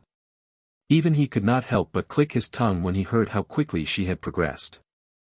From someone who could not even perform basic sword techniques properly, she had become an apprentice who could skillfully use a breathing method and had even mastered a combat technique. She clearly looked like a future member of the sword chant school. Oh. Then that teacher must truly be getting old. He cannot even hold his sword anymore if he lost to an apprentice who has not even joined a school. Rtor knew that Fulan had improved greatly. He also knew she was no longer the clueless apprentice he had first met. But he was certain that she was not his opponent. No one understood better than he did that the spells taught within the schools were far superior to the spells occasionally rewarded in ordinary courses. They were also far stronger than the techniques used by those nobles who became helpless once they left their territories. Brother, is it possible that you cannot defeat that apprentice? I heard people say she might even have the strength to compete for rankings in the examination. Rtor sneered. What a group of ignorant fools. Listen carefully. The reason senior apprentices are called senior apprentices is because we receive the resources of our schools. Our spells and mental power far surpass those of ordinary apprentices. He had never forgotten his first day after joining the modification school. The senior student who had guided him had casually cast a terrifying spell. When Rtor later saw the knowledge granted by the school, he could hardly believe what he was reading. No one understood better than he did that apprentices who had joined a school and those who had not were like people from 2 completely different worlds. She has only joined the sword chant school. She has not even learned any of their spells yet.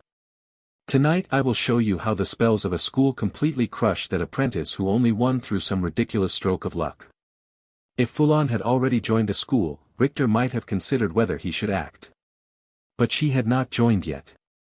She had not even had the chance to learn a single school spell. There was no way she could be his opponent. Besides, he had just achieved a ranking in the examination and regained the protection of the modification school.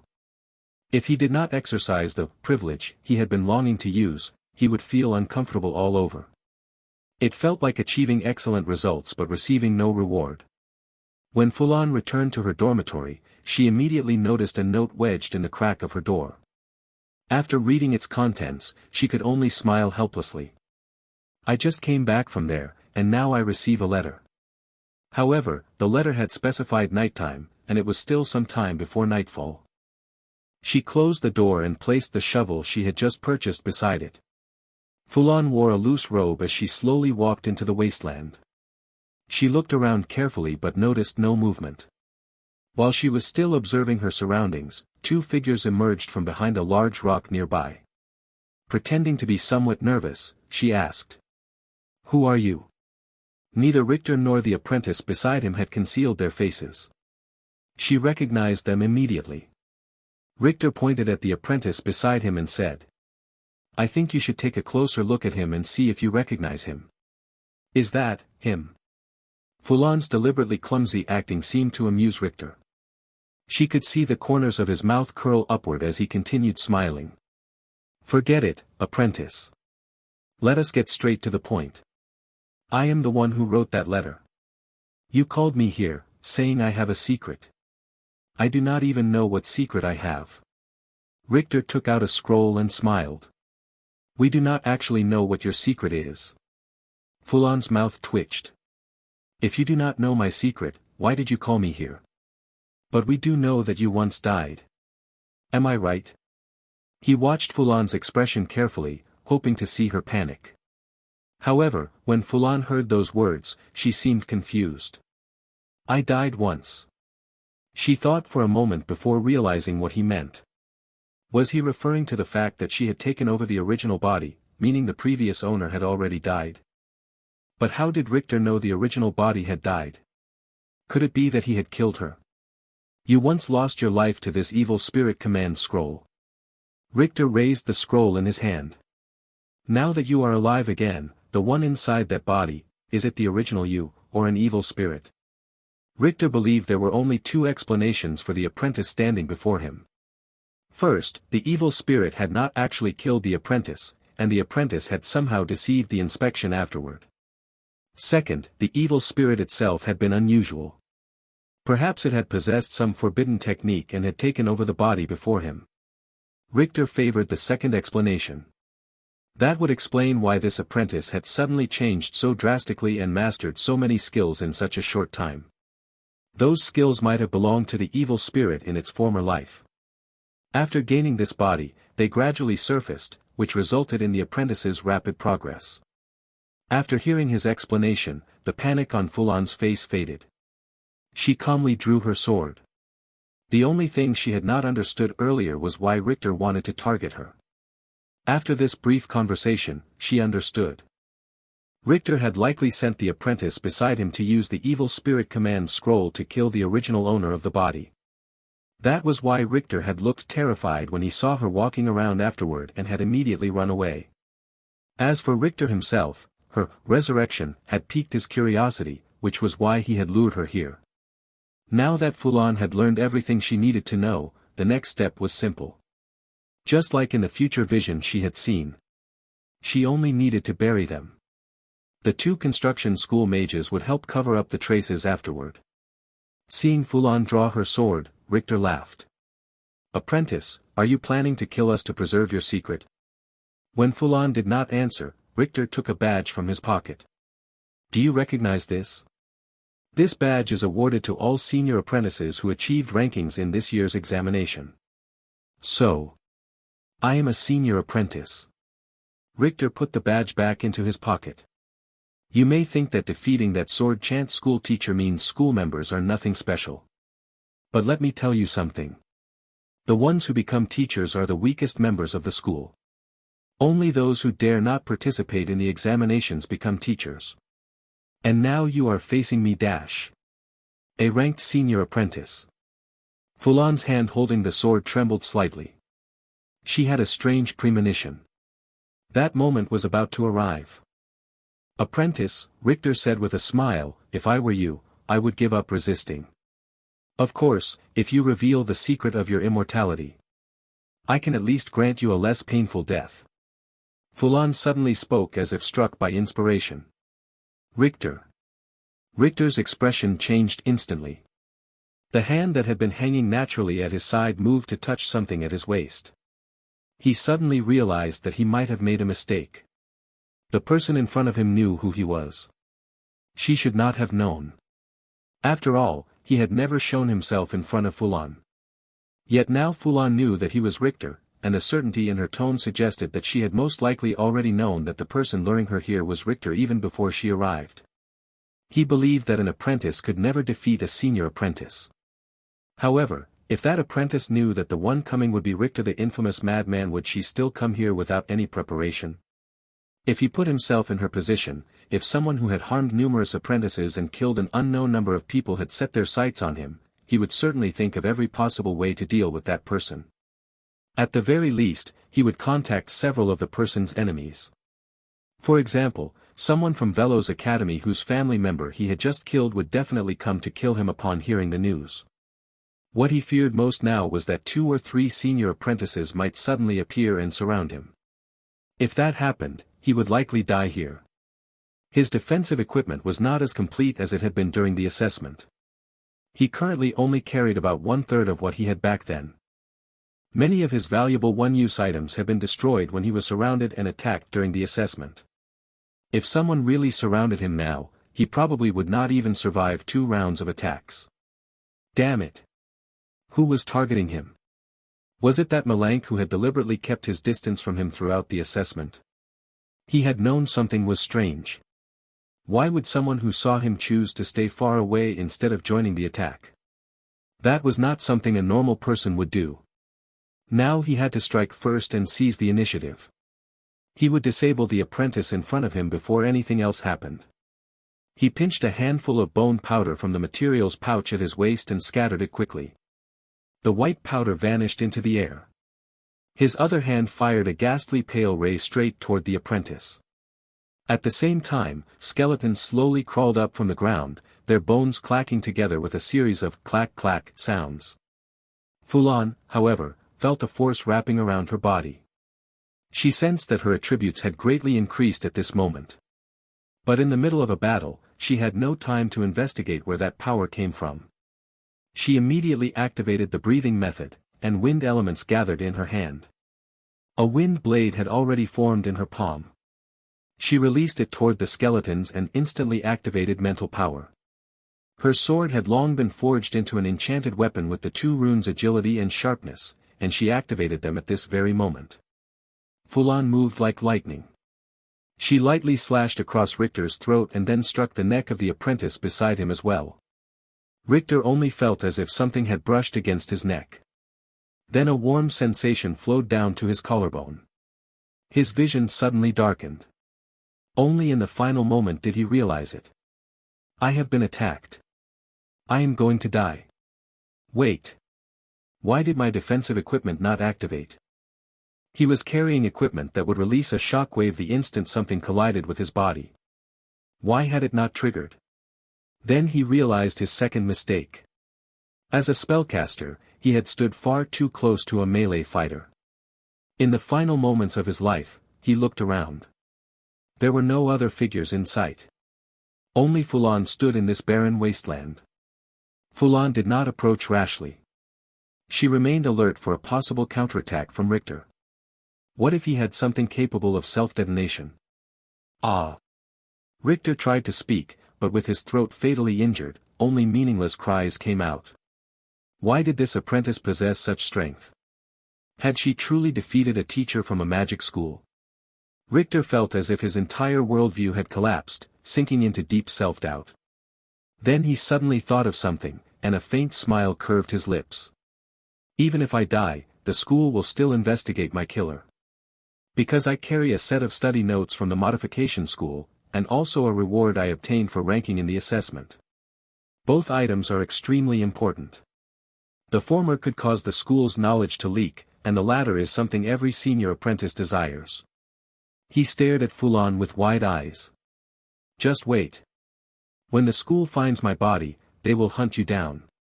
Even if you are a senior apprentice from another school, they will never allow their knowledge to risk being exposed. Fulan waited in place for 3 minutes. Richter's blood had already stained the ground dark beneath him, and the light in his wide-open eyes had completely faded. Enough. That much blood had already flowed.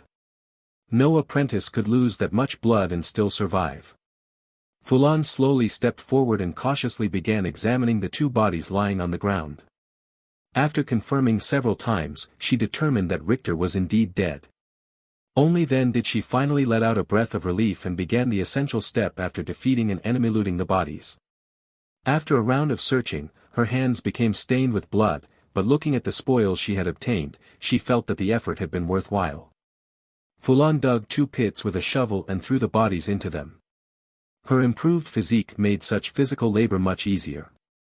Combined with the loose soil in the area, it took her only a short time to finish digging. After tossing the 2 bodies into the pits, she carefully carried her gains from the night and headed back. The next day, 2 apprentices from the construction school arrived at this barren land. Is this the place? That is right. According to the description on the list, this is the spot. All we need to do is lay the foundation. They did not waste any time and immediately began their work. They inserted dozens of long white spikes into the ground at measured intervals. These were tools specially used to compact the soil. Once all the spikes were secured, they would activate a spell and use the device beside them to compress the earth downward with immense force. Of course, if anything happened to be buried in the soil, it would easily be crushed by the powerful pressure and mixed into the earth, leaving no trace of its original form. One apprentice suddenly noticed something. It looks like the ground here was dug up before. He pointed at a patch of soil with a darker color. Should we dig it up and take a look? Maybe there are some gold coins or something inside. The other apprentice shook his head and immediately stopped him. Is this your first time handling this kind of job where we only have to compact the soil? Yes. Why? Is there a problem? A huge problem. If you dig it up and there is nothing inside, that is fine. But what if you dig it up and find a corpse? Report it to the enforcement team. Let me tell you something. If that corpse happens to involve some earth-shattering secret and the higher-ups cannot find the real killer, they will make us the scapegoats. The apprentice's back turned cold. He had heard stories of senior students disappearing one by one because of excessive curiosity. Was he about to end up like them? Thank you for the warning. Let us finish the job quickly and leave. Fulan returned to her dormitory with an excited heart. Looking at the room before her almost completely filled with piles of scrap metal and cluttered boxes stacked everywhere, she felt for the first time that it was time to find a new place to live. Originally, whenever the thought of moving crossed her mind, she would immediately suppress it. She had been grinding skill proficiency, and moving would interrupt that. She always told herself that enduring it a little longer would be fine. But now, looking at a room where she could barely even find a place to step, Fulan realized she could not endure it any longer. Not only were there weapons she had ruined while practicing runology, there were also crates filled with materials for brewing energy potions, along with piles of things that should have been thrown away long ago. Now that she had killed Rtor and even obtained skills that were respectable among senior apprentices, it was finally time to improve her living conditions. Of course, that would be something to deal with tomorrow morning. Throwing out trash late at night would only make people think she had lost her mind, so she decided to clean up everything tomorrow.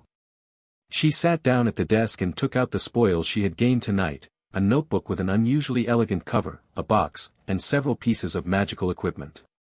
Her panel had actually given her a notification earlier. The moment she killed Rtor, a prompt had appeared in her mind. You have fulfilled the future you foresaw. Astrology proficiency plus 200. Astrology proficiency progress is full. Level increased. The phrase, fulfilled the future you foresaw, was rather intriguing. Could it have been possible not to fulfill it? Regardless, being able to glimpse her own future had given her tremendous assistance. However, even though her astrology proficiency had increased, no new knowledge had flowed into her mind. Right now she had a vague feeling that if she went outside and observed the stars, she would likely be able to see scenes of the future again. Moreover, when she killed Rtor earlier, she had unknowingly acted according to the images she had seen, and she had unleashed power that clearly exceeded her usual limits. That made her wonder. Could it be that when she acted in accordance with those future visions, she received some kind of assistance? This speculation seemed to gain support when she examined the magical equipment. All of the equipment was intact, with only slight wear on the corners. Their functions were exactly what mages loved most, automatically deploying shields or counterattacks when under attack. Although the items showed minor wear and theoretically had a chance of malfunctioning, it seemed rather strange that all three pieces had failed at the same time. She tried activating them and found that they still worked perfectly. This made another thought surface in Fulan's mind. Could it be that the future scene she had seen showed no magical equipment activating, and therefore, at that moment, they truly did not activate? There were certainly many possible explanations for this phenomenon, but Fulan's intuition strongly told her that this was the reason. Setting those thoughts aside, she looked again at the magical equipment. What should she do with them? Wearing them herself was not ideal. Leaving aside the fact that the equipment had already malfunctioned once, their sizes did not suit her body. For example, one of the rings had been worn on Rtor's index finger. Yet her small hand could not even fit it on her thumb. But selling them outside?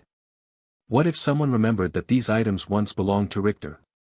If people noticed his disappearance, they might trace the investigation back to these objects. Besides, selling energy potions had already earned her a considerable profit. She was not particularly interested in these magical items anymore. It would be better to increase her proficiency and craft some equipment herself. Who knew, her creations might surpass these by a wide margin. Let them sit here for now. I will deal with them later. Next, she looked at the notebook with the luxurious binding and flipped it open. July 23rd, Holy Calendar Year 3768, observing the instructor's modification technique. Content: today the instructor will demonstrate a modification procedure for us newcomers who have just joined the school. I am extremely excited to have such an opportunity. The instructor selected a large bird. According to the apprentices around me, this bird is called a resonance bird. It is a magical creature that attacks using sound. Normally there are almost no magical creatures around the city of apprentices, but this bird's habitat was destroyed, so it migrated around and ended up near the city. There used to be magical creatures around the city of apprentices, but as the city expanded and the number of apprentices increased, the mercenaries who came upon hearing the news hunted them down until almost none remained. Therefore, encountering a magical creature here is extremely rare. According to the instructor at the beginning, the scarcity of magical creatures here is not conducive to learning modification techniques. If possible, we should study this discipline somewhere else. I have heard that the most famous technique of the modification school is to remove the organs of magical creatures and transplant them into the human body, allowing one to cast spell-like abilities without needing to learn spells. Yet the city of apprentices is so far from areas where magical creatures gather that in the 3 years since I joined the modification school, this is the first time I have seen a surgery extracting magical creature organs. But there is nothing to be done. The substance that can preserve the vitality of magical creature corpses is extremely valuable, so it cannot be wasted on transporting ordinary corpses. Moreover, vitality fluid can only slow the loss of vitality, it cannot preserve the corpse at its original state. Back to the demonstration. The instructor placed the corpse of the resonance bird into a basin filled with a colorless liquid. Once it was submerged, I saw light shining from its throat. This is the creature's primary magical organ. The value of most magical creatures lies here. That is what the instructor said. Next, he demonstrated how to extract the organ and what methods should be used to preserve it afterward. As for how to transplant it into the human body, the instructor said this. That is new knowledge. You must pay to learn it. Image, image, image, image, image. Below that were detailed drawings made by Rtor showing the steps for extracting magical creature organs. He had carefully observed the instructor's technique and recorded everything in detail. There were also many small annotations and explanations. Fulan read with great interest. The notebook also contained insights about creating modified humans and even procedures for surgeries intended to strengthen mental power. However, Rtor had abandoned those experiments after several failed attempts. After finishing the notebook, Fulan could only close it. On her panel, a new craft discipline had appeared, modification. This was not something she could practice the same way she practiced potion brewing or runes. Modification was sensitive knowledge belonging to the modification school. If she started buying corpses in large quantities on the market, people would immediately take notice. Unless absolute secrecy could be guaranteed, this discipline was not something she could use freely. Finally, Fulan looked at the last item. In her opinion, it was the most valuable one. Because on the front of the box were written the words, Apprentice Assessment Ranking Reward. Fulan felt a surge of anticipation as she slowly opened the box. Inside lay a sheet of paper and a blue glowing stone that looked rather beautiful in the dim night. She picked up the paper. It contained only a brief label describing the stone. Guide of the Spirit Realm. Emerald Heart Tavern. Fulan took a seat across from Elon. Elon looked at her and said, Well, if it is not the rising star of the sword chant school. What brings you here? Fulan's face darkened with exasperation. I already told you I rejected the sword chant school's invitation. I am still just an apprentice. But Elon looked even more surprised than she was and quickly put away his teasing smile. You did not join the sword chant school. That is right. Is there a problem?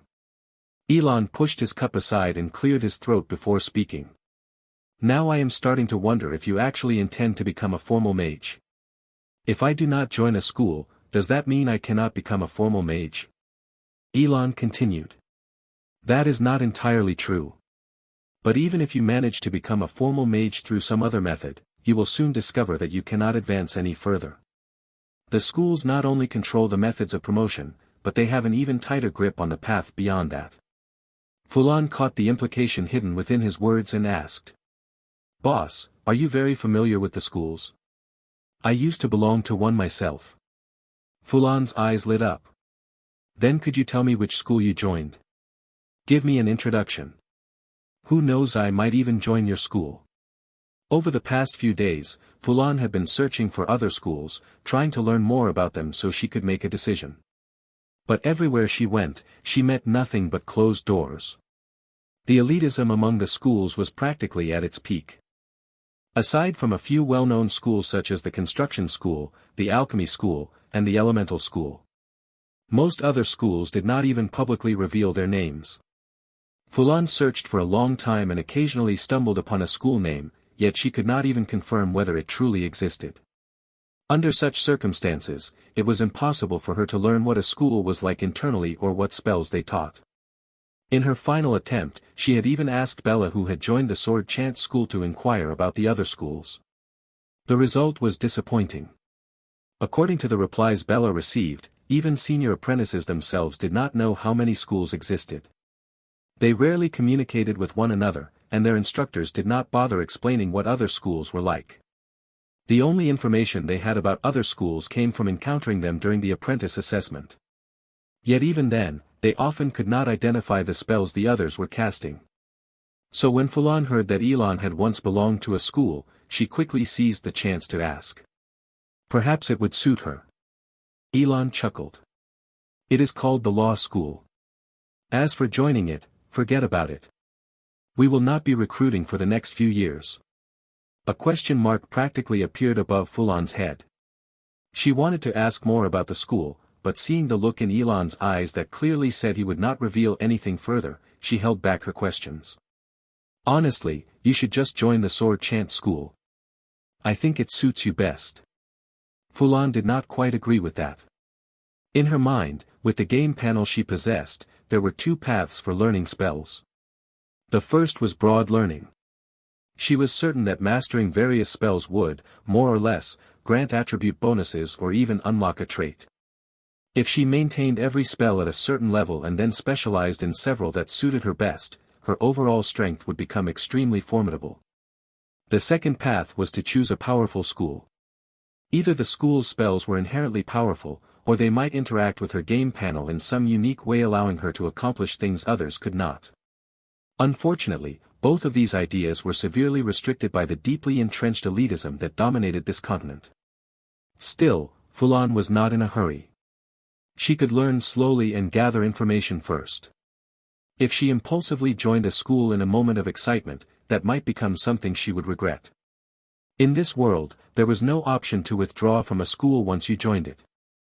So if you later saw someone from another school casting impressive and powerful spells and thought, "That looks amazing, I want to learn that too," it would already be too late. Therefore, Fulan planned to wait and observe, slowly learning about the different schools before making a decision. At the very latest, she would join one before next year's assessment so she could participate and obtain some rewards. Her current combat strength was already quite exaggerated. By the time next year's assessment arrived, she did not even know how powerful she might become. Oh. I will keep looking. Maybe another school will suit me better. Elon spoke earnestly.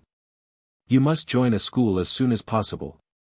Do not think you can achieve a good ranking in the assessment relying only on your own spells. The unique spells and techniques of each school greatly enhance every apprentice.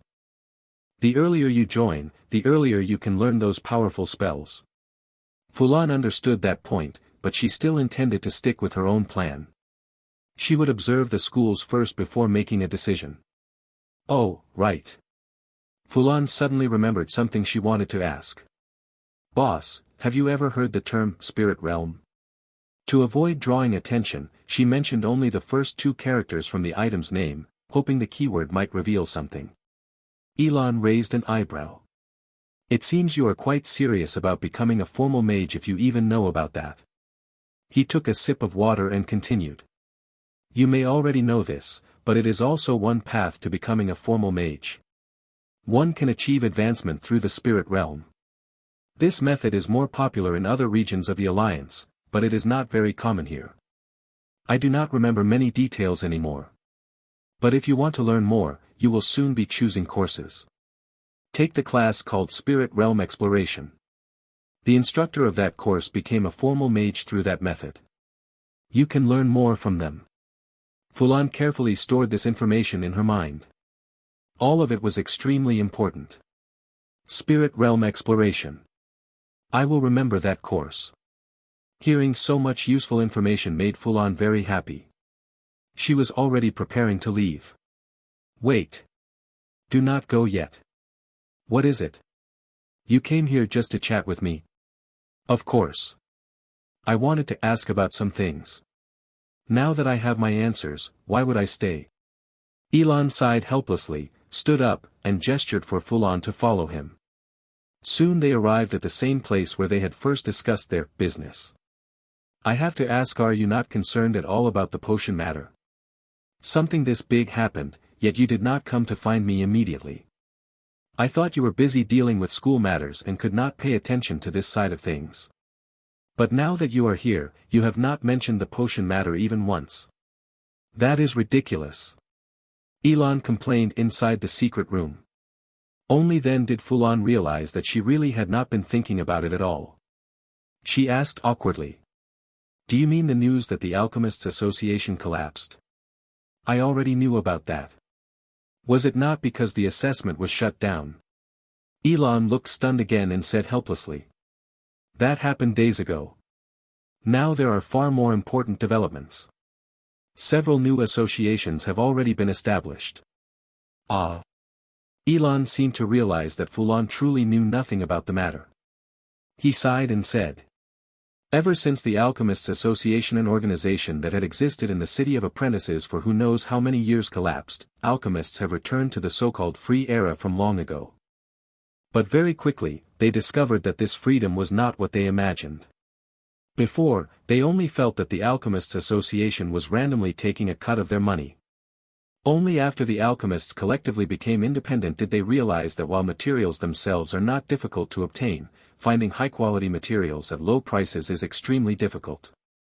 In the past, it was the association's well-developed material procurement system that allowed alchemists in the city of apprentices to obtain materials at such low prices. Elon continued. Now the price of all materials is 2 to 3 times what it used to be. The alchemists simply cannot endure it anymore. On top of that, many alchemists tried opening their own shops and selling potions independently. They quickly discovered that unless they sold at a loss, their potions would not sell at all. So now many alchemists have begun forming groups. They arrange for people to collectively purchase materials and sell potions, and the results have been fairly good. This has made them start considering establishing new associations. This was the first time Fulan had heard such news. When she heard that the alchemists intended to establish new associations, she fell into thought. Fundamentally speaking, the old association had not treated the alchemists too poorly. The real problem was the scandal involving the embezzlement of funds, which had caused the association's finances to become strained. The alchemists no longer believed the association could continue supporting its services. Furthermore, the association had raised potion prices dramatically and taken a large share of the profits before making reforms, which angered the alchemists. From the alchemists' perspective, they were the ones who processed the materials and brewed the potions. Why should the association take such a large portion of the profits? Even though they understood that the association had raised prices out of necessity, they still resented it. Besides, the association's situation had been caused by its own mistakes. Why should they bear the consequences? The association's profit cuts had never been shared with them anyway. Perhaps now the alchemists were not regretting the skyrocketing material prices at all. Instead, they might even be delighted, thinking that if they formed their own associations, they too could take a cut from their peers in the future. So, what does this have to do with us? Fulan could not understand why Elon had brought this up. Previously, they had simply sold a few smuggled goods under the association's system. Now that the association had collapsed, they even had to consider production costs when selling. For that reason, although her pharmacology skill was close to leveling up, Fulan had not been particularly enthusiastic about it. She only brewed 2 potions each day, just to use up her remaining materials. Material prices were simply too high now. If she brewed in large quantities, she might actually lose money. After having earned so much from potions before, even a small loss felt completely unacceptable to her. So she had decided to wait until the situation stabilized before continuing to train pharmacology. Elon smiled and said, "If others can establish associations, why can we not do the same? Do you not have many friends? We can gather them together and build our own association. No matter what happens, we will earn a considerable profit." Elon's reasoning was simple. Everyone else was establishing associations, so he might as well do the same. Not only did Fulan's friends possess impressive alchemical skills capable of producing large quantities of energy potions, but his distribution channels within the apprentice market were also far superior to those of those amateur associations. If they combined their strengths, they had a strong chance of winning the final, survival competition. Even if they did not win in the end, they could still sell the association itself once it gained enough influence, which would fetch a significant price. However, a bead of sweat slid down Fulan's forehead. She hurriedly said, "Well, it seems you are a little late. My friends have already joined other associations." In truth, Fulan had no such friends. She had fabricated them all herself, and the only reason she had been able to produce so many energy potions was because that was the one potion she could efficiently brew. If they truly established an association, they would have to produce all kinds of potions. Although Fulan could brew quickly and accurately, managing the materials for every type of potion would consume most of her time. There would be herb processing and preservation to handle, and spoiled materials would need to be regularly discarded. This was not something that could simply be solved by hiring workers. Managing everything alone would already be a massive problem. "I see." Elon was surprised by the answer, yet it also made sense. After all, those alchemists would not remain idle. Even if they had recently earned a fortune from energy potions, no one would refuse the chance to earn even more. Elon let out a long sigh. It was a matter of timing. If Fulan had come to him the very day after the association collapsed, they might still have had the chance to prepare something. But now it was already too late. Of course, he also knew that Fulan had been busy focusing on becoming a formal mage. All he could do was lament their missed opportunity. In that case, let us continue using our old method. Elon turned around and tapped on a recessed section of the wall. A small opening appeared, from which he retrieved several sheets of paper. What are these? Fulan did not understand what he meant. Continue the old method. Previously, they had been able to profit because the association had set high prices. Once these new associations stabilized, could their smuggled potions really be cheaper than others? Elon seemed to notice her confusion. He handed the papers to Fulan and explained with a smile. These are orders from Antir. Orders.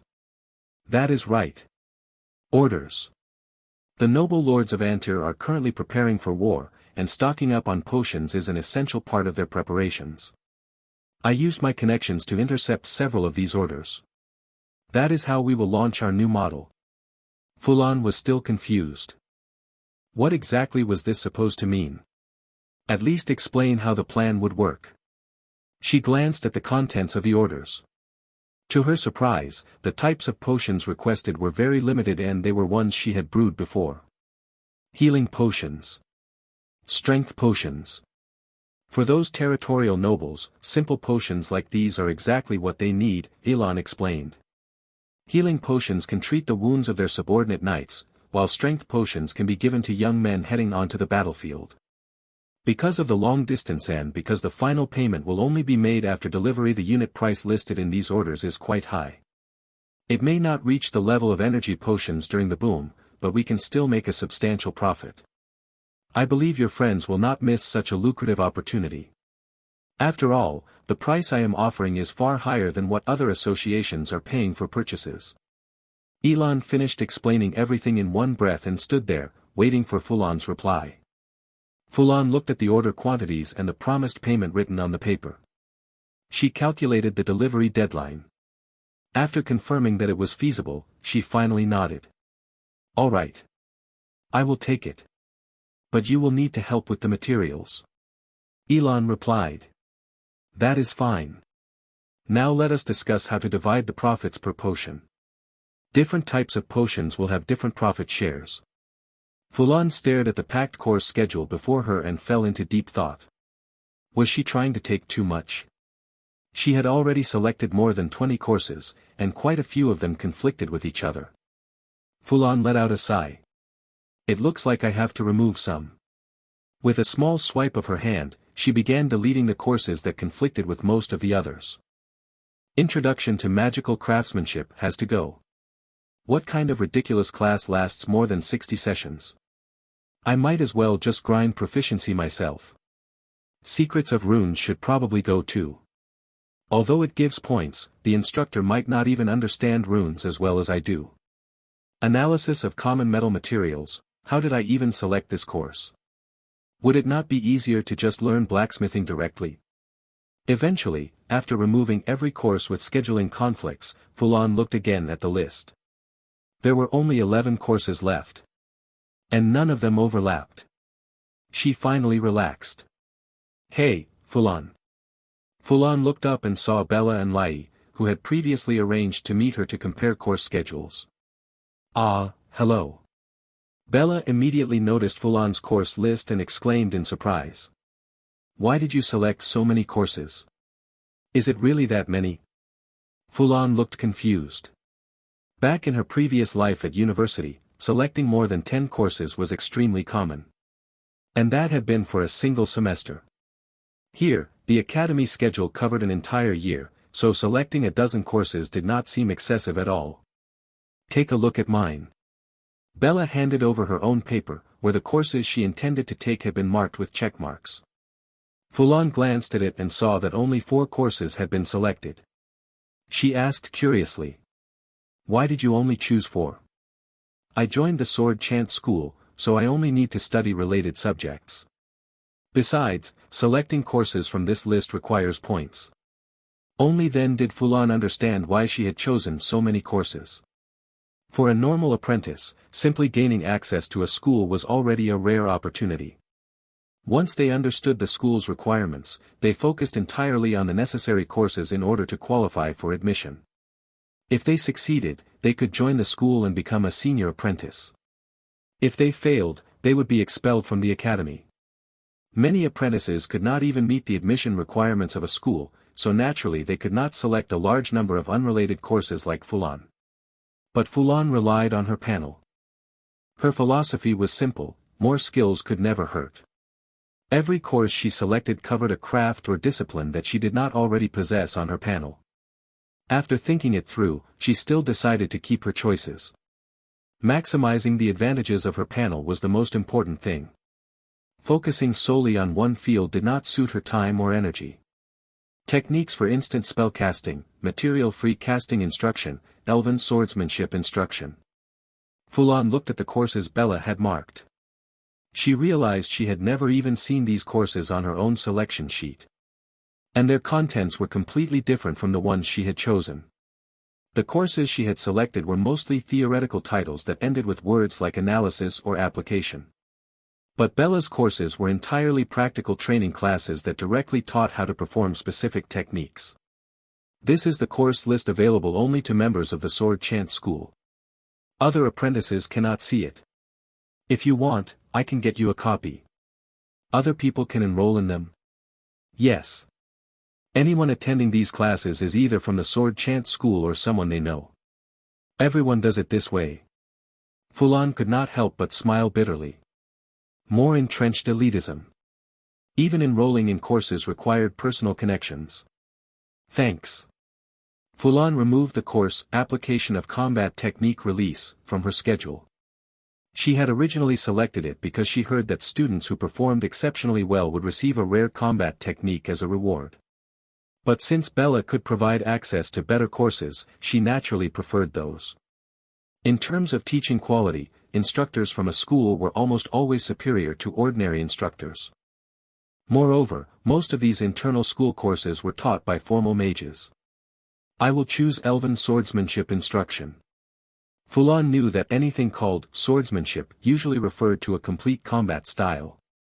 It included multiple combat techniques, as well as footwork and attack rhythms. Generally, a proper style required a corresponding breathing method to truly be considered complete. But expecting to learn an entire combat style simply by selecting a course was unrealistic. In this era dominated by elitism, even a single combat technique often had relationship barriers preventing outsiders from obtaining it. She estimated that the class might teach 1 or 2 combat techniques along with some footwork, and that would be the end of it. If you had connections, you might gain access to the advanced teachings. If not, that was as far as you could go. However, the real reason Fulan was interested lay in her panel. After she had mastered the incomplete breathing method previously, she discovered something surprising.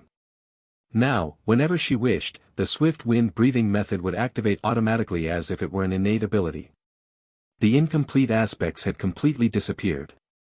She still did not know what had originally been missing from the technique. It felt as though she had fully mastered it. Although if she wanted to teach it to someone else, she would probably have to think carefully about how to explain it. That discovery gave her a new idea. What if she treated Elven swordsmanship the same way? If she could thoroughly master the entire combat style through her panel, the results might be extraordinary. Meanwhile, Lai seemed to notice Fulan's intention to study many different disciplines. You want to learn these skills first while searching for information about other schools, right? That is right.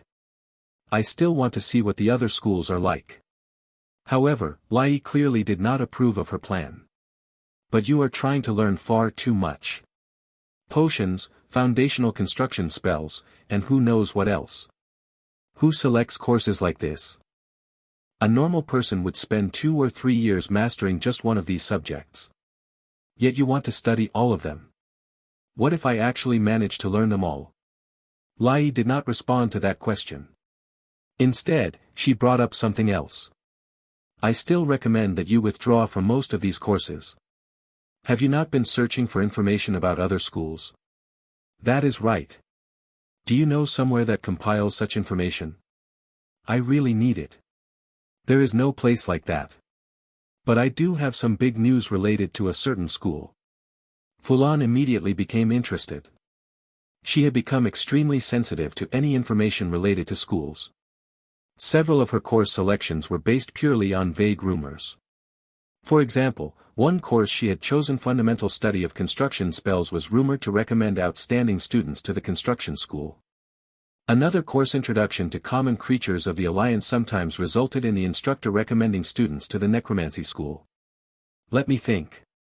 It should be a course available to all academies and does not require points. I think it is called Weapon Forging.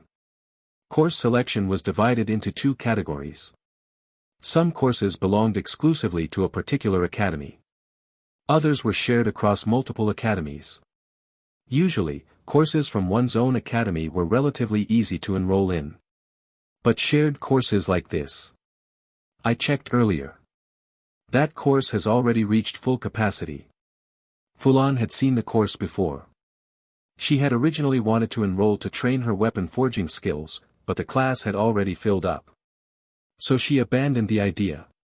Use points to forcibly enroll. Lai lowered her voice.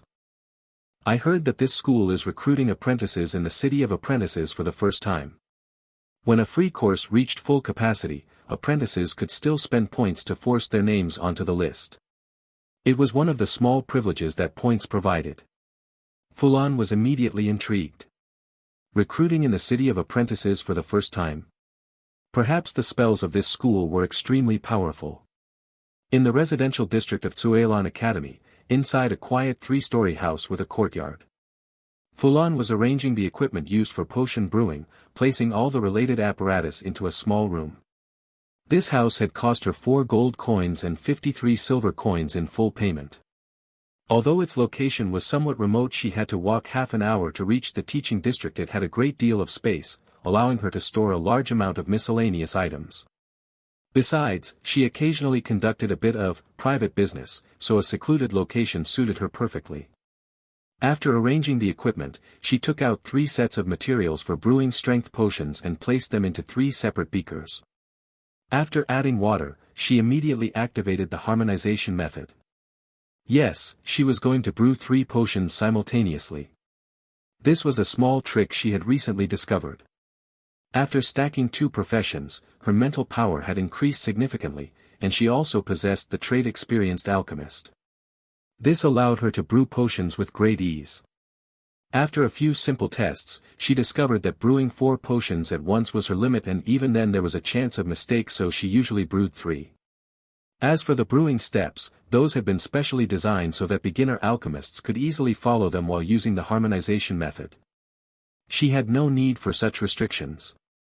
She could simply fuse the ingredients directly. That was the strength granted by mastery-level pharmacology. And now, after finishing these 3 potions, her pharmacology was about to level up. You have successfully completed a multi-potion brewing process. Pharmacology proficiency plus 34. Pharmacology proficiency is full. Level increased. After storing the 3 potions in a nearby crate, she began examining the changes brought by the level up. Name, Fulan. Profession, Rune Warrior, half-star, Alchemist, half-star. Attributes, Physique 2.5, Mental Power 2.6. Craft Skills. Pharmacology, Extraordinary, Proficiency, 3/100000. You have surpassed ordinary people in potion crafting. Astrology, Mastery, Proficiency, 174/1000. You can skillfully obtain information from stellar phenomena. Omitted. Traits, Move with the Wind, Mental Power. Miraculous Alchemist, you may strengthen or weaken the effects of potions as you wish. First of all, a half-star had appeared behind the alchemist profession. That indicated the profession's level had increased. But the upgraded alchemist now had the same star rating as Rune Warrior. This time, the level up had increased her mental power by only 0.3. When Rune Warrior leveled up earlier, both attributes had increased by a larger amount. This confused Fulan. Why are the attribute bonuses so small?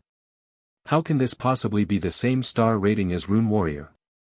Next, she looked at the trait section. Her previous trait, experienced alchemist, had changed into miraculous alchemist. Leaving aside the new effect, could it be that her previous trait had been replaced? When she played games in the past, she often encountered situations where a higher-tier skill replaced a lower-tier one and the useful effects of the old skill disappeared entirely. Alarmed, she quickly brewed 3 more strength potions. After some time passed, she looked at the 3 perfectly finished potions and finally relaxed. She noticed that the brewing process had not only maintained its precision and proficiency, it had actually improved to an astonishing degree. Brewing 3 potions now felt almost effortless. It seemed that she could easily handle 5 at once. And that was not all. During the process just now, she had not even concentrated particularly hard. She had even let her mind wander for a moment, yet the potions were still successfully completed. If her previous mastery-level pharmacology resembled a person who had worked tirelessly and immersed themselves in potion crafting for decades, then her current extraordinary-level pharmacology resembled a once-in-a-century genius who could casually reach heights that others could never achieve in their entire lives. Then there was the miraculous alchemist trait. She tried brewing another strength potion. While brewing, she imagined the potion becoming stronger. She felt her mental power weaken slightly. After finishing the potion, she looked at the darker-colored strength potion and drank it in a single gulp. Even with my physique, the effect is still this strong. And the strength enhancement is greater as well. In gaming terms, it was as though the upper limit of its effect had increased and the potion's strength had been boosted by roughly 30%. It is good, but although she could produce better potions now, the question was how to sell them. Such variations did not exist on the market, at least not in the city of apprentices. In other words, there was no such thing as a high-grade strength potion. If she set a higher price for something no one recognized, people might simply refuse to buy it. Moreover, producing these enhanced potions consumed her mental power. She estimated she could only make around 20 bottles per day. I will seal them away for now. Perhaps they will be useful someday. After that, she produced a small portion of each potion listed in the order contract. Then she checked the time. I am a bit tired, but it is still early. She felt that brewing the enhanced strength potion had drained much of her mental power, making her more drowsy than usual. She looked out at the stars through the window and clenched her teeth. Then I will use astrology tonight. It has been a long time since I last observed the stars. Fulan sat on a reclining chair, leisurely gazing at the stars outside the window. In her mind, star maps gradually appeared one after another. After her astrology had reached the mastery level, numerous star maps had appeared in her consciousness. Some of them she had seen before in the book Astronomy and the Sea, while others were entirely unfamiliar. Fulan's vision suddenly went dark. When she regained a little awareness, the first thing she heard was a rhythmic and extremely rapid tap-tap-tap sound, along with a loud, hurried whoosh-whoosh noise. When she could finally see the scene clearly, she froze. Her first thought was, "Why am I doing this?" The first thing she saw was a person's back. Fulan quickly recognized that it was herself. Although the figure wore loose clothing and long trousers and the clothes were dirty, she still recognized herself immediately. There was no one else around her. Only a machine in front of her was moving on its own.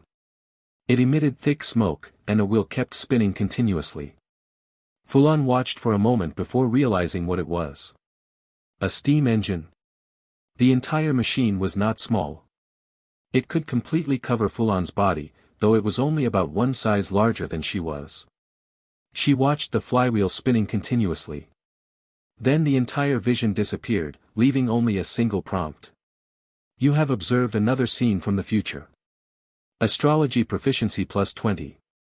Fulan thought for a moment and was about to use divination when a sharp pain shot through her head. She immediately stopped. This must be something from far in the future. I cannot use divination. She rubbed her aching head.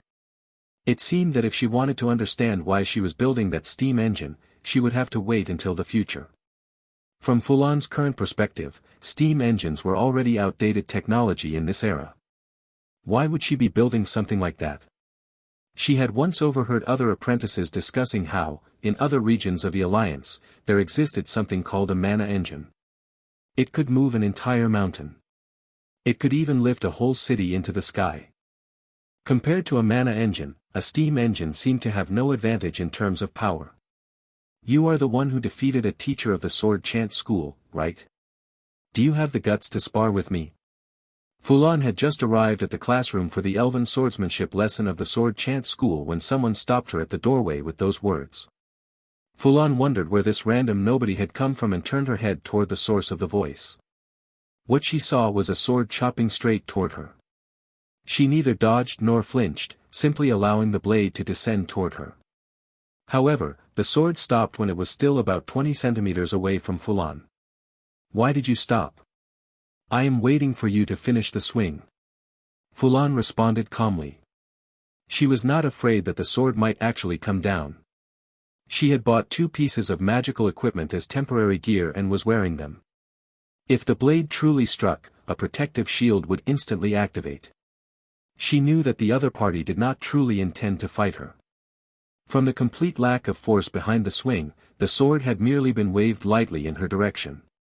Humph. Rane withdrew his sword. You coward. You will not even draw your sword. You are not worthy of sparring with me. After saying that, he turned and walked away without another glance. Fulan stroked her chin. She already understood his purpose. The reason he had suddenly pretended to attack was to lure her into making a move. And there must be some regulation she did not know about. If she violated it, there would certainly be consequences. Was it a rule of this course? She watched as Rane walked toward a seat inside the classroom and began speaking with the person beside him. Fulan shook her head helplessly. It seemed someone was trying to set her up. She walked straight to Bella's side. Are you all right? I am fine. Who are those two? She asked, pointing toward Rane and the person beside him. The one wearing the red badge is Rane. I think he entered through another channel, but he is in the same intake as us. The one wearing the ring is called Abeo.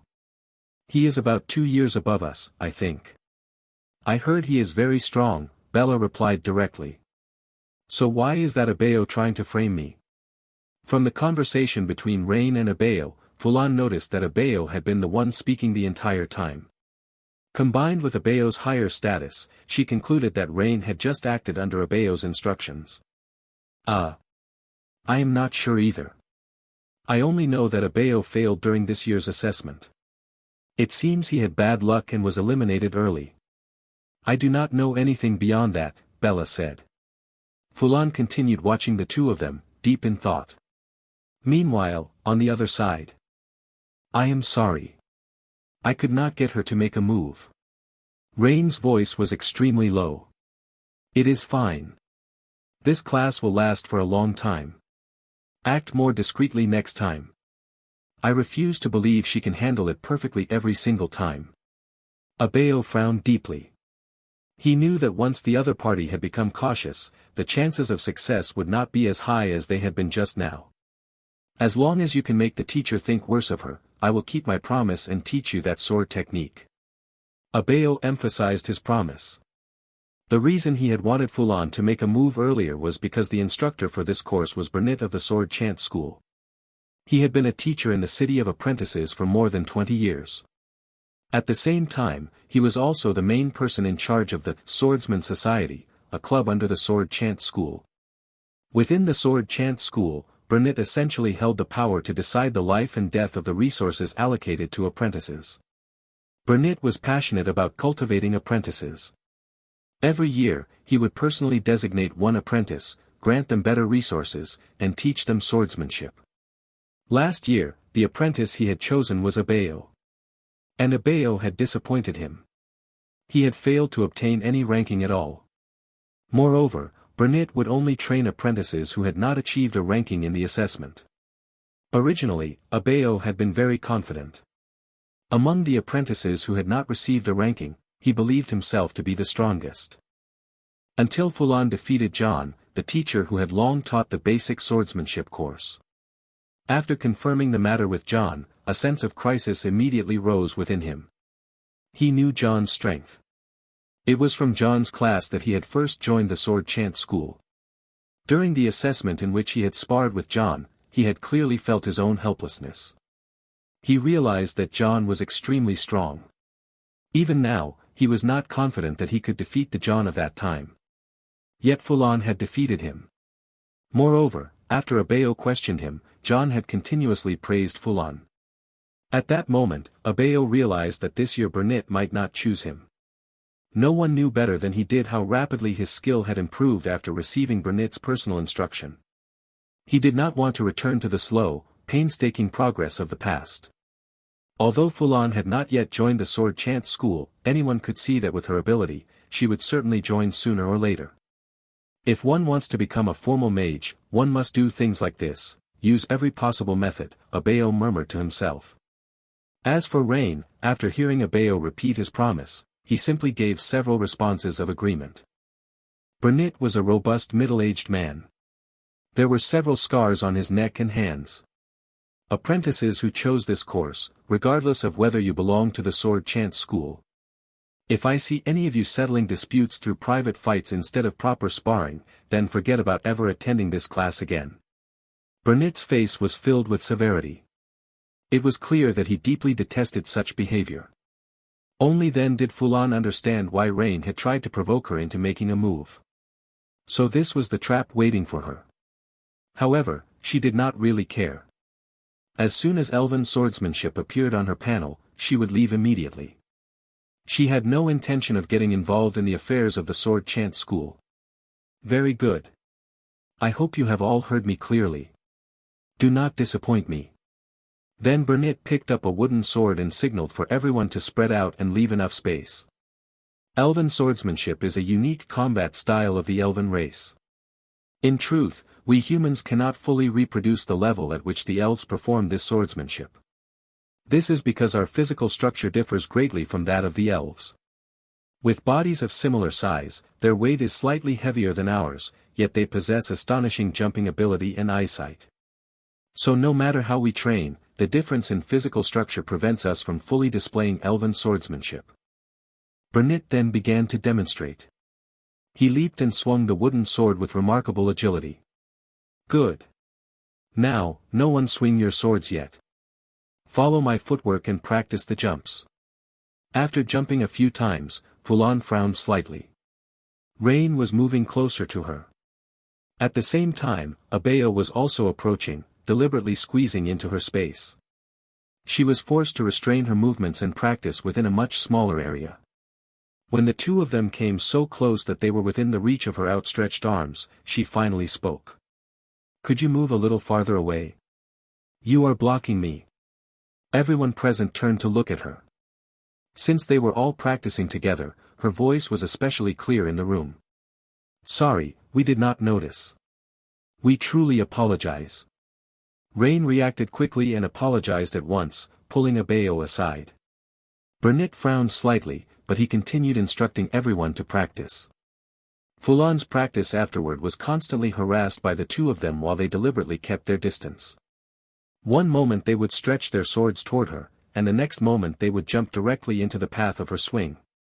After enduring it for a while, Fulan finally saw the skill appear on her panel. Elven swordsmanship, uninitiated, proficiency, 0 out of 10. The sword style used by the Elven race. You do not know it. At last, she had obtained Elven swordsmanship. Now even if she were expelled from this class, she would not have to worry. She glanced again at the Elven swordsmanship entry on the panel, and a bold idea formed in her mind. She looked toward Abeo, who was still some distance away, deliberately ignoring Rune, who was closer to her. With a sudden leap, she jumped straight toward Abeo and swung the wooden sword in midair. She thrust the sword directly toward Abeo's waist. Carrying the momentum of her jump, the wooden blade struck the target heavily. You made a clumsy attempt. Elven swordsmanship proficiency +1. Ah! The sudden blow made Abeo cry out in pain, drawing the attention of everyone present. Bella looked at Fulan with a worried expression, and even felt a bit guilty, since she had been the one who suggested that Fulan take this class. When everyone's gaze turned toward her, Fulan spoke immediately. Sorry for interrupting everyone. Abeo and I have some personal grievances. Then she turned to Instructor Burnett. Instructor, I request a sparring match with Abeo to settle the conflict between us. Burnett's brow furrowed even more, and his face tightened, clearly displeased by such a situation. If Fulan herself had initiated the dispute, Burnett would have rejected the request outright. But the problem was that Fulan had just had a conflict with them earlier. Although Rane had apologized, Burnett had been teaching for many years. During his teaching career, he had seen plenty of conflicts born from jealousy, schemes, and deliberate provocation. He could tell that both of them had a certain foundation in swordsmanship. One person crowding another might be excusable, but two people pressing into the same space made little sense. Because Rane had apologized quickly earlier, preventing him from reacting on the spot, Burnett had somewhat forgiven their behavior. He did not like Fulan's attitude of mutual destruction either, but since the other party had provoked her first. Abeo, what do you think? Can this sparring match resolve the conflict between the two of you? Abeo had been stabbed in the waist by surprise and was burning with anger. The humiliation gnawed at him. In the past, he had been personally cultivated by Burnett. When had anyone ever dared to offend him like this?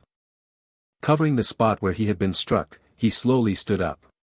For an apprentice with his physique, the pain was sharp but would quickly pass. Yes. I am willing to spar with her. He said it through clenched teeth. In truth, he could not refuse this request for a match, even though Burnett had phrased it as a question. After spending more than a year with Burnett, how could he not know that although Burnett disliked apprentices fighting each other, he also disliked apprentices who shrank away from a sparring request? At that moment, Fulan suddenly spoke again. Instructor Burnett, I request that this match use the grip of the sword duel. A grip of the sword duel, as the name implied, determined victory by whose sword fell from their hand first. Abeo froze for a moment and glared viciously at Fulan. No one had ever humiliated him like this before.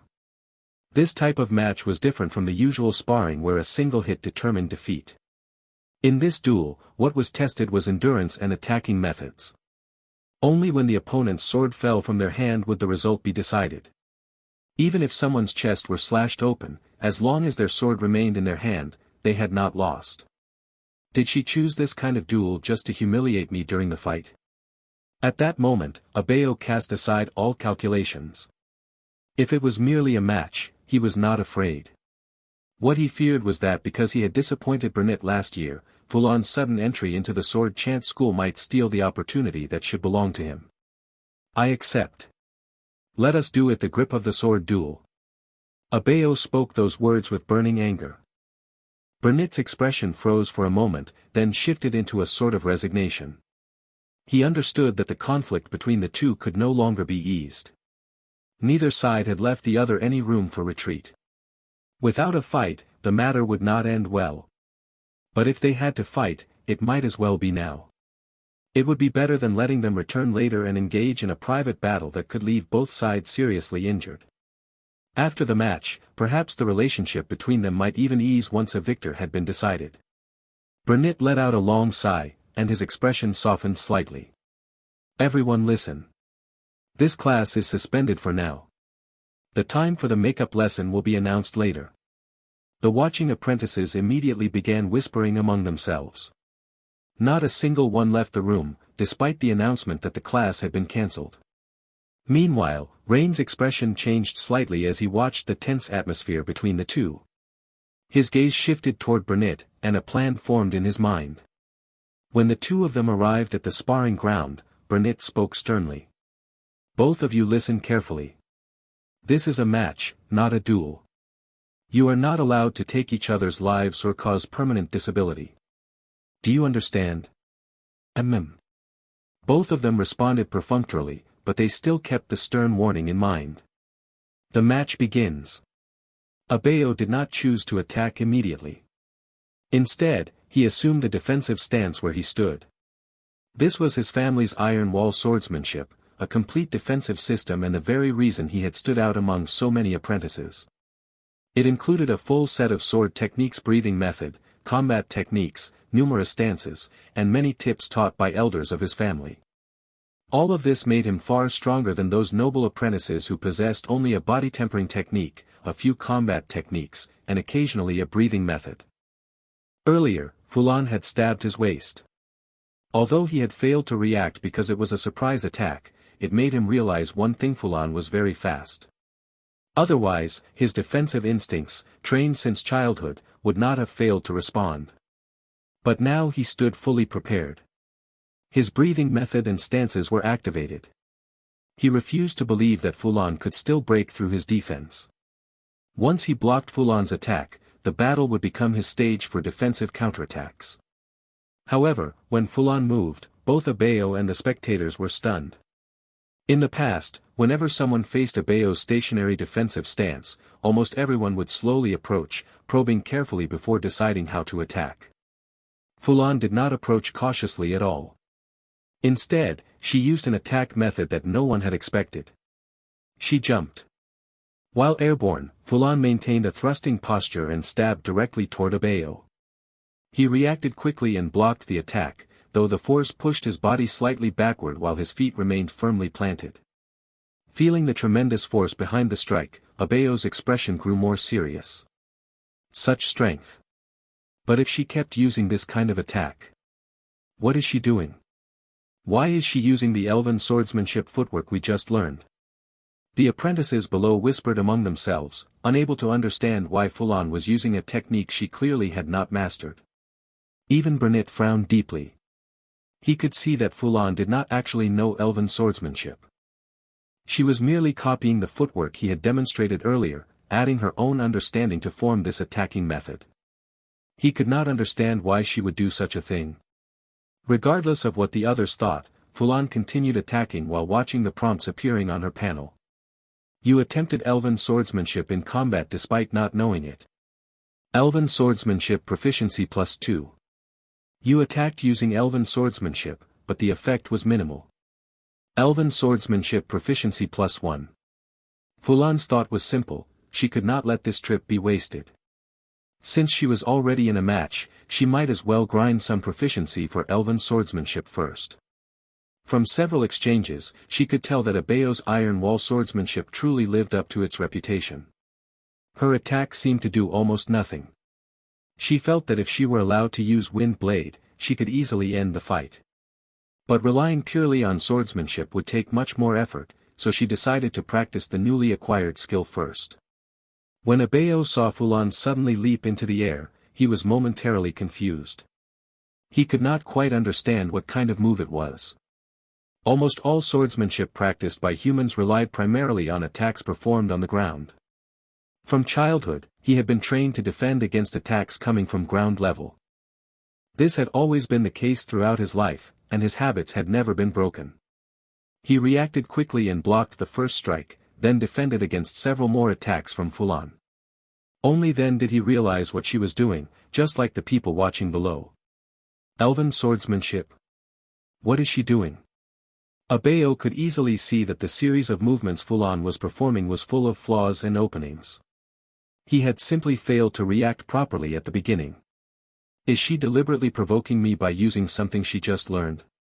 However, unlike the spectators below, he would not allow himself to be easily stirred by emotions.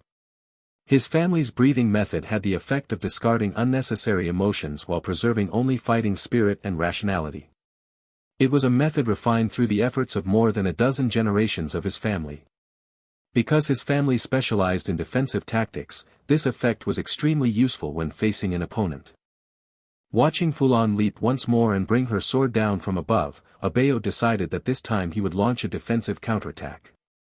When he easily blocked the descending strike and Fulan prepared to retreat as before with a light push of her toes, Abeo suddenly struck. He unleashed triple strike. His arm moved at tremendous speed, delivering 3 attacks in an instant. This was also one of his family's secret techniques. Countless opponents had fallen to his sudden triple strike after failing to break his defense. Yet the only response he received was 3 dull, thud, thud, thud sounds. Abeo's pupils shrank. His proud triple strike was something very few people could withstand. He had never expected Fulan to be among them. He immediately resumed his stance, refusing to give Fulan any opportunity to attack. Gasps of shock came from the apprentices watching below. Many of them had personally experienced Abeo's defensive triple strike. Very few people could retreat unscathed, let alone block all 3 strikes. Burnett was also impressed by how quickly the triple strike had been defended against. Unlike the apprentices below, he could see the underlying reason. Why does an apprentice who has not joined any school possess such physical capability? He murmured quietly to himself. He could clearly see that the physical ability Fulan was displaying at that moment far surpassed Abeo's. If Abeo had not specialized in defensive counterattacks, he might already have had his opening exploited and been struck hard. Although Burnett knew that Abeo's defensive tactics were among the best methods for minimizing differences in physique, this exchange made it clear that Fulan greatly surpassed him. However, Abeo still had another way to win. That method was the unique technique of the sword chant school sword dance. The perspective returned to Fulan, who had widened the distance between herself and Abeo with a trace of lingering tension. He is very skilled at defensive counterattacks, she thought. Just now, when the triple strike had come toward her, she had reacted instantly by activating the breathing method and mental power, which allowed her to block all the attacks. Now it is time to end the fight. Fulan glanced at her panel, where another prompt had appeared. You used Elven swordsmanship and nearly made a mistake. Fortunately, your quick reflexes turned danger into safety. Elven swordsmanship proficiency +3. Elven swordsmanship proficiency is full. Elven swordsmanship level increased. At the same time, she gained a new trait. Elven combat method. Although you are human, you have truly learned how elves fight through jumping. She felt a new sensation spreading through her body. It was as if her body had gained a new organ, something that allowed her to sense additional things. Yet she could not clearly describe what it was. Abeo also realized that Fulan's strength was far from ordinary. He had to fight in a fully focused state. He began adjusting his breathing method, synchronizing its rhythm with his mental power. Finally, he opened his eyes and no longer assumed a defensive stance. Instead, he casually lowered his sword. This was a fundamental technique of the sword chant school. It greatly enhanced one's concentration, and over time that concentration would rise to a peak before gradually declining. Under such focus, wielding a sword would feel as natural as moving one's arm. Watching Fulan charge toward him once more, he activated sword dance. As it began, the emotional suppression effect of his breathing method weakened slightly. Seeing that Fulan's attacking posture remained unchanged, a trace of contempt arose in his heart. How could someone who has not even joined a school understand that the combination of a school's spells and sword techniques far surpasses those of territorial nobles without fiefdoms? That was also one of the reasons he had abandoned his inheritance and come to the city of apprentices. Of course, the greater reason was that he might not have been able to compete with his brothers. As Abeo prepared to block the attack and unleash another triple strike, he suddenly saw Fulan's charging figure shift sideways. This was the Elven way of fighting. Changing direction in midair. Although the speed was slightly reduced, could one imagine the shock of an enemy who had leapt toward you suddenly veering to the right or left while still in the air? Abeo experienced exactly that. This Elven combat method clearly defied the normal laws of motion. Acting on instinct, his defensive movement completely missed. Fulan had already redirected herself to his flank, and her sword struck his other side at the waist. Unlike the earlier sneak attack, this blow carried far greater force. Abeo nearly lost his grip on the sword, dropping into a half-crouch as his body tilted toward the place that had been struck. Before he could recover, Fulan delivered another slash, smashing directly into his hand. Unable to maintain his grip, his hands loosened. The wooden sword fell to the ground. A moment passed after the sound of the sword hitting the floor before the spectators finally realized the match was over, and the room erupted in cries of astonishment. Abeo also realized that his sword had been knocked from his hand. He had lost. That is impossible. What was that just now? He recalled how Fulan had leapt toward him and then suddenly changed direction in midair. How could someone change direction in the air at such speed? Burnett's astonished exclamation answered his question. That was Elven swordsmanship. You actually learned it. Burnett recalled the scene from earlier that had astonished him. That girl had actually managed to perform elven swordsmanship. He himself had studied for an entire lifetime and had only been able to claim mastery after becoming a formal mage.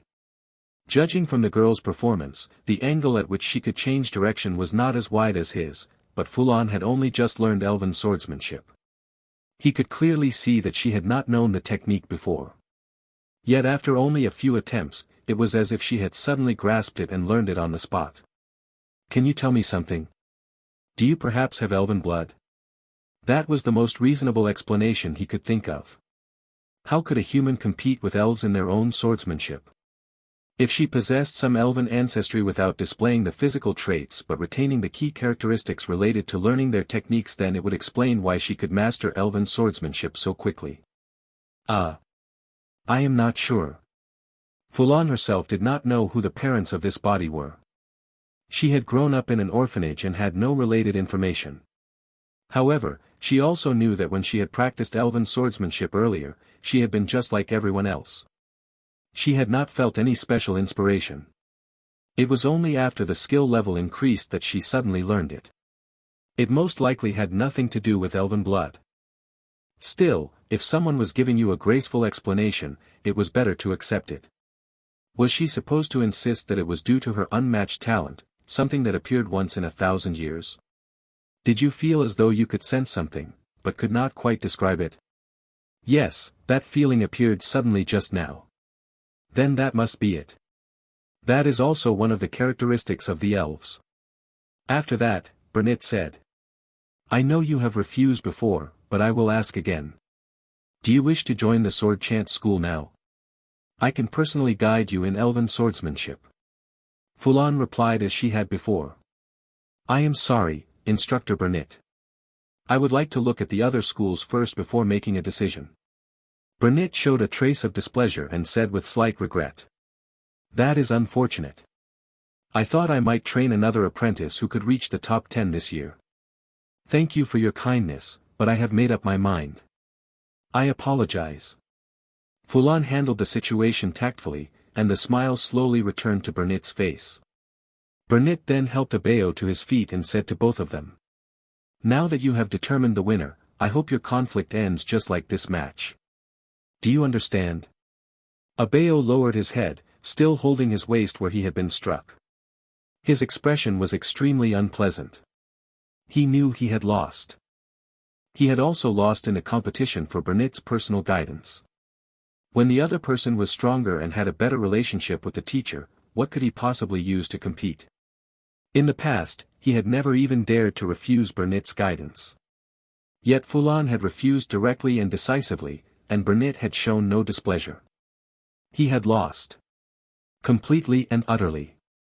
As long as Fulan joined the sword chant school, the one who received Burnett's focus training would definitely not be him. At this point, no scheme could possibly succeed. Fulan and he were no longer standing on the same starting line. Yes. I am sorry, that we had a conflict. His voice trembled with pain as he spoke haltingly. I am sorry as well. I should not have struck so heavily. Although Abeo spoke with difficulty, Burnett accepted his attitude, considering that he might not be speaking clearly due to his injury. Fulan maintained a neutral expression but also offered an apology. Very good. I hope there will be no more disputes between you. Burnett's tone gradually became stern. This was the experience he had gained from many years of teaching. Conflicts between apprentices were usually nothing more than small frictions and disagreements. Private fights often happened because young people were full of energy and unwilling to yield to one another. At such times, he would personally step in to stop the conflict, and it usually produced good results. Afterward, Burnett dismissed everyone and told them to wait for the next lesson. That Fulan defeated Instructor John, and now she defeated Abeo. I think our sword chant school might produce another ranked apprentice this year.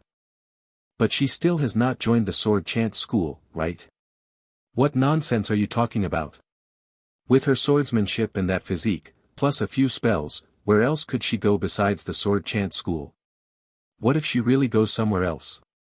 If that happens, I will run 3 laps around the dormitory area upside down. With the matter resolved, the apprentices began leaving one after another, discussing the battle as they walked out. Meanwhile, Abeo endured the pain and sat on a chair, waiting for it to subside before leaving. He knew that his only remaining chance was to gamble on the possibility that Fulan truly would not join the sword chant school. Although he knew it was unlikely, he sincerely hoped she would join another school. Only then would he still have a chance to receive Burnet's guidance, obtain more resources, and achieve a better result in the assessments. He suddenly noticed something that puzzled him. Rune walked over to Burnet, who was still organizing his things, and spoke to him quietly. Then Abeo saw Burnet's expression change. Burnet began scolding Rune. After Rune said a few more words, Burnet walked toward Abeo with him. A bad feeling rose in Abeo's heart. Sure enough, Burnet's first sentence made him feel as if he had fallen into an icy abyss. Abeo, you have greatly disappointed me. You will not attend this class again. Leave. Abeo looked at Rune in disbelief and struggled to protest. I did not. Instructor, I did nothing. But Burnet clearly did not believe him. You need not say anything more. I will not keep someone who schemes against his peers. Rune has already told me everything. Abeo clenched his teeth and endured the pain as he walked out. He knew his final chance was gone, even if Fulan did not join the sword chant school. If Rune had spoken earlier, Burnet might never have believed him. But now the situation was different. Abeo had been the one who created the conflict with Fulan, and after Fulan gained Burnet's appreciation, Burnet was far more likely to believe Rune's account. Rune watched Abeo's departing back, a faint smile appearing on his lips. The reason he had stabbed Abeo in the back was simple. He suspected that after Abeo's scheme failed, Abeo might not give him the reward he had promised. But if he betrayed Abeo now, then without Abeo the greatest obstacle he could admit a small mistake, obtain Burnet's forgiveness, and still have a chance to compete for Burnet's attention. As for Abeo, the greatest obstacle had now been completely removed. He had both disappointed Burnet and earned his disgust. Abeo turned back and saw the faint smile on Rune's face. His lips seemed to form silent words. If you want to become a formal mage, you must be like this, use every possible method. Emerald Heart Tavern. Selin hurried over to Elon's table at remarkable speed, startling him so badly that he nearly dropped the book he was reading. What are you doing? Selin quickly sat down in the seat across from him. When she did not answer immediately, Elon began to guess. Is it about establishing the Alchemists Association? I told you last time that I cannot find people for it. It is not about that. Elon, this matter concerns only you. Only me. Elon closed the book and placed it on the seat beside him. Only after Selin took a sip of fruit wine did she finally say it. Rtor has disappeared. Elon immediately understood why she had rushed over in such a hurry, but he still did not understand why it involved him. What does that have to do with me? Selin glanced at him. Then it was not you who killed him. What do you mean, not me? Did you not say he disappeared? How did it suddenly become murder? Elon protested. Selin continued explaining. We have basically confirmed that Rtor is dead. The belongings he left in the modification school have never been collected. His residence shows no signs of disturbance, and many valuable items are still there. Even though no body has been found, we have already confirmed it. For someone like Rtor, who had enemies everywhere, disappearing basically means death. Besides, we asked people from the astrology school to perform a prophecy. There is a very high probability that he is already dead. Elon raised his eyebrows. Oh. Did you not ask the astrology school to predict who killed Rtor? Why come and accuse me instead? Could it be that you were afraid the prophecy might reveal someone important, so you deliberately avoided asking that question? Selin took a sip of fruit wine and said calmly. You do not need to mock me. Everyone knows that determining whether Rtor is dead or alive through prophecy is easy. There are plenty of connections, his friends, mentors, and belongings can all serve as mediums. But predicting the identity of the killer is another matter. We have not even found Rtor's body. Even with a body it might not be possible, let alone without one.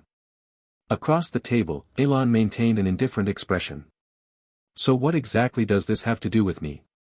After finishing her glass of fruit wine, Selin asked him in return. Let me ask you something. Was Rtor from Cuilan Academy? Yes. And are you the headmaster of Cuilan Academy? Elon thought for a moment before answering. If you mean the people who actually control Cuilan Academy, those are the formal mages. They are the real heads of the academy. I only arrange the class schedules for them. But if you mean who holds the title of headmaster in name, then yes, that would be me. Selin poured herself another glass of fruit wine and spoke gently. Elon, I know you are dissatisfied with the academy being controlled by others, but you should not express it that way. How could that be? I think the apprentice market is far more important than a tiny Cuilan academy. Selin cut him off. Enough. Regardless of what you say, the modification school is taking this investigation very seriously. They discovered that one of Rtor's notebooks is missing.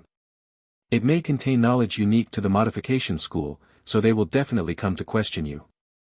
Elon seemed to realize the seriousness of the matter and stopped joking. Have they determined when Rtor disappeared? The night after the assessment ended. Someone saw Rtor enter his house, but no one knows whether he came out again. After that, he vanished. After hearing this, Elon relaxed again and joked. If I were the murderer, I would be delighted. It has been almost 2 weeks now, right? Even if I buried Rtor in the ground, there would probably be nothing left by now. Seeing his careless expression, Selin could only sigh helplessly. Suit yourself. It seems you are not worried about the modification school's investigation at all. They are obsessed with that missing notebook. Let them search. If I had found that notebook, I would have buried it 10 meters underground and let them dig for it. After finishing an entire bottle of fruit wine, Selin continued. Oh, by the way, there is another important matter. Do you know about the course called weapon forging? Elon showed interest. Who came up with that name? It is so short and vague. Apprentices would have no idea what the course actually teaches. If he were in my academy, I would definitely make him change the course name before approving it. You may be disappointed. Even if he were in your academy, he probably would not have to change it. Oh. Who is it? Selin looked at the empty glass in front of her and opened another bottle of fruit wine before answering. Habos Roins. Who is that? Let me finish. After pouring herself another glass, Selin continued. He is a 4th-tier mage. Do you understand now? Elon's pupils shrank slightly. A 4th-tier mage. What is he doing in the city of apprentices? After entering the formal ranks, one was considered 1st tier, while 5th tier represented the highest level of combat power in the alliance. He founded a school. For some reason, he decided to come here and see if there are any outstanding apprentices, so he opened a course. Elon still found it hard to believe. Even many large cities in the alliance had only 3rd-tier mages stationed there, yet now a 4th-tier mage had come to the city of apprentices. Really? What is the name of his school? The Forge Furnace School. Well, that certainly matches the name of his course. Then Elon suddenly realized something. So you were worried that this great figure might have passed through and killed Rtor. If the astrology school predicted that, it would be rather awkward. Selin's face darkened with exasperation as she cut him off. Can we stop talking about that? Do you not realize this is an opportunity? Elon asked curiously. What opportunity? A 4th-tier mage suddenly decides to teach here. What does that have to do with people like us who are only 1st or 2nd tier? The opportunity to control the city of apprentices. You already hold the title of headmaster of Cuilan Academy. Why not ask him to help you make that title real? Elon was so shocked that he could not speak. After a long pause, he finally said. You. First tell me why he would help me. I do not even know him. No. You can join the Forge Furnace School. As far as I know, besides him, there are no public members in that school. If you request to join, combined with your headmaster title, I believe he would be very happy to have an academy under his command. What about the law school? I have already asked on your behalf. The third seat has agreed with my plan. Whether to proceed now depends on you. Selin smiled and continued. If you succeed, this will be the starting point for the law school's return to the city of apprentices. The teacher of spirit realm analysis was an extremely thin old man with white hair. He looked so frail that it seemed as if he had only a few teeth left. Fulan curiously studied the teacher. In his hand, he was holding a gray sphere. He placed the sphere on the table and began speaking. My name is Ichi. I am the teacher for this spirit realm analysis class. This course has an assessment. Surprisingly, Ichi's voice was strong and resonant, completely unlike his aged appearance. However, it was likely that most people had taken this class for the sake of the spirit realm. Fulan glanced at the apprentices beside her and saw that they were all staring at the sphere as well. Enough nonsense. Let us begin the class. After I explain the basic knowledge of the spirit realm, I will take all of you on a spirit realm excursion. Ichi then began his lecture. The place where we exist is called the material realm. It is where all matter exists and where we can live without requiring excessive survival conditions. The stars we see every night are located in the astral realm, a place that is extremely difficult to reach. The spirit realm lies between the material realm and the astral realm. The influence of the astral realm is stronger within the spirit realm, and locations in the material realm also have corresponding places within the spirit realm.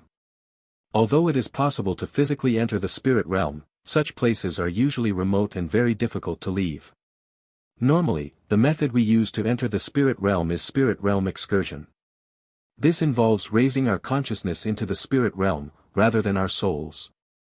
After explaining some basic concepts, Ichi wrote a short incantation on the blackboard. Everyone memorized this incantation. After you recite it later, your consciousness will ascend into the spirit realm. The object in my hand is a guide of the spirit realm. It can open a passage to the spirit realm. It is worth noting that each guide of the spirit realm has different functions. Some point toward special locations, while others can grant you unusual powers. The one I am holding can send those who recite the incantation to relatively safe areas in large numbers and pull you back after a certain period of time. You should not have obtained anything from the spirit realm yet. Even if the body corresponding to you in the spirit realm dies, it will not cause any effect on you. The flow of time in the spirit realm may not match that of the material realm, but I can guarantee that all of you will return before this class ends. Be careful. Do not casually sign contracts with spirit realm creatures, or you may never be able to enter the spirit realm again in your life. Also, after entering, you may encounter a trial, perhaps a monster attacking you, or other people performing spirit realm excursions. However, I suspect that most of you will only see the spirit realm counterpart of the city of apprentices. That is all I have to say. Now everyone, begin. The gray sphere in Ichi's hand began to glow. After reciting the incantation once, Fulan felt as if her entire being was rising upward. However, the ascent did not complete, and her consciousness seemed to become stuck halfway. Anyone whose consciousness has not yet entered the spirit realm, recite the incantation a few more times. Fulan followed the instruction. Soon afterward, she felt her consciousness fade away. When Fulan regained consciousness, she noticed a notification on her panel. However, instead of looking at it immediately, she first examined the surrounding environment. Contrary to her expectations of seeing the spirit realm counterpart of the city of apprentices, what she saw instead was a wasteland. In the distance, she could vaguely make out a building, and nearby stood several withered yellow trees. After confirming that the surroundings were safe, she finally looked at the panel notification. After detecting that the relevant skills meet the conditions, a new profession can be formed. Profession, Spirit Realm Mage, 1 star. Description, draws spellcasting power from the spirit realm. Different individuals may obtain unique talents after becoming a spirit realm mage. Conditions for achievement. Learn 3 spells, beginner. Spirit realm excursion technique reaches, beginner. Pass the trial granted by the spirit realm. Fulan scratched her head as she looked at the conditions for obtaining the new profession displayed before her. Based on the information she had previously gathered, along with the 1-star profession rank of Spirit Realm Mage, she guessed that this profession should correspond to the official rank. However, the requirements for obtaining this profession seemed somewhat strange. All of them only required beginner-level skills. Was that not far too easy? Or was it because the final requirement passing the trial granted by the Spirit Realm was extremely difficult? Even the requirements for the half-star Rune Warrior were higher than the skill requirements here. Could the difficulty of Spirit Realm Mage, which had a higher rank than Rune Warrior, actually be lower? She believed that the difficulty must lie in completing the Spirit Realm trial. Otherwise, the requirements would be absurdly low. Still, it was not certain whether passing the trial would truly allow her to reach the official rank through this method. For the time being, she set the matter aside and began to explore. At this moment, it seemed that the only option was to walk toward that building. Seeing that there was almost nothing around her, Fulan began walking quickly toward it. After some time, a dilapidated structure came into view, standing alone in the wasteland. Beneath its spire hung a clock, though it no longer moved, and its hands were nowhere to be seen. The entire building showed signs of long neglect. Green vines had climbed over the walls, and numerous cracks covered the surface. She passed through the crumbling entrance and stepped inside. The ceiling of the first floor was very high, roughly 6 or 7 meters. After weaving through piles of debris, Fulan finally reached an open area. She now stood in the middle of a corridor. On both sides were rows of chairs that were on the verge of falling apart. At the end of the corridor stood a statue, or rather, it seemed more like a divine statue. Only then did Fulan realize that the layout resembled that of a church. Behind the statue was a broken window. Unlike the outer walls, the walls here inside bore dark red stains. Fulan began searching around, but she found nothing. Eventually, she stopped in front of the statue. The statue depicted an angel with its wings folded. One hand covered its face while the body knelt halfway down. Suddenly, Fulan noticed a faint flash from the dark red stains on the nearby wall. When she turned to look, however, there was nothing there. When she turned her head back toward the statue again, she suddenly discovered that a tattered book had appeared on the small table before the statue. Was that book there just now? Fulan was certain that the book had not been there earlier. It must have appeared the moment she turned her head. Carefully, she reached out and touched the book. Its surface felt extremely rough, covered with many tiny raised bumps. She opened the first page. There was nothing written on it.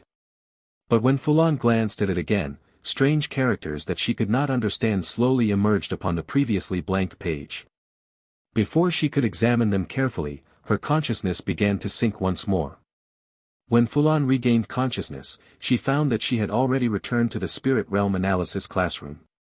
She looked around. Some apprentices had already awakened, while others appeared to be in a strange state. A different kind of light radiated from their bodies, and their entire forms had become somewhat transparent. One could vaguely see through them to what was behind. One apprentice seemed to have just returned from the Spirit Realm. His translucent body gradually solidified, and the strange glow around him faded.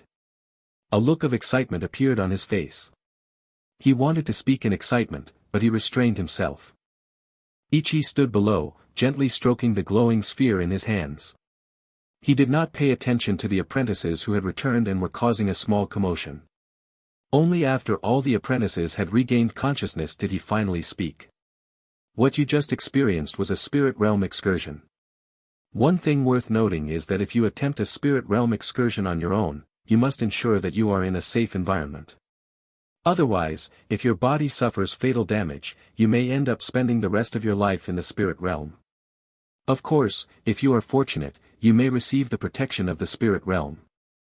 In that case, once your consciousness ascends into the Spirit Realm, your physical body will be protected by it and will be difficult for others to damage. That concludes today's class. If you have any questions, you may come to me. Even after hearing that class had ended, many apprentices remained seated, unwilling to leave as they continued savoring the experience they had just had. Ichi seemed accustomed to this. He carefully placed the gray sphere into a cushioned box and prepared to leave the classroom. Teacher Ichi, may I trouble you for a moment? Ichi turned around. A black-haired girl wearing a robe had called out to him. It was Fulan. What do you need? Ichi asked calmly. I would like to ask something. If I touched an item in the spirit realm that looked unusual, would it have any effect on me? Ichi showed some reaction and asked in return, did that item follow you back to the material realm? Fulan quickly searched herself from head to toe before answering. No. Then there is no problem. Aside from the possibility that it may cling to you the next time you enter the spirit realm, it will not affect you. Oh. Fulan nodded, then asked another question. Teacher Ichi, if I have a guide of the spirit realm, how should I use it to enter the spirit realm? She was referring to the guide of the spirit realm she had obtained from Rtor. After discovering that it was actually a broad category of items, she no longer bothered hiding it and simply asked directly. After all, it had been a reward from an assessment. Fulan had a feeling that if she used it to enter the spirit realm, she might encounter something valuable. You only need to hold it in your hand and silently recite the incantation. My method earlier was specially designed to guide apprentices. However, Ichi paused briefly before continuing. You must understand roughly where the guide in your possession points to. You can spend points to purchase a copy of a Spirit Realm Atlas to identify it. Otherwise, you may end up in dangerous places. Of course, as I said earlier, since you have only just entered the Spirit Realm, as long as you do not establish overly close ties with it, you will not suffer harm. Fulan nodded to indicate that she understood. Seeing that Ichi did not seem annoyed by apprentices asking him questions, she suddenly asked something she had been very curious about. Teacher Ichi, do you know about the trials of the spirit realm? Fulan had heard from Elon that Ichi had advanced to become a formal mage through the spirit realm. Based on the advancement method for spirit realm mage shown on her panel, she believed that Teacher Ichi was very likely to know what the spirit realm trial actually was. At present, it was the only path she had seen that could allow her to advance to the official rank. Even if she did not intend to use it later, she still wanted to learn the specific method. What if she encountered an emergency one day? This path might become useful. There was also the consideration of her professions. From the 2 professions she had obtained so far, it seemed that different professions could stack, allowing her to benefit from the bonuses of multiple professions. An idea had begun forming in her mind. If she became a formal mage through the spirit realm, could she later also become a formal mage through the methods of the various schools? That was why she felt it was necessary to ask. As she expected, Ichi reacted strongly. His hand trembled noticeably before he slowly spoke. The Spirit Realm. The Spirit Realm trial is a form of test given to Spirit Realm explorers. After passing it, you will obtain the blessing of the Spirit Realm. You will discover that your mental power increases greatly, and your spells become several times stronger, far surpassing those of apprentices. This is one path for advancing to become a formal mage. Passing the Spirit Realm trial is equivalent to becoming a formal mage. But everything comes with a price. No matter how you look at it, this path is far easier than the others. You will discover that you can no longer learn the spells recorded in books, because your spells exist only within the spirit realm. You must explore it again and again to obtain spells. Furthermore, you will become deeply bound to the spirit realm. Any damage you suffer there will manifest to some degree on your body. Ichi suddenly stopped and looked at Fulan before advising her seriously. I suggest that you do not take this path. If your luck is poor, you may never advance any further for the rest of your life. I advise you to join a school instead. Although the conditions for joining are extremely difficult, once you become a formal mage, at least there will still be predecessors who can guide you. If you become a formal mage through the spirit realm, the spells you obtain there will not correspond to any school. Naturally, they will not accept you. After hearing his words, Fulan did not show the slightest sign of hesitation or retreat. Instead, she looked even more excited. I understand, but please let me hear what comes next. Fulan always believed the same thing: she might not use something, but she must at least have it. If necessary, she could simply keep it as an option. Ichi did not argue with her and continued explaining. To pass the spirit realm trial, you must first obtain the relevant qualification.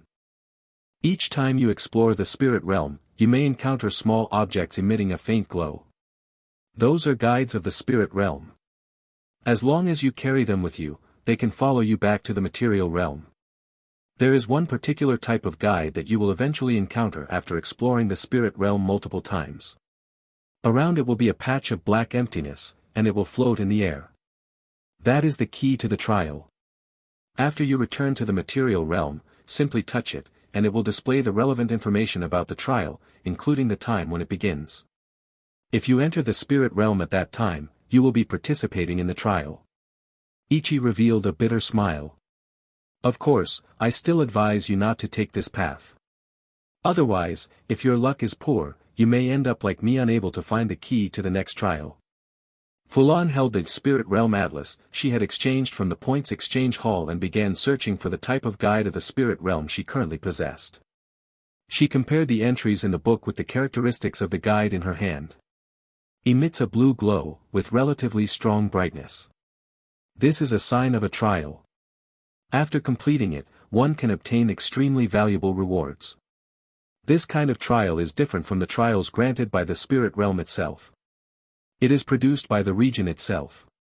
The usual rewards include spells, items, or knowledge, and in extremely rare cases, ownership of a portion of a spirit realm region.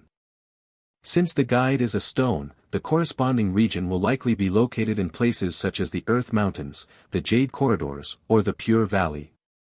You have identified a guide of the Spirit Realm. Spirit Realm Excursion Technique Proficiency +1. Fulan now had a general understanding of where this guide pointed and what it was used for. However, she felt that Rtor had been somewhat cheated by receiving this as a reward. From the notes she had previously obtained, it was clear that Rtor intended to follow the advancement path of the modification school rather than advancing through the spirit realm. So this item seemed completely useless to him. After receiving it, he could hardly abandon all his previous progress just to switch to the spirit realm path. Considering Rtor's reputation, Fulan even suspected that the staff member distributing the reward might have disliked him and deliberately given him something useless. Or perhaps the item was actually extremely valuable, but its usefulness would only become apparent after participating in the trial. Regardless, Fulan decided to give it a try. After all, Ichi had mentioned the beginner protection period. Since she had that safety net, why not test it out? She had no classes tomorrow. The deadline for delivering the potions was still far away, and she had no appointments with anyone else. Perfect. Fulan lay on her bed, touched the guide of the spirit realm, and recited the incantation. This time, unlike the previous attempt where her consciousness had stalled midway, her consciousness rose rapidly. In an instant, she lost awareness. When Fulan tried to open her eyes, she discovered that everything before her was pitch black. She could not see anything. At the same time, she felt as though something was wrapped around her body. Although the pressure was not strong, she could still feel it pressing against her skin. She moved her hand slightly. Crack. A sound of something breaking rang out. She felt that a portion around her shoulder had lost its wrapping, and a faint chill touched her skin. Fulan exerted a little more force. Instantly, her entire body felt lighter, accompanied by the sounds of cracking and objects falling to the ground. Only then did she finally see her surroundings. Stone walls surrounded her above and below, making the place look like a cave. Along the sides and ceiling of the rock walls were protruding stones that emitted light in various colors.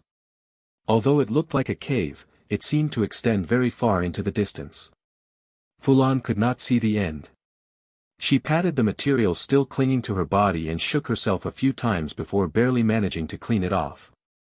When she looked down at the ground, she saw dark red fragments scattered everywhere. It seemed that she had just been wrapped inside those things. She suddenly felt that something was wedged between her hand and her body. Only when she moved her hand did she notice it. She grabbed it and held it up before her eyes, startling herself. It was the tattered book she had seen the last time she left the Spirit Realm excursion. Just like Teacher Ichi said, this book really has attached itself to me. Fulan steadied her emotions before examining it carefully.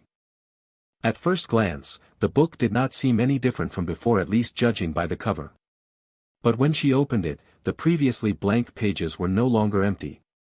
Even the cover that had once been blank now bore text. Written on the cover were the following words.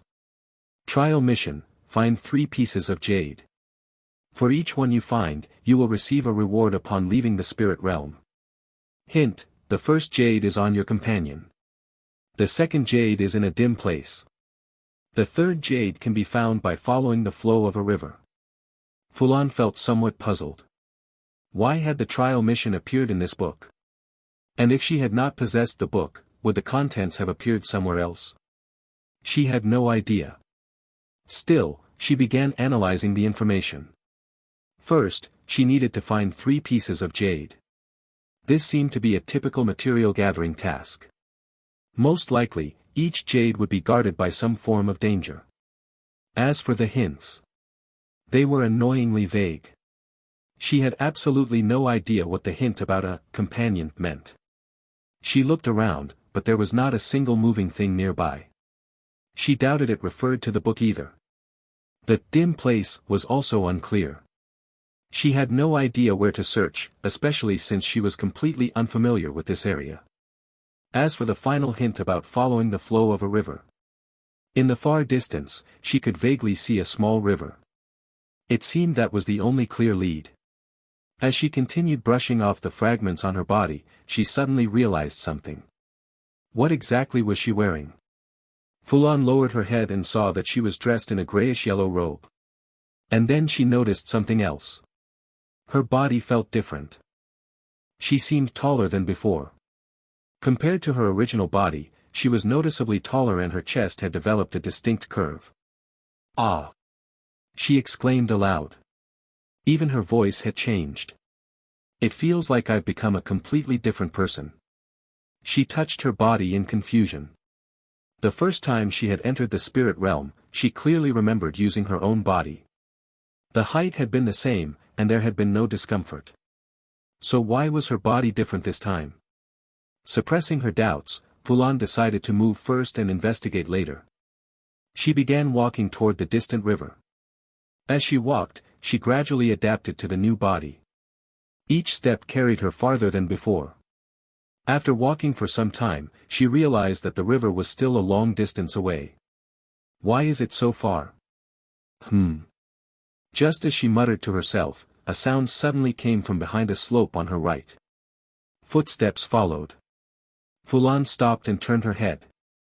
A tall figure emerged from behind the slope. He was wearing leather armor covered in marks of battle. Many small cracks ran across its surface, and it was stained with dust and dirt. Several daggers hung from his waist. Each blade gleamed coldly, clearly well maintained. In his hand, he held a short sword with a purple blade that shimmered faintly like crystal. "Oh," he exclaimed, his tone suggesting he had finally found what he was looking for. He raised the short sword to chest level and adopted a combat stance. "So I finally found a companion. You." Fulan had intended to speak with him. But the man had already charged forward. Fulan sighed. She prepared herself for battle as well, gathering a wind blade in her hand. Fulan did not have a weapon in hand, so she could not simply draw a blade and slash at her opponent. Therefore, she chose to throw a spell first, avoiding revealing that she also possessed close combat skills. Rtor, on the other hand, was extremely pleased. First, he had been wandering around this trial ground for quite some time and had finally found another spirit realm explorer. This trial ground had not just appeared. It had already existed for 2 months. As for the first hint, many people had already brought information back from the spirit realm. This so-called companion referred to another person performing a spirit realm excursion. As long as one killed them, a piece of jade would appear after their body vanished. That would be the first jade. Second, the person he had found was a spellcaster, and he was already very close to her. With just a few more steps, he would be able to strike. For professionals who had not yet reached the official rank, once a spellcasting profession was approached by a melee profession, there was usually only one possible response. Unless the spellcaster could unleash a powerful spell directly at the opponent's face and kill them instantly, there was essentially no way to deal with a melee fighter at close range. Fulan threw a wind blade. Rtor had been guarding against exactly this. He knew that at this distance, a skilled spellcaster could still release a spell, so he remained cautious. He leapt to the side, narrowly avoiding the incoming wind blade. Hiss! He felt something graze his waist. The wind blade had clipped him, leaving a shallow wound. The area of effect of that wind blade was huge. Even though he had made such a wide evasive move, he had still been struck. However, the remaining distance would not allow the opposing spellcaster to cast another spell. He saw that only 4 steps remained between him and Fulan. He noticed that she had stopped moving. Ha! Did she believe that she could no longer cast spells at this distance and had already given up resisting? With a victorious grin, Rtor thrust the short sword in his hand toward Fulan's chest. But in the next instant, he first felt the wrist holding his sword being gripped tightly, as if caught in the claws of a bear. Then he felt something trip his legs. His body crashed heavily to the ground from the momentum. His face slammed directly against the stone floor, and the impact between his teeth and the rock sent waves of pain through him. Ah! Damn! Fulan held the short sword she had just snatched from Rtor and pressed the blade horizontally against his neck. Why did you attack me directly? Only after hearing her voice did Rtor realize his miscalculation. He had never expected that she would possess such strong close combat ability. No. Perhaps she had been disguising herself all along. She must have deliberately worn a robe to pretend to be a spellcaster, secretly wearing armor underneath. How devious. That wind blade earlier was probably released using some kind of magical item. No wonder a spellcaster had dared to wander around such rugged terrain. Rtor cursed inwardly. If he had encountered a spellcaster on open ground, he would have run immediately. Spellcasters generally could not outrun him. Just kill me, Rtor said. If you kill me, you will get a piece of jade. But remember this: once I return, I will tell everyone that you disguised yourself as a spellcaster. Don't think you can keep fooling people with this trick. Damn you, you liar.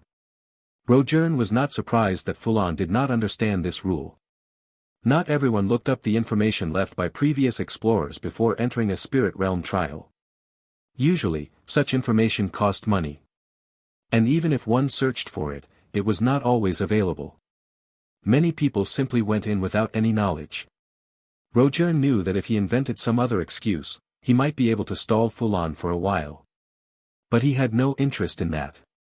For people like them who had not yet reached the official rank, dying here simply meant being expelled from the spirit realm and returning a few hours later. It was not a big deal. Why bother dragging things out? Fulan did not quite understand why Rtor kept calling her a liar. However, from what he had said, she understood that killing him would yield the jade. Listening to Rtor continue cursing her as a fraud, she could only act. With a swift motion, she drove the short sword directly into Rtor's neck. His body instantly went limp. No blood flowed. Fulan watched as the corpse gradually became translucent. Then a red piece of jade appeared where the body had been. She picked it up and opened the tattered book. As expected, a new line had appeared. Red jade has been obtained. That was easy. Fulan scratched her head. Everything that had just happened felt strangely sudden. The other party had suddenly rushed toward her, and the next moment she had already knocked him down. And judging from his strength, he actually felt slightly weaker than Mars, the first opponent she had ever fought. Not only were his physical abilities inferior, but his reaction speed was also slow. He had only reacted after he had already fallen. Still, at least he gave me a piece of equipment. She looked at the short sword in her hand. Everything else the man had carried had vanished along with his body, except for the weapon she had already seized. To be honest, the weapon looked quite beautiful.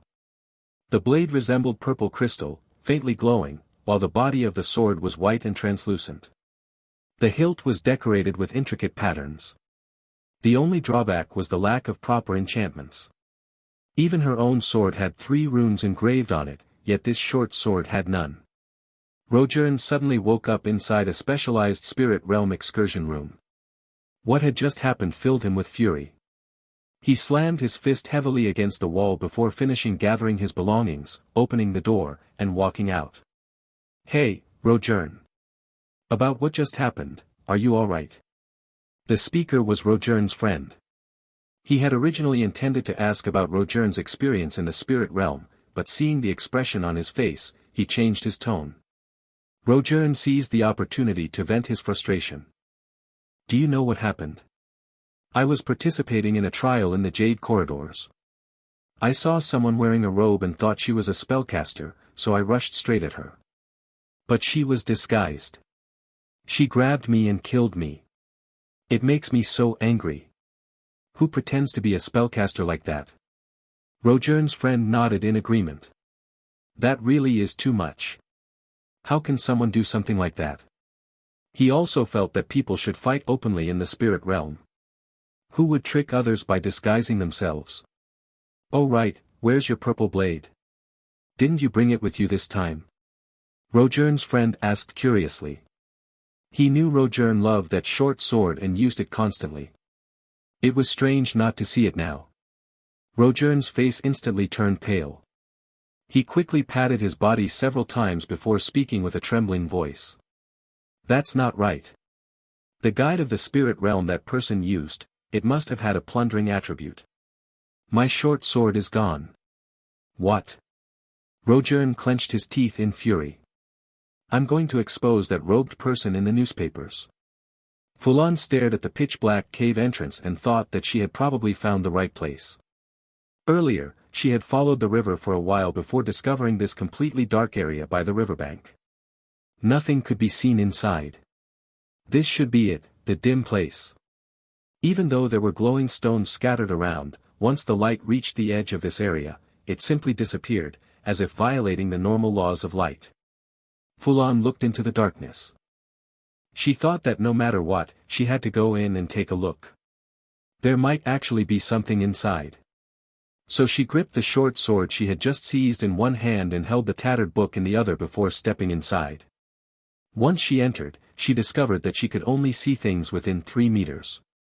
Anything beyond that distance was completely invisible. And after she walked more than 3 meters forward, even the faint light behind her disappeared. Fulan took a deep breath and continued walking deeper. Fortunately, there were no obstacles on the path, so she could move forward in a straight line. To be safe, she casually carved a few marks into the stone wall as she passed. After walking for a while, she realized that her field of vision had shrunk again. Now she could see only slightly more than 2 meters. But she still did not retreat and continued advancing. At that moment, she glanced at the book in her hand and noticed that it was emitting a faint glow. When she opened it, she saw that the same text she had seen the first time had appeared on the first page. She still could not understand it. The characters seemed almost alive. They appeared on the page and then flowed away before vanishing. Then, suddenly, a sentence appeared in her mind. "My God will illuminate his believers." Immediately afterward, she felt that she had learned a technique called light prayer. Fulan quickly checked her panel and saw the new technique listed under the skills section. Light prayer, mastered, proficiency, 76/1000. You can emit light that illuminates darkness. Fulan's pupils contracted slightly. Why had this technique started directly at the mastered proficiency level? She had never encountered anything like this before. She stopped where she stood and thought for a moment. Just now, she had heard that mysterious sentence appear in her mind, and she had obtained this book from a place that looked very much like a church. So, was this technique given to her by a god? That possibility formed in Fulan's mind, and she felt it was quite plausible. So, should I use it or not? Fulan already knew that if she continued deeper, her field of vision would shrink further and further. And this book had just conveniently granted her a skill that could illuminate darkness. It was practically telling her that this technique would be useful in the current situation. But she had no idea what kind of side effects using it might bring. After thinking it over, she decided to use it. She trusted what Teacher Ichi had said. Her connection to the spirit realm was still very weak. There was little that could harm her right now. Light prayer. A sphere of light appeared in her palm, illuminating a much wider area around her. For the first time since entering this place, she felt like she could actually see properly. It seems like I can throw it. She tossed the glowing sphere forward. The sphere rolled until it struck a rock wall and stopped there, illuminating the surrounding area. Not bad. She felt completely fine. It seemed as though she could throw hundreds of these light spheres without feeling any strain. The Gloom lizard was a spirit realm creature commonly found in dark regions. Its dark vision was extremely powerful, allowing it to see things up to 10 meters away even in pitch darkness. One of the ingredients used in night vision potion came from hunting this type of lizard in the spirit realm.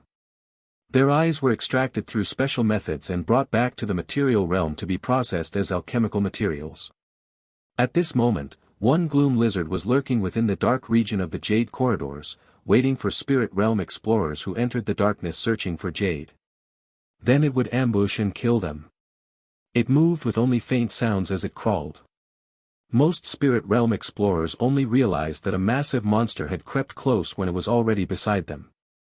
As a spirit realm creature, it did not need to search for food or shelter like creatures in the material realm. It had been created by the spirit realm itself.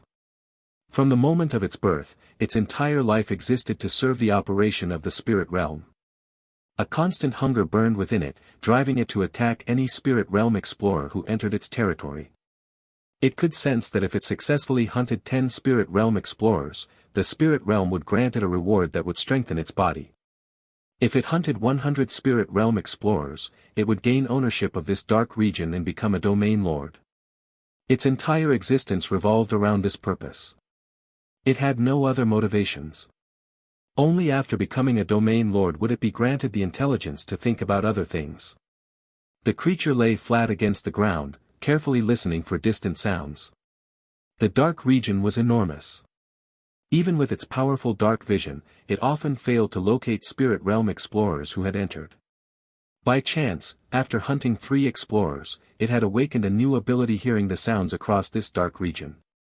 This allowed it to detect targets from very far away. This time, the target seemed different.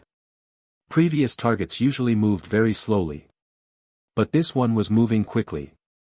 From time to time, it also threw objects against the walls, producing noises. The lizard understood that this target might be somewhat unusual. However, it did not possess the intelligence to abandon a strange target. As long as a target appeared, it would immediately pursue it. When it attempted to crawl quietly toward the target for an ambush, it suddenly realized something. It could not catch up. As everyone knew, moving silently and moving quickly rarely went together, especially at the apprentice level. For the first time, the creature's brain encountered a situation where it could not catch its prey. After thinking for a while, its desire for the target ultimately overrode everything else. It sped up, making quite a bit of noise. When it was still about 20 meters away from the target, it was discovered. It no longer had the chance to slow down again after getting close. It heard the target suddenly stop and remain motionless. In this situation, it could only rely on its instinct as a spirit realm creature. Once discovered, it would immediately pounce. It did not possess the intelligence to hide temporarily and delay its attack. As it continued charging toward the target, a portion of its vision directly ahead suddenly became invisible. It did not know how to react and simply kept moving forward.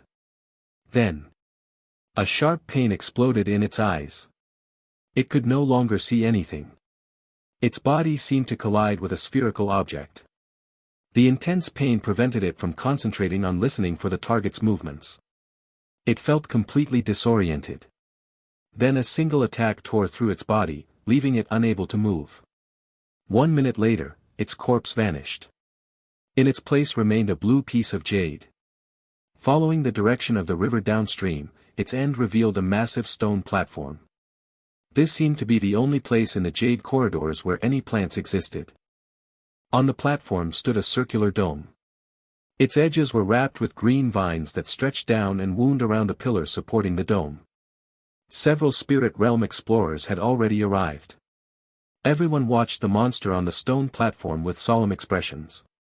It was a stone giant nearly 5 meters tall, with numerous vines growing across its body. The vine giant threw a punch at a challenger who was attempting to dodge. The tremendous impact smashed him into the ground. Cracks spread across the surface of the platform. When the vine giant raised its fist again, only a sunken crater remained beneath it. The challenger was nowhere to be seen. Seeing that the challenger had been eliminated, the vine giant crouched down and remained motionless. A curtain of light surrounding the stone platform descended, and the crater gradually repaired itself, returning the ground to its original state. Whenever a challenger attacked the vine giant, once the giant stood up, the surrounding light barrier would descend.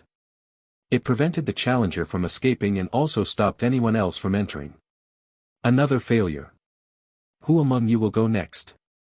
Turner said, casting a wary gaze at the other spirit realm explorers.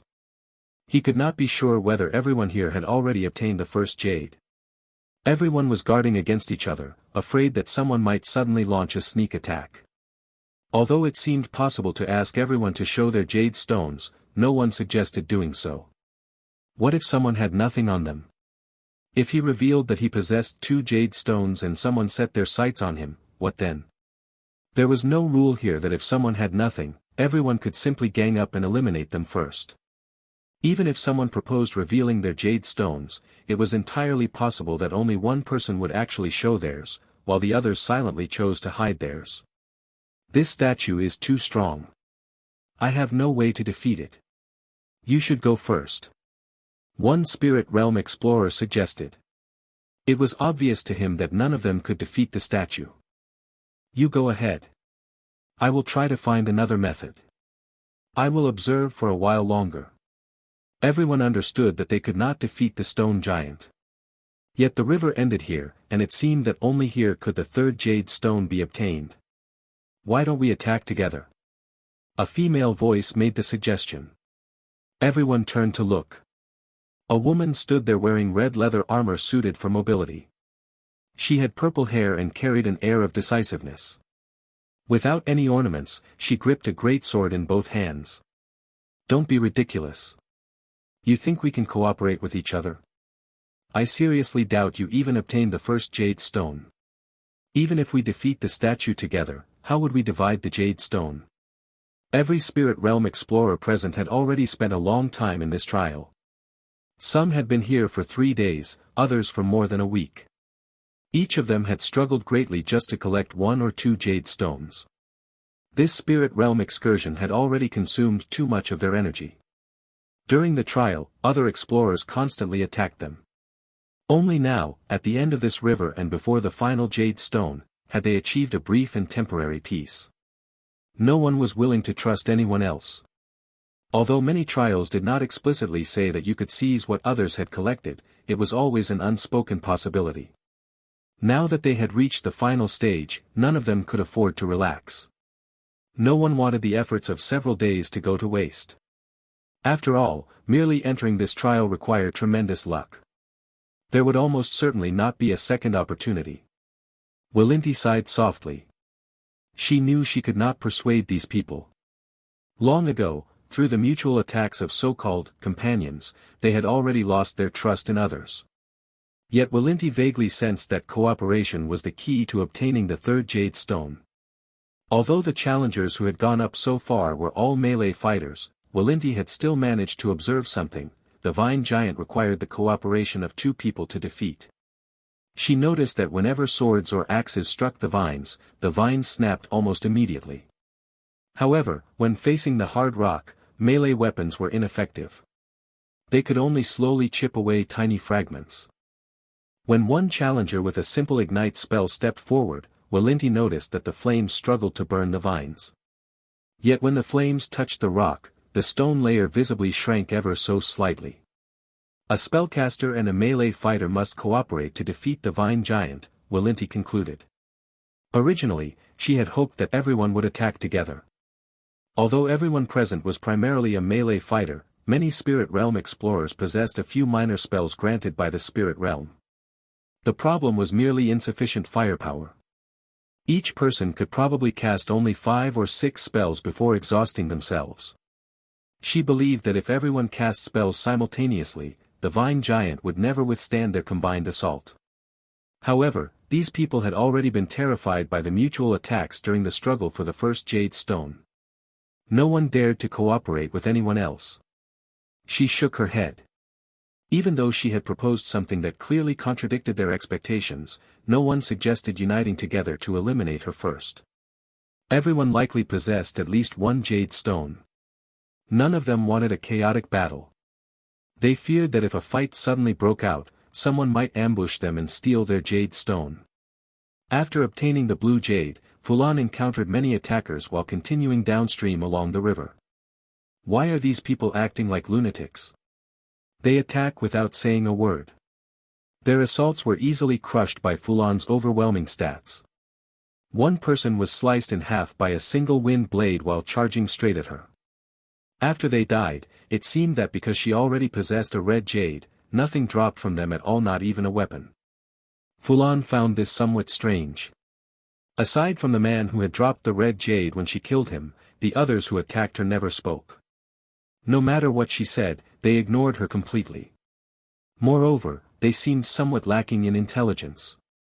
She had clearly made the motion of preparing to release a wind blade, yet they only attempted to dodge after the blade had already been launched, resulting in them being struck and killed instantly.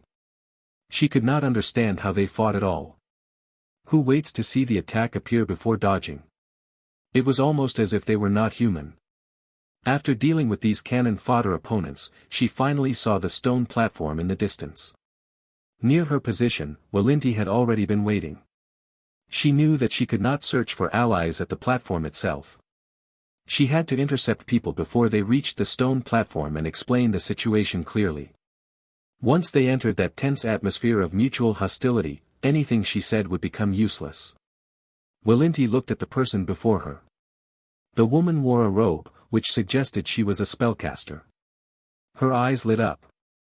Winti explained her hypothesis to Fulan. After listening, Fulan immediately asked, "Why do you think we would be companions?" Winti smiled. "Because the first hint already said that the jade stones are on our companions. And this was actually demonstrated during the acquisition of the second jade stone. Although the Gloom lizard is extremely adapted to dark environments, its offensive methods are not particularly impressive. During an ambush, it relies on its massive body to wrap around the target and then bites them to death. But when the target has companions, the situation changes. After the Gloom lizard launches its ambush, the target's companion can immediately attack it. The Gloom lizard does not possess the intelligence to retreat when it encounters two opponents." Winti continued. "You must have encountered many people on the way here who attacked you without saying a word. That is because they are illusions deliberately created by this trial.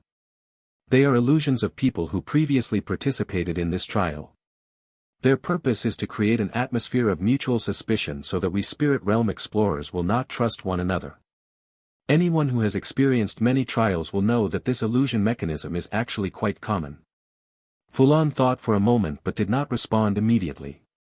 She felt that what Winti said made a great deal of sense.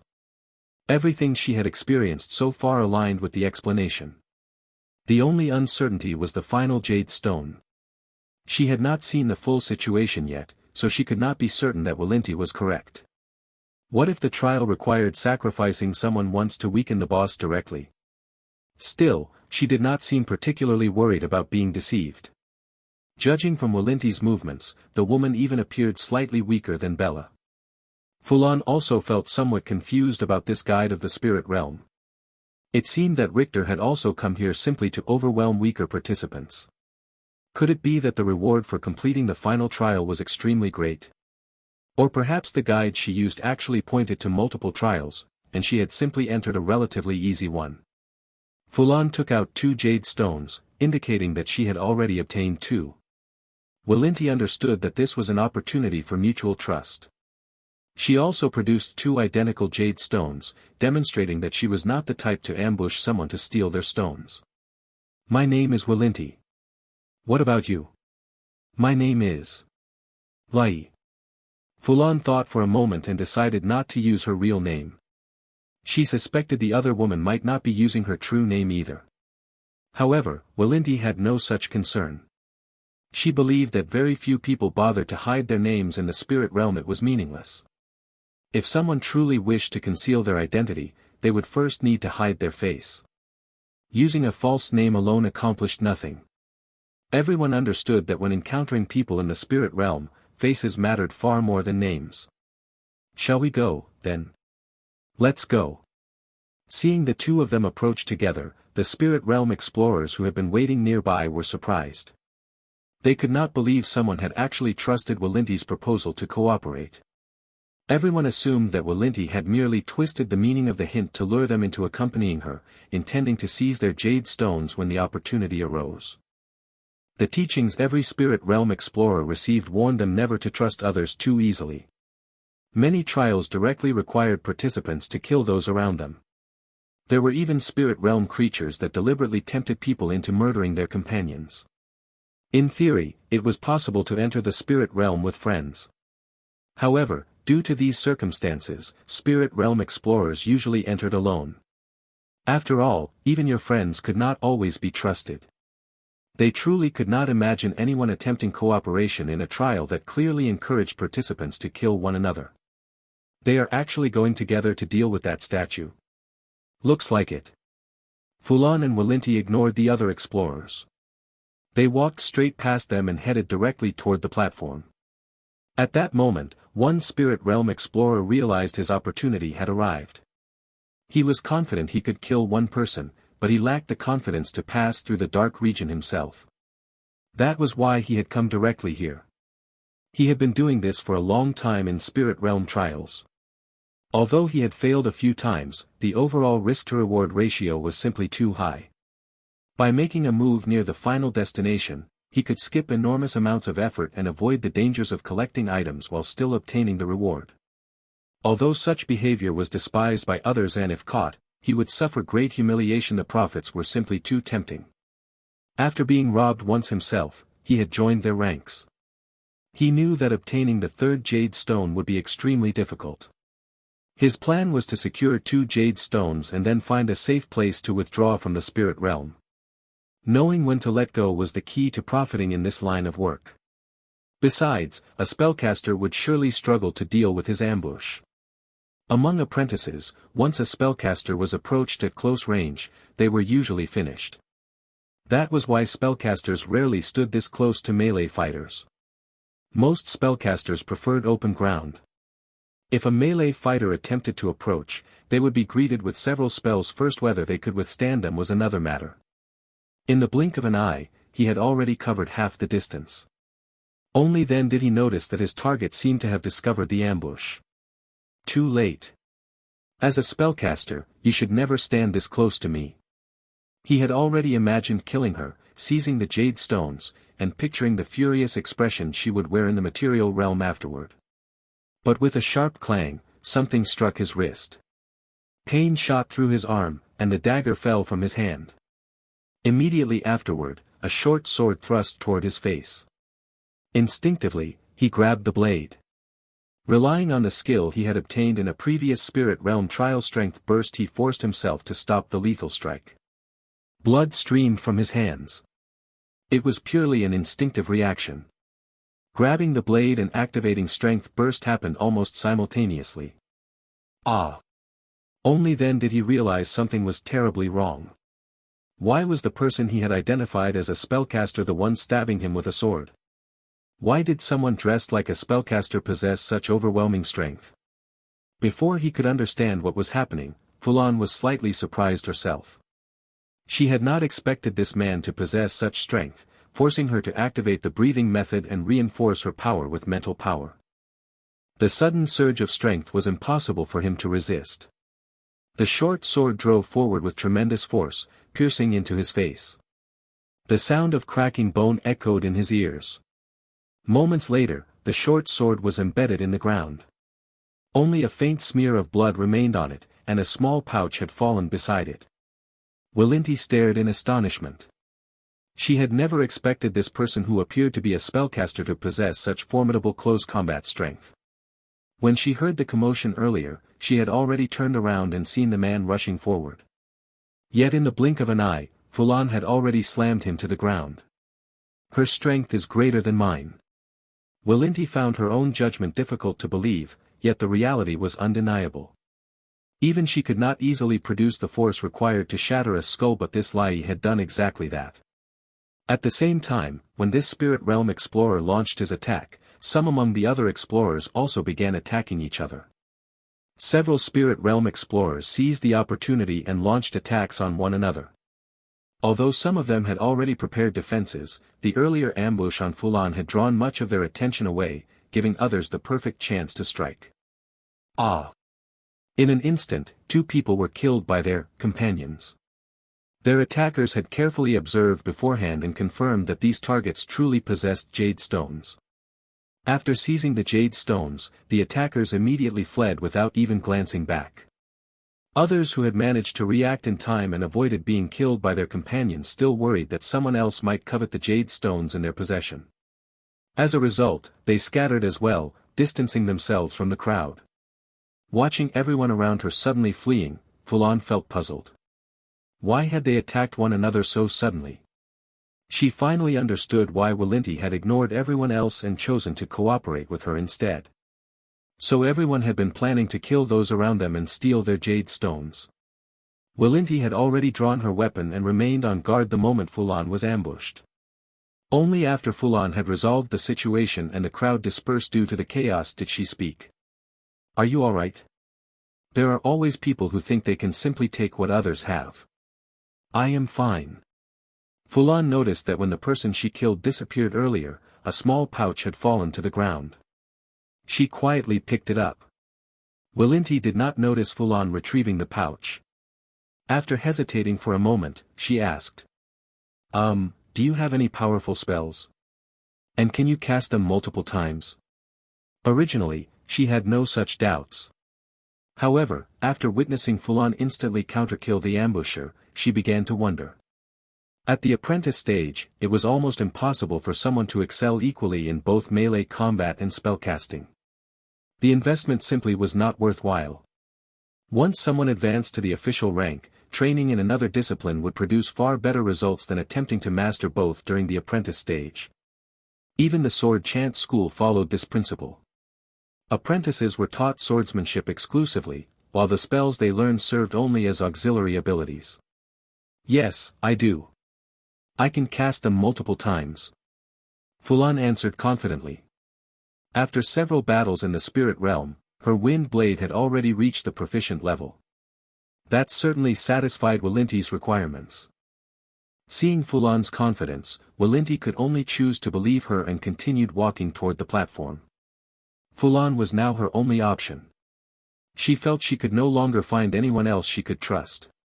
Regardless of whether Fulan truly possessed sufficient magical power, she had to assume that she did. Seeking someone else now might only result in betrayal. Moreover, both she and Fulan already possessed 2 jade stones each, meaning neither had a motive to backstab the other. At worst, they would simply accept the reward for obtaining 2 jade stones. That was still better than risking everything with someone else and potentially gaining nothing at all. The 2 of them stepped onto the platform, maintaining a certain distance from the motionless vine giant. "I will cut the vines here. Aim your spells at the areas without vines." They briefly discussed their attack strategy. Winti took a deep breath and concentrated her strength into her arms. She activated the breathing method. The muscles across her body trembled as her greatsword seemed to gain the weight of 1,000 tons. With a powerful downward slash, the greatsword left an afterimage in the air and slammed heavily into the rock, producing a terrifying crash. The stone even appeared to dent inward.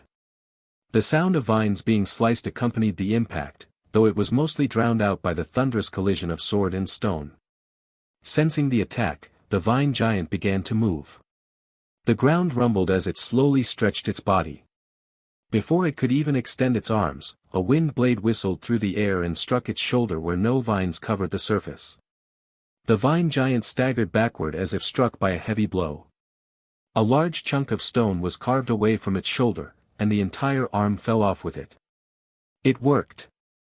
Winti had not expected such an incredible result. The arm had been torn off with a single strike. "Keep going." However, she also noticed that once the arm fell, the vines around the giant's neck began growing rapidly, gradually covering more and more of its body. Winti had no time to look back. She had to constantly watch the vine giant's movements to avoid being struck and knocked out of the spirit realm. If that happened, all their efforts would be wasted. She raised her great sword and slashed toward the giant's other shoulder. Her plan was to cut away the vines there first so that Fulan could remove the second arm as well. That would make close combat far safer. A stone giant without arms could hardly launch flexible attacks. The giant seemed to possess some intelligence. Realizing she was targeting its remaining arm, it stepped back to avoid the strike. However, its body was simply too large. Winti's greatsword struck its abdomen instead. A large patch of vines was blasted away, their severed ends turning black as the smooth stone surface of the giant's belly was revealed. Seizing the moment, Fulan launched another wind blade. The blade carried immense energy as it shot directly toward the giant's abdomen. The stone portions of the vine giant appeared to be extremely vulnerable to magic, producing an unexpected result. A massive hole opened in the side of its abdomen.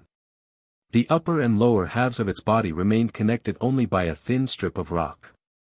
This severely hindered the giant's movements. It could feel that any large motion might cause its body to split apart completely. At that moment, the giant almost wanted to curse the domain lord of the jade corridors who had designed it. Why give me such a weakness? Couldn't you just let me rely on my enormous size to fight them? Excellent spell. Winti quickly observed the giant's movements and realized it was struggling to maintain its balance. This was a perfect opportunity. She immediately stepped forward and, without any unnecessary movement, struck the remaining half of the giant's abdomen with her greatsword.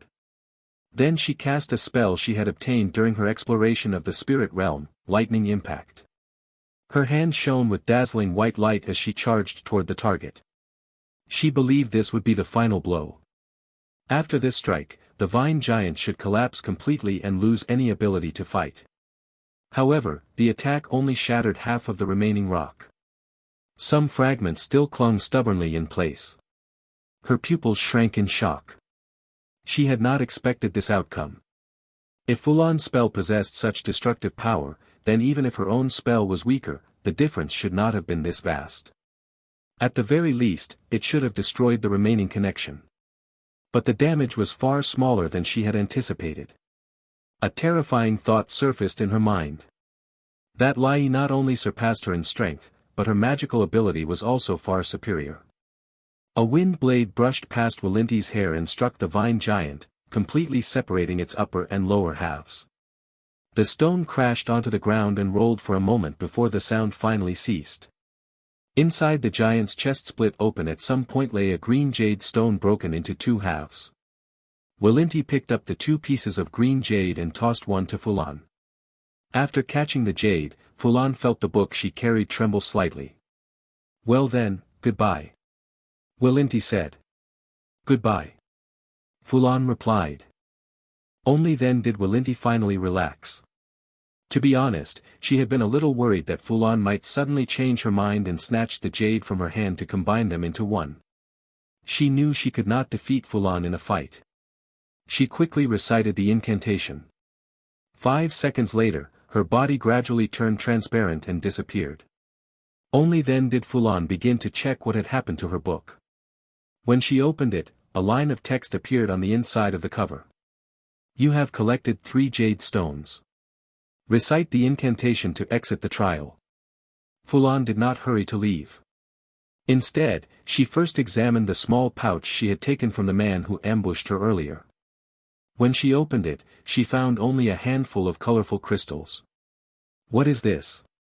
Fulan was puzzled. She possessed extraordinary level pharmacology, yet she could not identify these objects at all, which meant they were not medicinal materials. She also had proficient level Runology, but even that provided no clues. That suggested they were not particularly related to enchantment materials either. Forget it. I will check the Spirit Realm Atlas after I return. Maybe it is recorded there. I just wonder whether this thing can even be brought back. 2 items had dropped from the man she killed. Based on her previous experience with this book, such items normally could not be brought back to the material realm. However, Fulan had a strange feeling that these could indeed be taken back. After checking everything again and confirming there were no issues, she recited the incantation. Her consciousness began to sink, but it felt as if it only descended halfway. When she regained awareness, she found herself in a space with a pitch-black background. Several lines of text appeared in the air. Although she did not recognize the script, she could somehow understand it. Trial settlement. Red jade, obtained. Blue jade, obtained. Green jade, 2-person challenge, obtained half. Fulan glanced through it and noticed the explanation for the green jade. So a 2-person challenge only grants half. If I had challenged it alone, would I have received more? That feels like a loss. With the Vine Giant's level, she felt she could have defeated it herself with perhaps 1 extra minute. If she had known this earlier, she would not have cooperated with anyone. She stared at the text for a moment but saw no further changes. She stepped forward and tapped the floating words. The text dissolved and reassembled. So there is interaction. Soon, new white text slowly appeared in the air. Reward, trial key, 1 random spell. A key-shaped object then appeared before Fulan, floating in the air. The emptiness around it contrasted sharply with the dark background. At the same time, a green orb of light appeared, glowing warmly as it hovered there, waiting for Fulan to touch it. Fulan had not expected to obtain a trial key so quickly. It seemed that once she returned, she could begin preparing for advancement through a trial. However, Fulan had no intention of doing that yet. From Ichi's description alone, she already understood that becoming a spirit realm mage was not something one could casually pursue. This time, she had been lucky enough to find a trial key directly. But what about next time? If she ended up like Ichi and could not find a trial key for the rest of her life, it would be disastrous. Fulan stepped forward and touched the key. A line of text appeared in her mind. This trial location is the Radiant Dreamscape. Opening countdown, 184:13:46:30. Participants must enter the trial 1 hour in advance. Entry will close 5 minutes before the trial begins. All spells and combat techniques are permitted. At the same time, the final number in the countdown continued to decrease. The time units used in this world were the same as those on Earth. According to Fulan's understanding, the numbers were arranged as days, hours, minutes, seconds. When the final number reached 0, the preceding number decreased by 1, and the last number reset to 60 before continuing to count down. In other words, the trial would not begin for another 6 months. She grabbed the key and put it into her pocket. No need to rush. She had not even decided whether she would participate yet. Keeping the key for now would not hurt. Then she turned to the floating green orb of light. She hoped it would grant a good spell. As far as obtaining a trial key was concerned, Fulan felt it was only natural. Her strength far exceeded that of ordinary spirit realm explorers. Logically speaking, someone at her level should have advanced to the official rank long ago. If the spirit realm had any awareness at all, it should give her a key so she would stop bullying weaker participants. Therefore, in Fulan's eyes, the spell inside the orb was the true reward. If the reward was poor, then this entire trial would have been a waste. She also remembered what Ichi had said.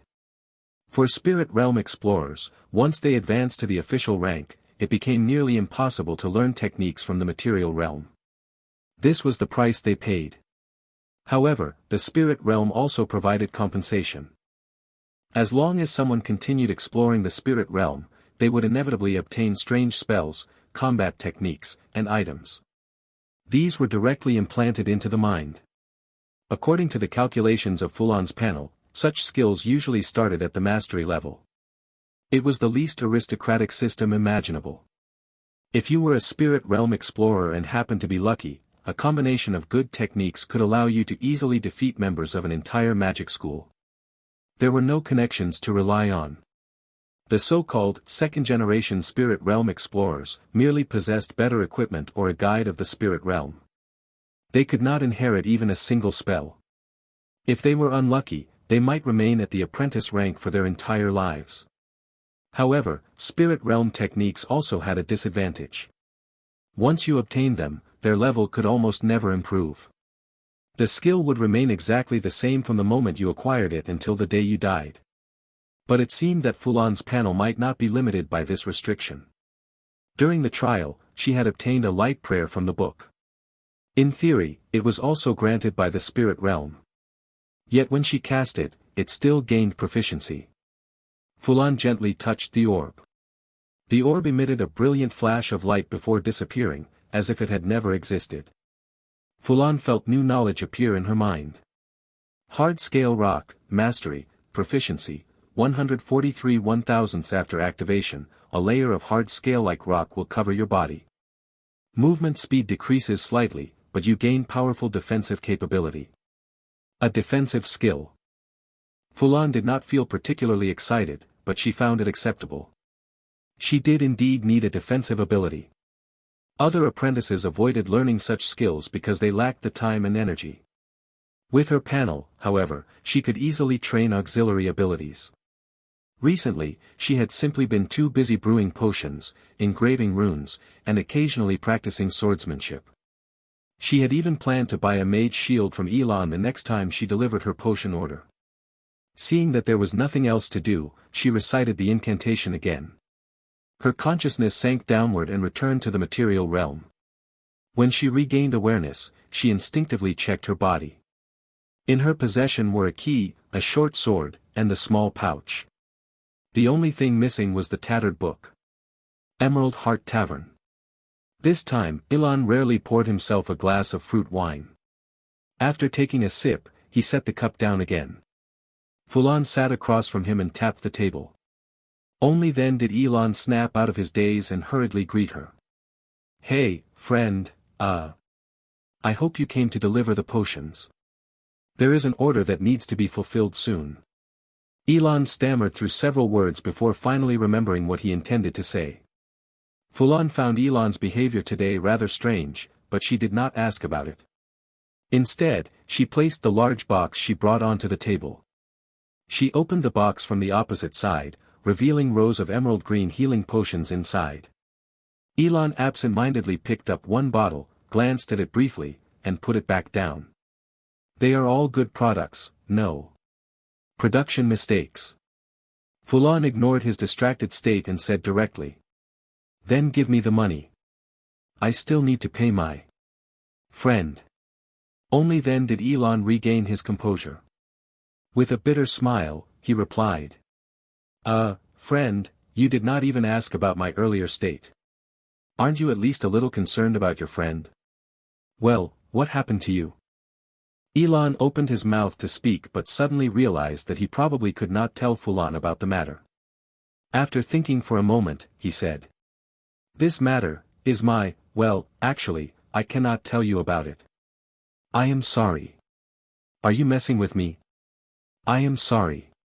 Elon wanted to change the subject and tell Fulan about something else instead. Recently, he had been suppressing his feelings and wanted to confide in someone. However, his gloomy mood left his mind completely blank.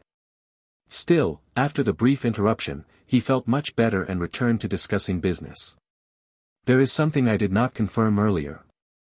The merchant responsible for transport only told me a few days ago. It turns out that the lord on that side does not actually need a full bottle of healing potion. A full potion contains too little.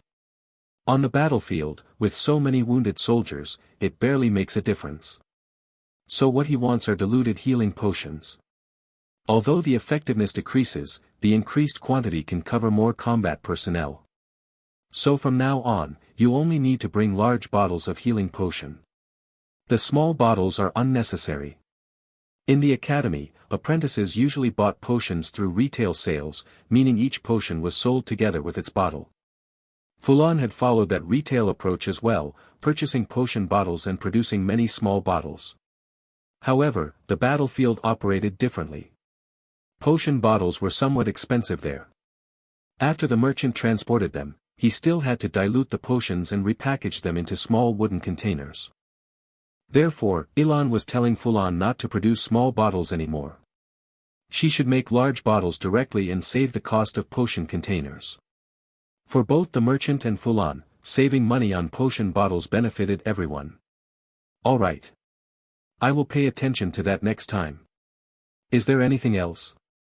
No. Here is all the money. Fulan accepted the payment without hesitation and immediately turned to leave. As she walked out of Emerald Heart Tavern, she touched the bulging pocket at her waist and grinned foolishly. Although she was not truly short of money now, who would ever complain about having too much? At that moment, her senses detected a sword slashing toward her from the right. Not again. Why do attacks always come at moments like this? The last time, Mars had also attacked her right after she received some money, ruining her good mood. She activated the breathing method and leaped aside, narrowly dodging the strike. But the attack did not end there. From her left side, a stream of liquid shot toward her. While still midair, she barely twisted her body to avoid most of it, though some of the liquid splashed onto her left arm. The liquid appeared corrosive. Her sleeve disintegrated with a sizzling sound, turning into ash. Beneath it, however, layered stone armor shaped like scales blocked the substance. Fulan flicked her arm, shaking the remaining liquid away.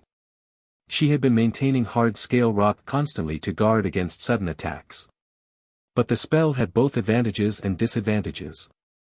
Because of it, she had been slightly slower and failed to completely dodge the liquid. However, the same spell prevented any actual damage. The only loss was that her clothes were now ruined. She turned to look. A man stood there where the liquid had come from, holding a torn scroll. Fulan noticed that his eyes were completely lifeless, like those of a machine. There was no trace of tension, excitement, or emotion. Another modified human. Fulan immediately realized what he was: an emotionless modified human that obeyed orders without question.